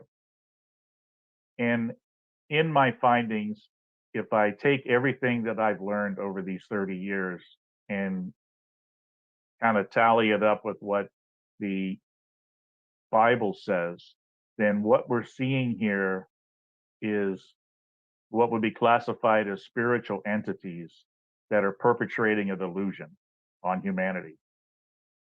So you're telling me that these are you could confidently say these are fallen angels perpetrating as aliens, maybe?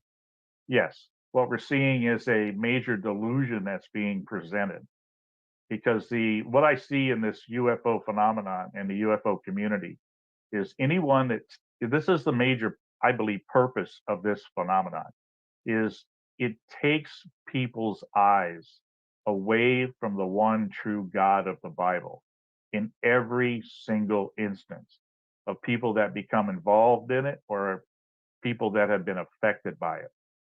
I can say that happened to me because as my awakening process, I like to say it's a process, happened, early on, 20 something years ago.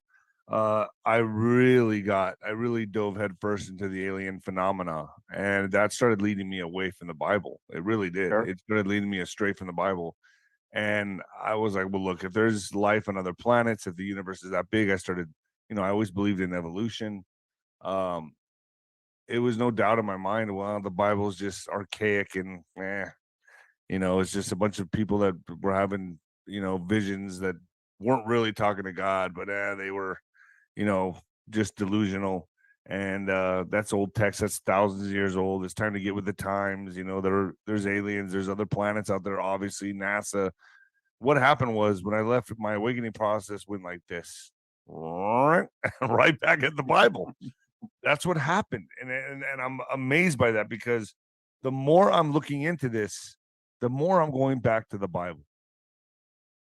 You're telling my own testimony here with your testimony. I didn't start out into this phenomenon as a Christian looking at this from a biblical perspective. I grew up in the church, but never really accepted it as a youngster, walked away from it in high school, got ate up by everything of the world. And then when I came to this phenomenon, I entered this phenomenon in 1992 with no interest in it at all. It was all because of, one book I picked up and read that just opened up the can of worms for me with 1,000 questions I needed answered. And it was UFO Crash at Roswell. I was an agnostic humanist at the time, like yourself was at one point. Everything was pointing to, evolution being real. There was no God. We're here to survive and make it through our life, and that's the end. But it was through this research, it's through the step-by-step process of trying to understand what this phenomenon was, being trained in investigation, being trained how to do proper research, that it finally led me to this perspective of Christianity, which I became a believer in Jesus Christ in 1996. And because of that, I wanted to look at this. Well, what does Jesus and the Bible say about this phenomenon? And it was in this part of the research that I came across this first important, interesting case study into abductions with a gentleman that said that he had stopped his experience while it was happening in the name and authority of Jesus Christ. This was 1996. And back then, after reading all the research and consuming all the information I could about abductions, as I was beginning into researching abductions, the two things that I found from the research community was they didn't know why this happened to certain people, and they said that these experiences could not be stopped. What I found in my research over the past 25 years is answers to both of those questions. And they're still looking for the answer for those questions.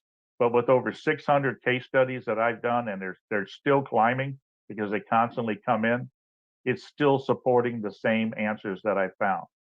That it can be stopped, especially as a life pattern, means it stops it from happening again through the name and authority of Jesus Christ and a relationship with him.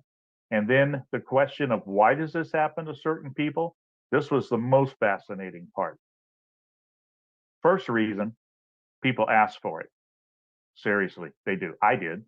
And They many asked for the people out there abductions. do. So you invited these entities into your life by wanting Sure. this to happen. Oh, wow. I didn't know that. I didn't know who they were. I just wanted to know what this experience was about. So did you have an we're experience? curious. It was not an abduction experience per se. I don't recall anything about being taken anywhere on a ship or anything like that. But it was a middle of the night experience, waking up knowing there was a presence in the room. I had weapons in my room that I slept with when I slept. So I was ready to shoot. When I shot up out of bed, I was grabbing a pistol and I was ready to take on whatever was that presence in the room. As my eyes started to focus and I started to look around and get my night sight, I realized that there was nothing there. But at the same time, I was in this fight or flight, situation where I just had this adrenaline rush going on in sheer fear, that what was this? It took a while to calm down, but while I was trying to calm down, I realized I was also getting a download of information that I couldn't even grasp. It was coming in so fast. It was like in picture form. It was a knowledge. It was like the questions of the universe being answered to me in this download. And it was over the next 4 or 5 years as I explored, the craziness of this phenomenon into the new age and metaphysical realm, was I able to start seeing what that information was. It's like every time I learned something new, oh, I know that. I know that. And then again, something new. I know that too. But it all wore off finally after about 4 years. I wasn't recognizing anything that I had been given in the beginning. It was basically worthless information that I was given by these entities, but it was something that sucked me in. It was something that was seductive to me. It built my ego up that I was like, I was special. I was chosen for this. And this is something I see over and over through the case studies that I've done. But when I finally got to that point where actually it was a point in my life where I was pretty worn down, that somebody stepped in and said, hey, you need protection in this realm. And I said, what kind of protection? I've got these nice gemstones I carry, Oh yeah, I protect know me from people like everything. that. Yeah. And this person said, no, I think it's here in the Bible.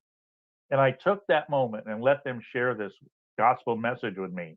And I realized that protection it was offering is something possibly way more than what I thought I had. More And than I your accepted that. little crystals you carried in your pocket.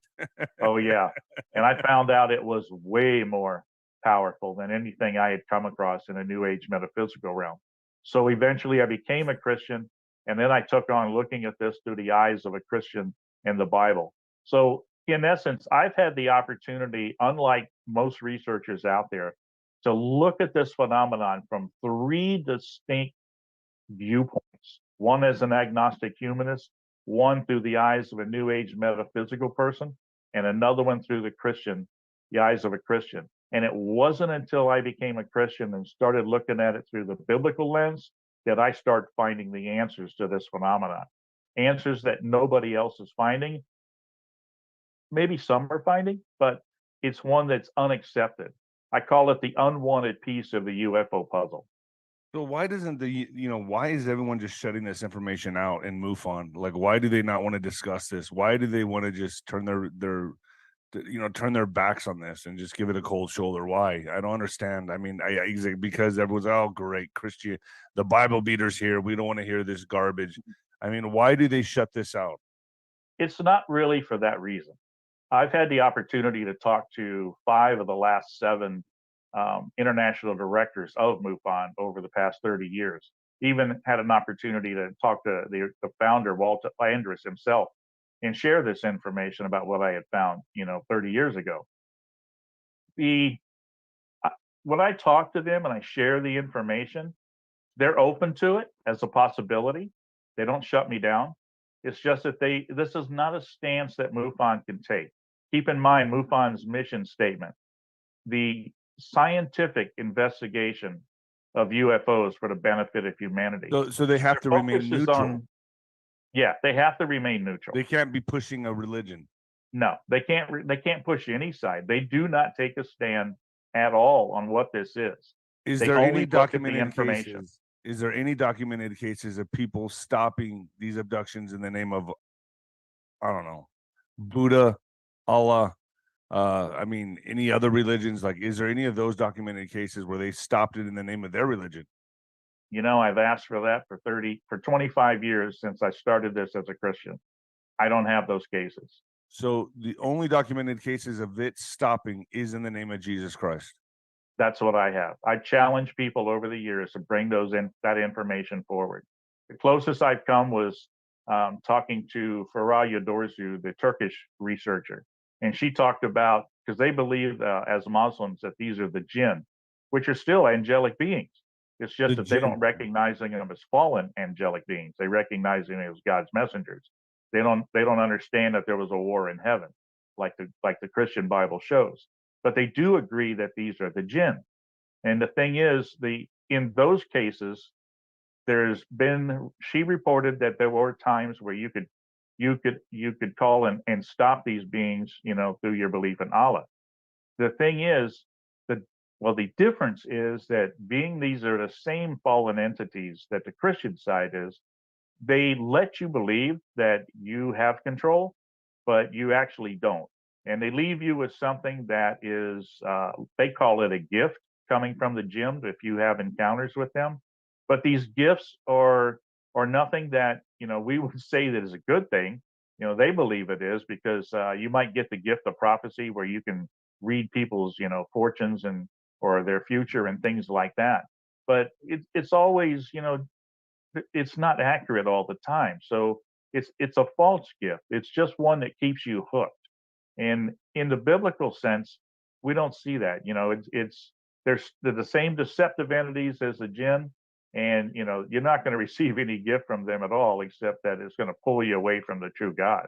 I've had my experiences with the jinn. When I was like 27 years old, I was attacked by a jinn. They're like shadow people, correct? Yes. It was like a child, and it was sitting on my chest when I was asleep. They believe that that's what I've listened to podcasters on the Muslim side, and the workings going on at Skinwalker Ranch. They say, yeah, that's jinn.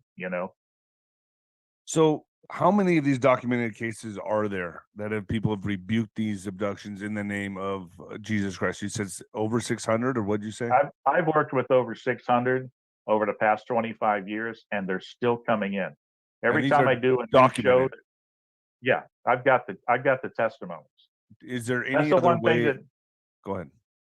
That's the one thing that I wanted to make sure that people were aware of, and I make them public. I make them on my website. I've had them in my new book, Piercing the Cosmic Veil, that we just put out in 2020, which is on Amazon. There's over 60 of the testimonies here in the backside of this book. I was going to put 100 the Cosmic Veil, folks. Get that on Amazon. Yeah, I Get was that going to on put Amazon. 100 of them in there, but the book was too big to publish for that. And I said, I got to cut it down. But on my website, ce4research.com, there's another couple hundred on there. And I still have some that I need to get posted up. But they continue to come in. The more people I talk to that have never heard this, that are possibly sitting on a testimony like that, now they know who to talk to. Because that was a problem. In the very beginning, when I first come across that first case, I said, this has got to be a hoax, or it's got to be a mistake, or the guy was just dreaming or something. So I took it to the leading researchers at the time. I looked their names up in a phone book. That's what we had back then. We had landlines, so I could find them. And I talked to them personally, and I said, guys, help me out with this unusual case I've got. It doesn't make sense to me. And after I shared the story with them, every single one of them said, can we go off the record from here on? And I said, sure, we can go off the record.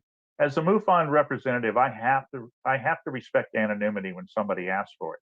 But I can tell you what they said. I just can't tell you the names of who I talked to. Every one of them shared with me that they too had come across cases like this, where people had hummed a hymn, said scripture, called to Jesus, any number of ways that had to do with a biblical connection, that these experiences stopped. And I said, wait a minute, all of you guys report that this can't be stopped. So now you're telling me you do have cases like this. And I said, why is it not being published that there is this possibility of termination? And they said, first answer, we didn't know what to make of this. And I was fine with that. I would have taken that just fine. You didn't understand. Okay. But I don't know if their conscience bothered them or what, but they follow up with a second answer every time. We were afraid to go there because it might affect our credibility in the UFO research community. Well, I'm not afraid, and you're not afraid. Isn't that called a cover-up? Yeah. So absolutely. We've been hearing cover-up with the government for 30 years, 40 years, 50 years. But let me tell you, folks, the leading researchers in the realm are covering up to fit their own agendas. And that's one thing I told them. I'm not going to do that. Thank you for giving me that there's other cases out there verifying that and verifying this case was real. I'm going to go find those other cases. I'm going to make myself known to receive these cases, and I'm going to bring them to documentation so that the unwanted piece of the puzzle can finally be seen. And that's what I've been doing for 25 years with CE4 research. A lot of people that have been abducted, they have to go through a hypnosis, correct, to remember these accounts? Or do but they don't remember them all. This is something I found in my research. It's definitely challenging to the UFO community. They actually believe that people are being taken somewhere. They believe that this experience is absolutely physical experience. I never use hypnosis. Hypnosis has been found to be fallible. I don't want to use anything that could challenge the work that I'm doing and the findings that I have. I'm a safety professional by trade. I learned how to do investigations, not just from MUFON, but through my safety profession, because I do incident investigations where you have to get to the root cause of an investigation to be able to do a corrective action that's going to keep it from happening again. Those investigations are done by asking the right questions. You don't need hypnosis to do that. They're looking for the missing pieces that they can't remember.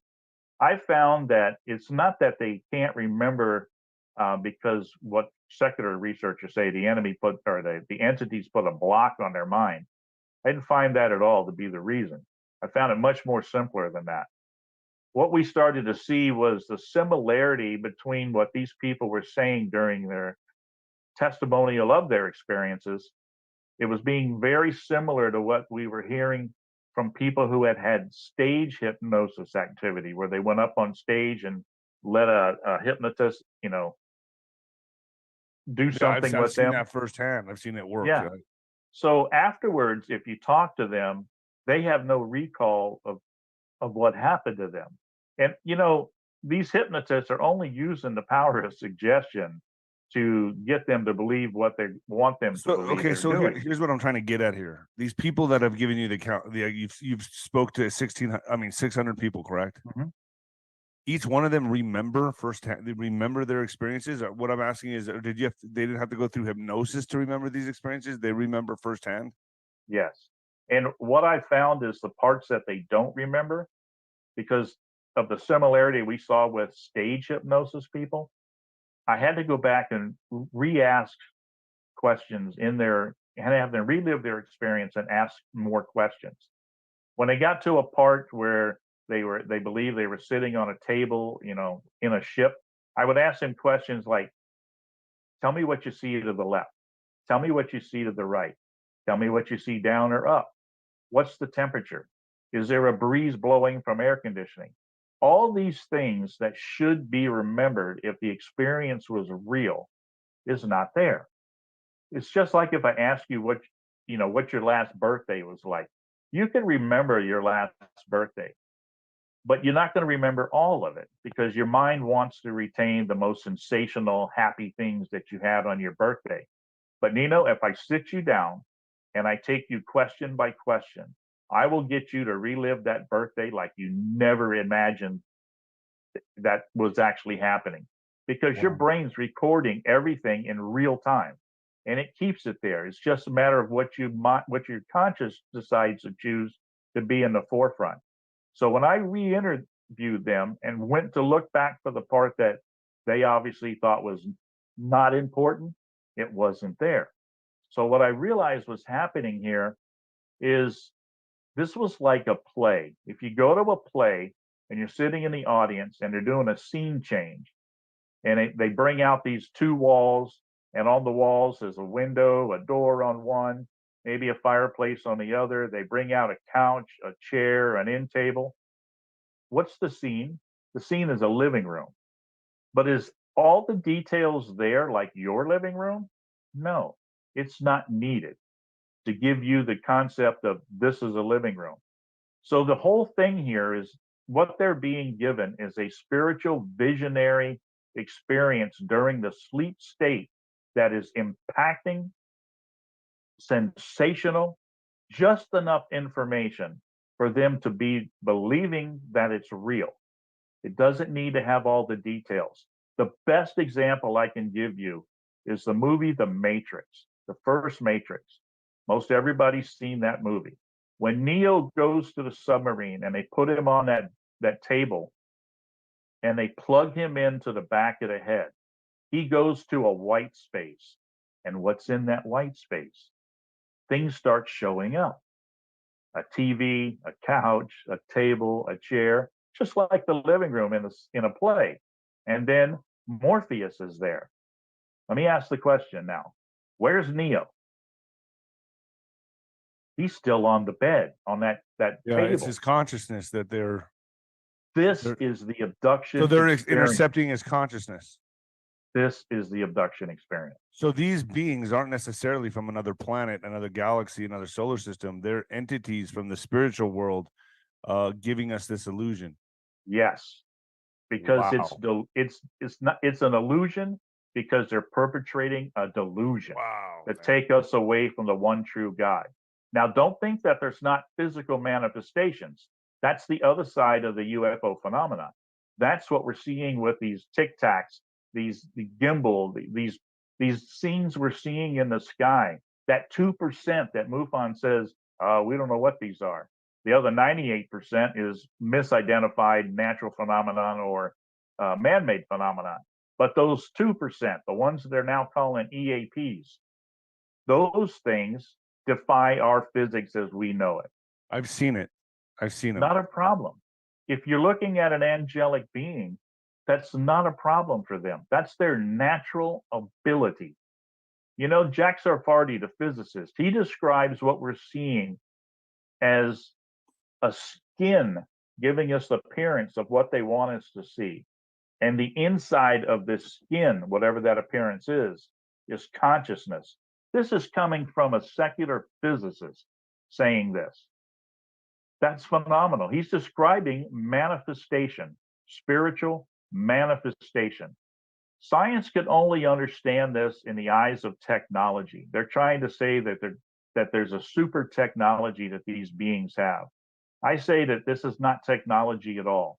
This is angelic being natural ability to manifest in any form they want, as a human, as an entity of any appearance, as a craft of any sort. But it's just a manifestation. It's the skin with them as the consciousness behind it. So this goes hand in hand with what the globalist would want to accomplish, or Satan would want to accomplish, with this alien card that they're getting ready to play in the future, where we're going to be threatened by aliens, or we're going to have a intervention from aliens to teach us how to protect the earth and this and that. This would go hand in hand with that. This is directly from, I guess I'm going to say it now. This is directly Lucifer. Yeah. I mean, this is all delusion and illusions, right? This is all trickery. But here's the scary part. Satan and his minions are perpetrating this delusion. But the question is, who's the puppet master?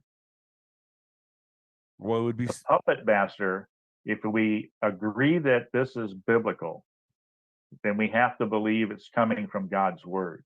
And what I found in God's word in 2 Thessalonians chapter 2, verse 10 through 13, is God sends this strong delusion to test our faith. This is the separation from the wheat from the chaff.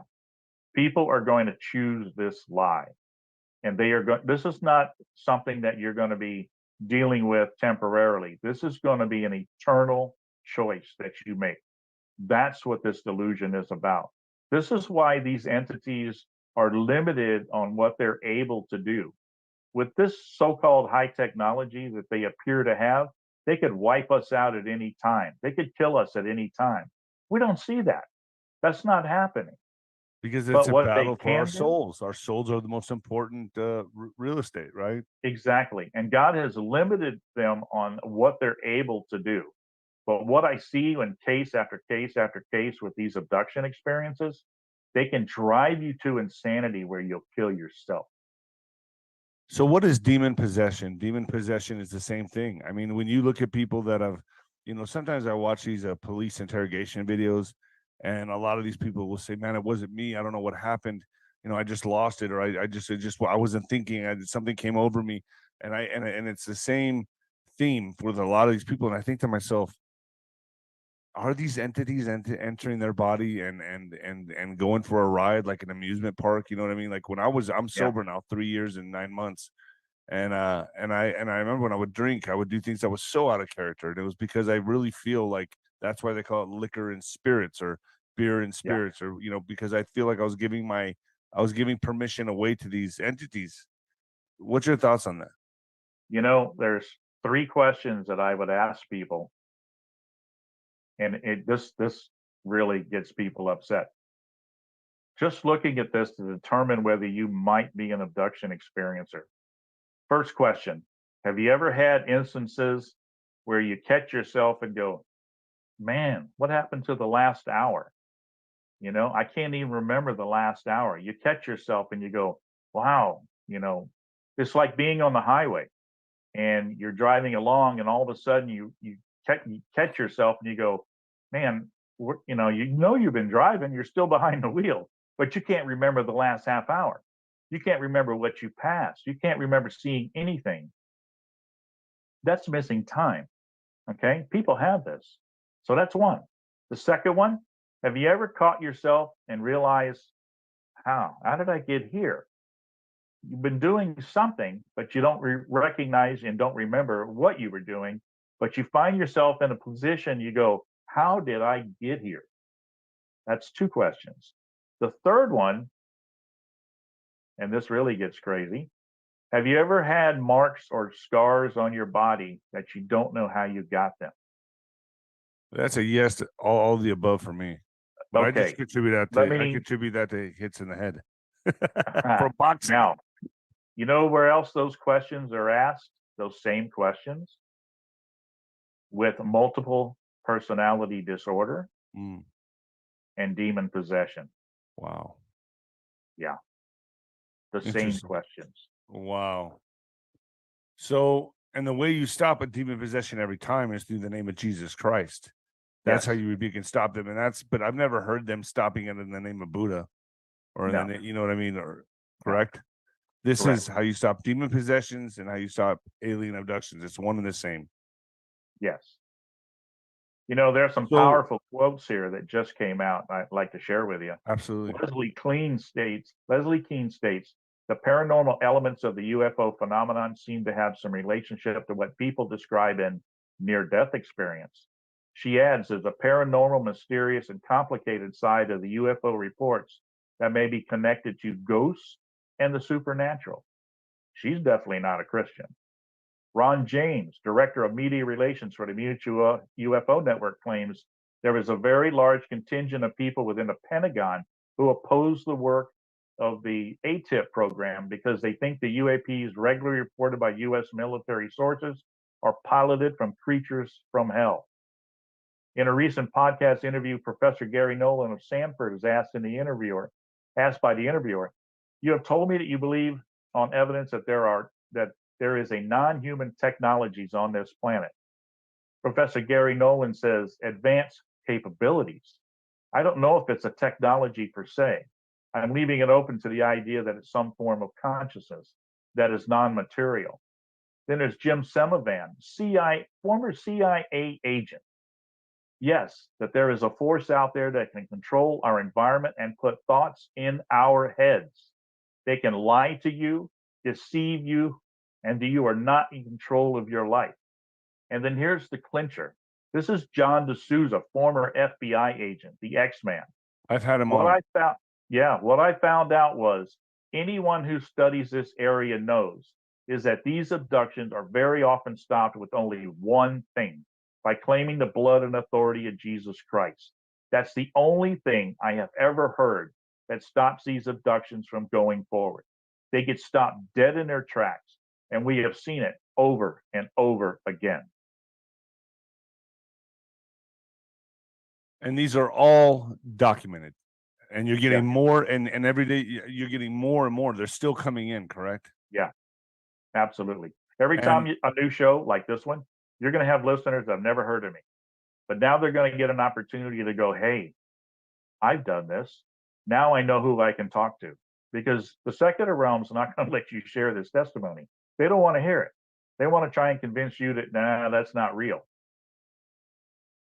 So are you invited to UFO conferences? Are you still invited, or they don't even want you there? Nah, they don't want me there. Best I can do is hold a conference myself, or I can, make myself a speaker, which I just did this weekend. Well, there has to be more people like you, correct? You're not the only one pushing this, right? There are a few, but at the most, they're using, my work. I'm the only one that's been gathering the testimonies. Well, John D'Souza agrees with you. He does agree with me. I He mean, knows the truth. yeah. I mean, is there anybody else that agree with you? Why don't you guys have your own conferences and disclosure on this? Yeah, that's a good question, and the question needs to be asked of them because I'm available So, and I don't charge. if you do show up to like a MUFON conference or something like that, do they kick you out, or do they just ignore you, or how does this play out? Yeah, I know them all, so I'm friends with them. But if it's like the MUFON symposium, I'm not going to be asked to talk at that one. I can show up in the vendor area, set up a table, and offer my books for sale and talk to people that way. And that's probably the best avenue for now. Until they want to open this door and, allow this piece of the UFO puzzle to come to the table, it's going to stay the unwanted piece for quite some time. And they're remaining complicit in this because for what's coming, as we know, this alien card they're going to play, it's going to be very important for people to know to understand how faith plays a major role in this. Yeah. So And they're doing a massive disservice to themselves, to the community, and to God. Massive disservice. Yes. The best opportunity to get this information out is through people like yourself, people that have a format to be able to, a platform to be able to share this information. You're going to have the opportunity with your listeners and your followers to reach thousands of people with this information. more than I could do by just going to one conference with it and talking to a few hundred. I think Sean Ryan, my buddy Sean Ryan, would love to have you on his show. I'll ask him. I think you would do great on his show. You'd have to go in studio to see him, but he has a massive audience, and I think he would. He's a Christian. I believe he's a reborn Christian, but he would probably, and he covers this stuff. So you would be a huge component to his show. So I'm going to ask him. Sure, I'd love to. And I have no problem going in studio if I got to go somewhere. I can make that happen. I find this, are we saying, would you, okay, so I'm going to segue into this for a second. Would you say that there is an outer space, there are other planets, there are other galaxies? Would you say there's other life on other planets?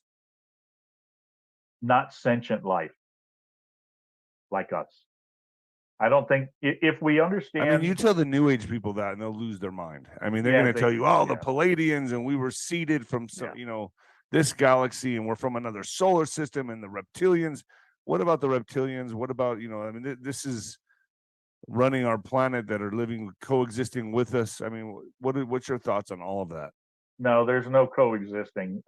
What they're thinking is, there's possibly physical creatures here living with us. A lot of the UFO community believes in the idea of hybrids, like from Dr. David Jacobs' studies. We're not dealing with hybrids. The idea of a hybrid goes completely against everything that God speaks of on creation and, and it goes against science even. I mean, we can't even take, a cat and a bird and make, some kind of creature that flies, the mix of the two. Why is that? And it never will happen, because God in the beginning said everything was created after its kind. And he made sure that none of those kinds could be crossed. So the idea that these beings are making hybrids with humans falls into that same thing. We're not of the same kind. So to think that these hybrids can be made biologically with a mix of something that's spiritual or extra dimensional and us as physical, excuse me, but that's science fiction. That's not science. Well, I've heard that, and I can kind of believe this, that these spirits are fallen, these entities are fallen, and what they're trying to do with these abductions is retain a soul, trying to mix human DNA with their DNA to get a soul. They're trying to. Yeah, but they have no DNA. This is a spiritual entity. So what you're saying, this is all, wow, okay. I think I get what you're saying. So when this is not even happening. This whole, what about people that find things? Okay, what about this? People that have tracking devices on them. I know they call them. Yeah, they call them tracking devices. But they're objects. They're like shards, or like metallic devices that are put inside them for. Well, okay, so how do you explain that? Well, they think they're put inside of them because they got no other idea. Let me tell you something about how simple this thinking really needs to be done. And I take it back to my training with MUFON on simple is the best answer. And not to jump the most exaggerating ideas, to get an answer. You got to go with the most simple that fits it. I had surgery on this finger years ago. Had to go into immediate surgery from work, and they removed a sliver of fiberglass out of my finger. Couldn't pull it out because it's barbed. They had to cut the finger and pull it straight out.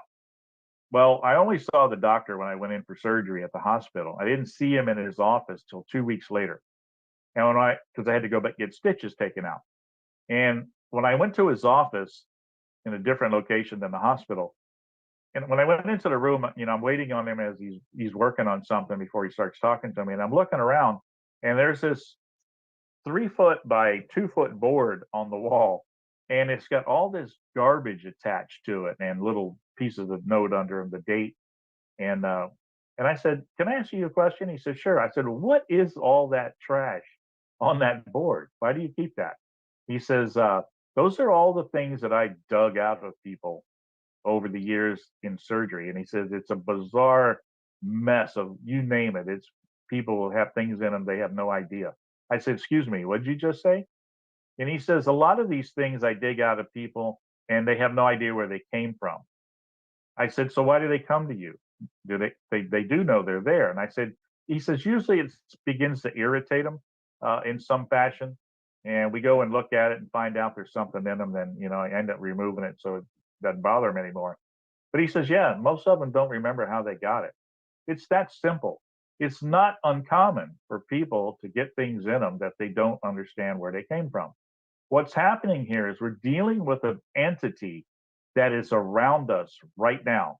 They're sitting next to me, they're sitting next to you, and they're sitting next to every one of your listeners and followers out there. They are in a realm that's adjacent to us. That's a natural thing for them to be. They see everything that happens to us. They know everything that happens to us, even things that we don't remember. And if you're an experiencer and they're deceiving you, they will use that information that even you don't remember against you to perpetrate this delusion. Are you familiar with Charles Hall? Yeah. With the tall whites? Yeah. He said he was out, I think, in the desert of Nevada, and they would land and they had children and they were tall whites and they would grow to a certain height. And then the way they would die was because their organs couldn't hold up for their growth or something like that matter. The taller they were was the older they were, right?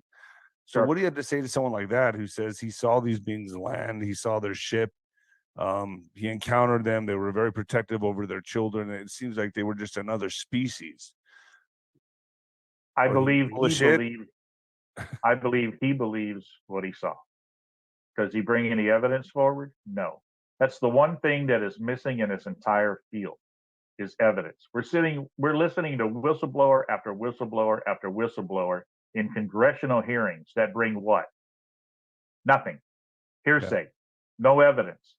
The one thing I can bring to this field that nobody else is offering is evidence.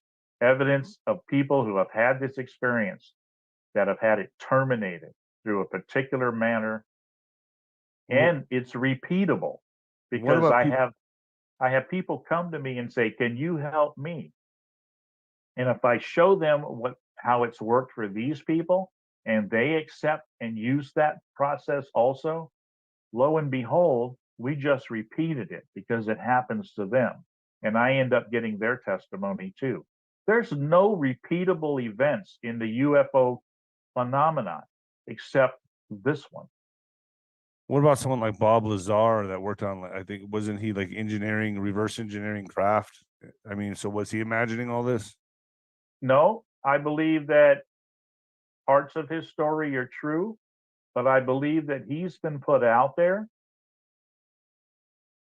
to perpetrate this delusion by forces that are trying to keep this on a different side. I think, in other words, he's part of the psyop, basically. Yeah, I think David Grush is the same. He's just the new Bob Lazar. What about someone like Stephen Greer, Dr. Stephen Greer? Oh, geez. Sorry about that. He's done some great work in getting us through this disclosure process. But at the same time, he's selling a product that he's marketing, which is this app that he calls it CE5, where you can use these tones in a meditative state to contact these entities. That sounds dangerous to me. In a meditative state? What are we talking about? Doesn't he have like field trips? Doesn't he take people on trips to go and summon these UFOs? Yeah, right? Big money. And one of the first ones that I caught him on that made me really question what he was up to is he brought him to Florida, on a beach in Florida, and these lights started showing up out over the water. I can't tell you how many cases I worked on as a state section director here in Brevard County, where the Space Center is located for MUFON, where those same cases is what people were seeing. And then what I found out is that they were flares being used for simulated bombing runs by the Air Force and the Navy out over the water. Wow. So did he know where this was happening? Maybe. What about cattle mutilations? Do you have an explanation for that? How do we explain that? I would keep that on the most simple observation. if you look at a map of all of the places where cattle mutilations are happening, the epicenter is around the Four Corners states in our Midwest, Nevada, Utah, New Mexico, Utah, Arizona, right around there. If you look at from there where the epicenter of all the big hits are, and then it starts to, get less and less and less and less, and it stretches all the way across, the country. And then I got to looking at that and I said, there's a definite pattern here for some reason. Something happened here in this epicenter near Farmington area in New Mexico that I had to look into. I said, why is this more concentrated here? And then it spreads out. And then I started looking real deep and I found this information and it's public information, but it took some digging. 1965, Project Gas Buggy by the Army. Project Gas Buggy was an idea, concept for the use of underground atomic detonation to frack the ground for oil. And it was done near Farmington, New Mexico. That's right up the road from me.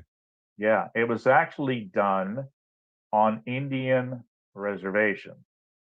So what's been happening all these years is they believe that there could be a possible leak of radiation from the underground blast over time.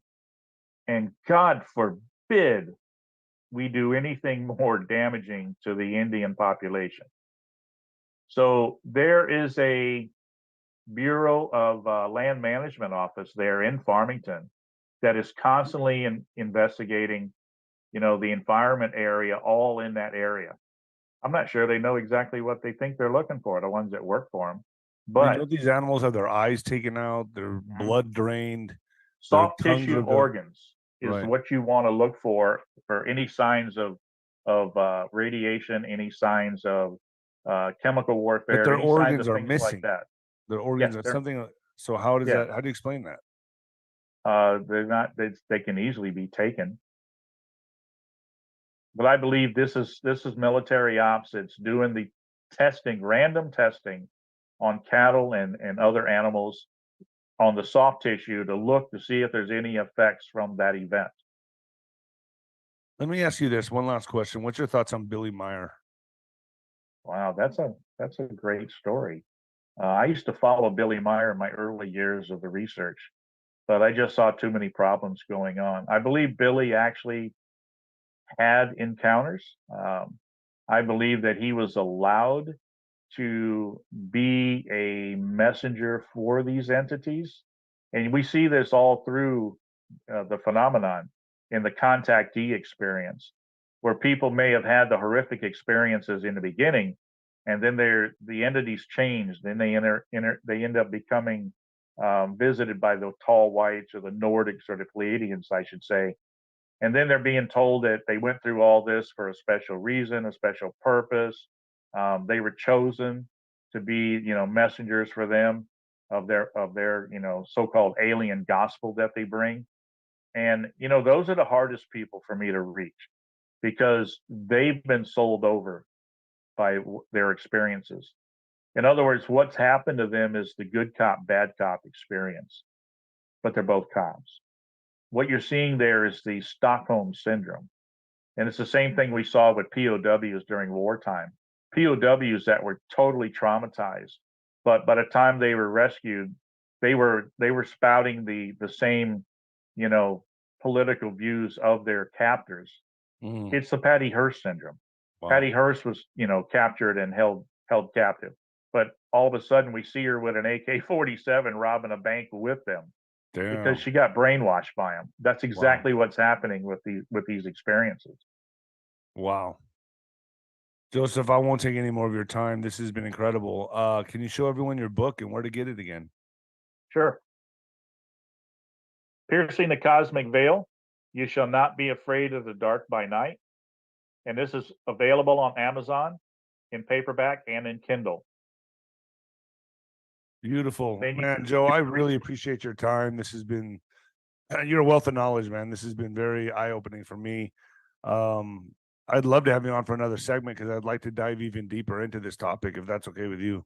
Sure. There's so much more. I mean, yeah, there's so much to uncover here. I want to talk about the, NASA, what your thoughts are on NASA, and I want to talk about the coming alien card that they're going to play. Sure. Would that be okay with you? Oh, I'd love to. You want to do that now? No, well, I have another Yeah. guest right now. Let's do Sure. that on part 2. Is that all right? Sure, I'd love to. I really want to know what your thoughts are on NASA. I mean, I really Okay. want to get into that. Okay. Thank you, Joe, very much. Thank you, Nino, for being courageous enough to bring this forward. Absolutely. No problem on my end. Take care of yourself. Thank you.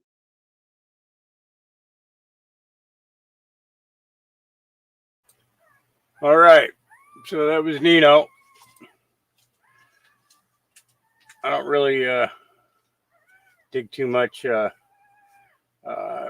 his stuff anymore, just because of the fact that almost everything is behind a paywall now. So I kind of don't want to deal with that, So, all right. Well, I got you guys through until 5 a.m. I'm gonna try and get a couple hours of sleep now. I've been up all night, so I will catch you guys tomorrow. I might be doing something in the afternoon. And for those of you that missed the beginning of this podcast, you might want to go back and watch the beginning of it. Did a interesting interview with between Space Shot and the Ghost. That's up on here. And I will catch you guys probably later today. Diamond Lil should be coming on pretty soon to do her morning. Actually, I should check and see. She might be alive now. Let me look here. Give it a spin here. No, not yet. But she'll be doing her prayer group this morning. So keep an eye out for her. Diamond Lil, that is. Those of you that don't know her channel, I'm sure somebody will drop the link in the chat for you. But yeah, it's been a night.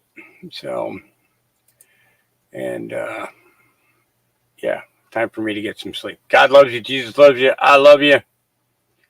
We will see you later. Peace.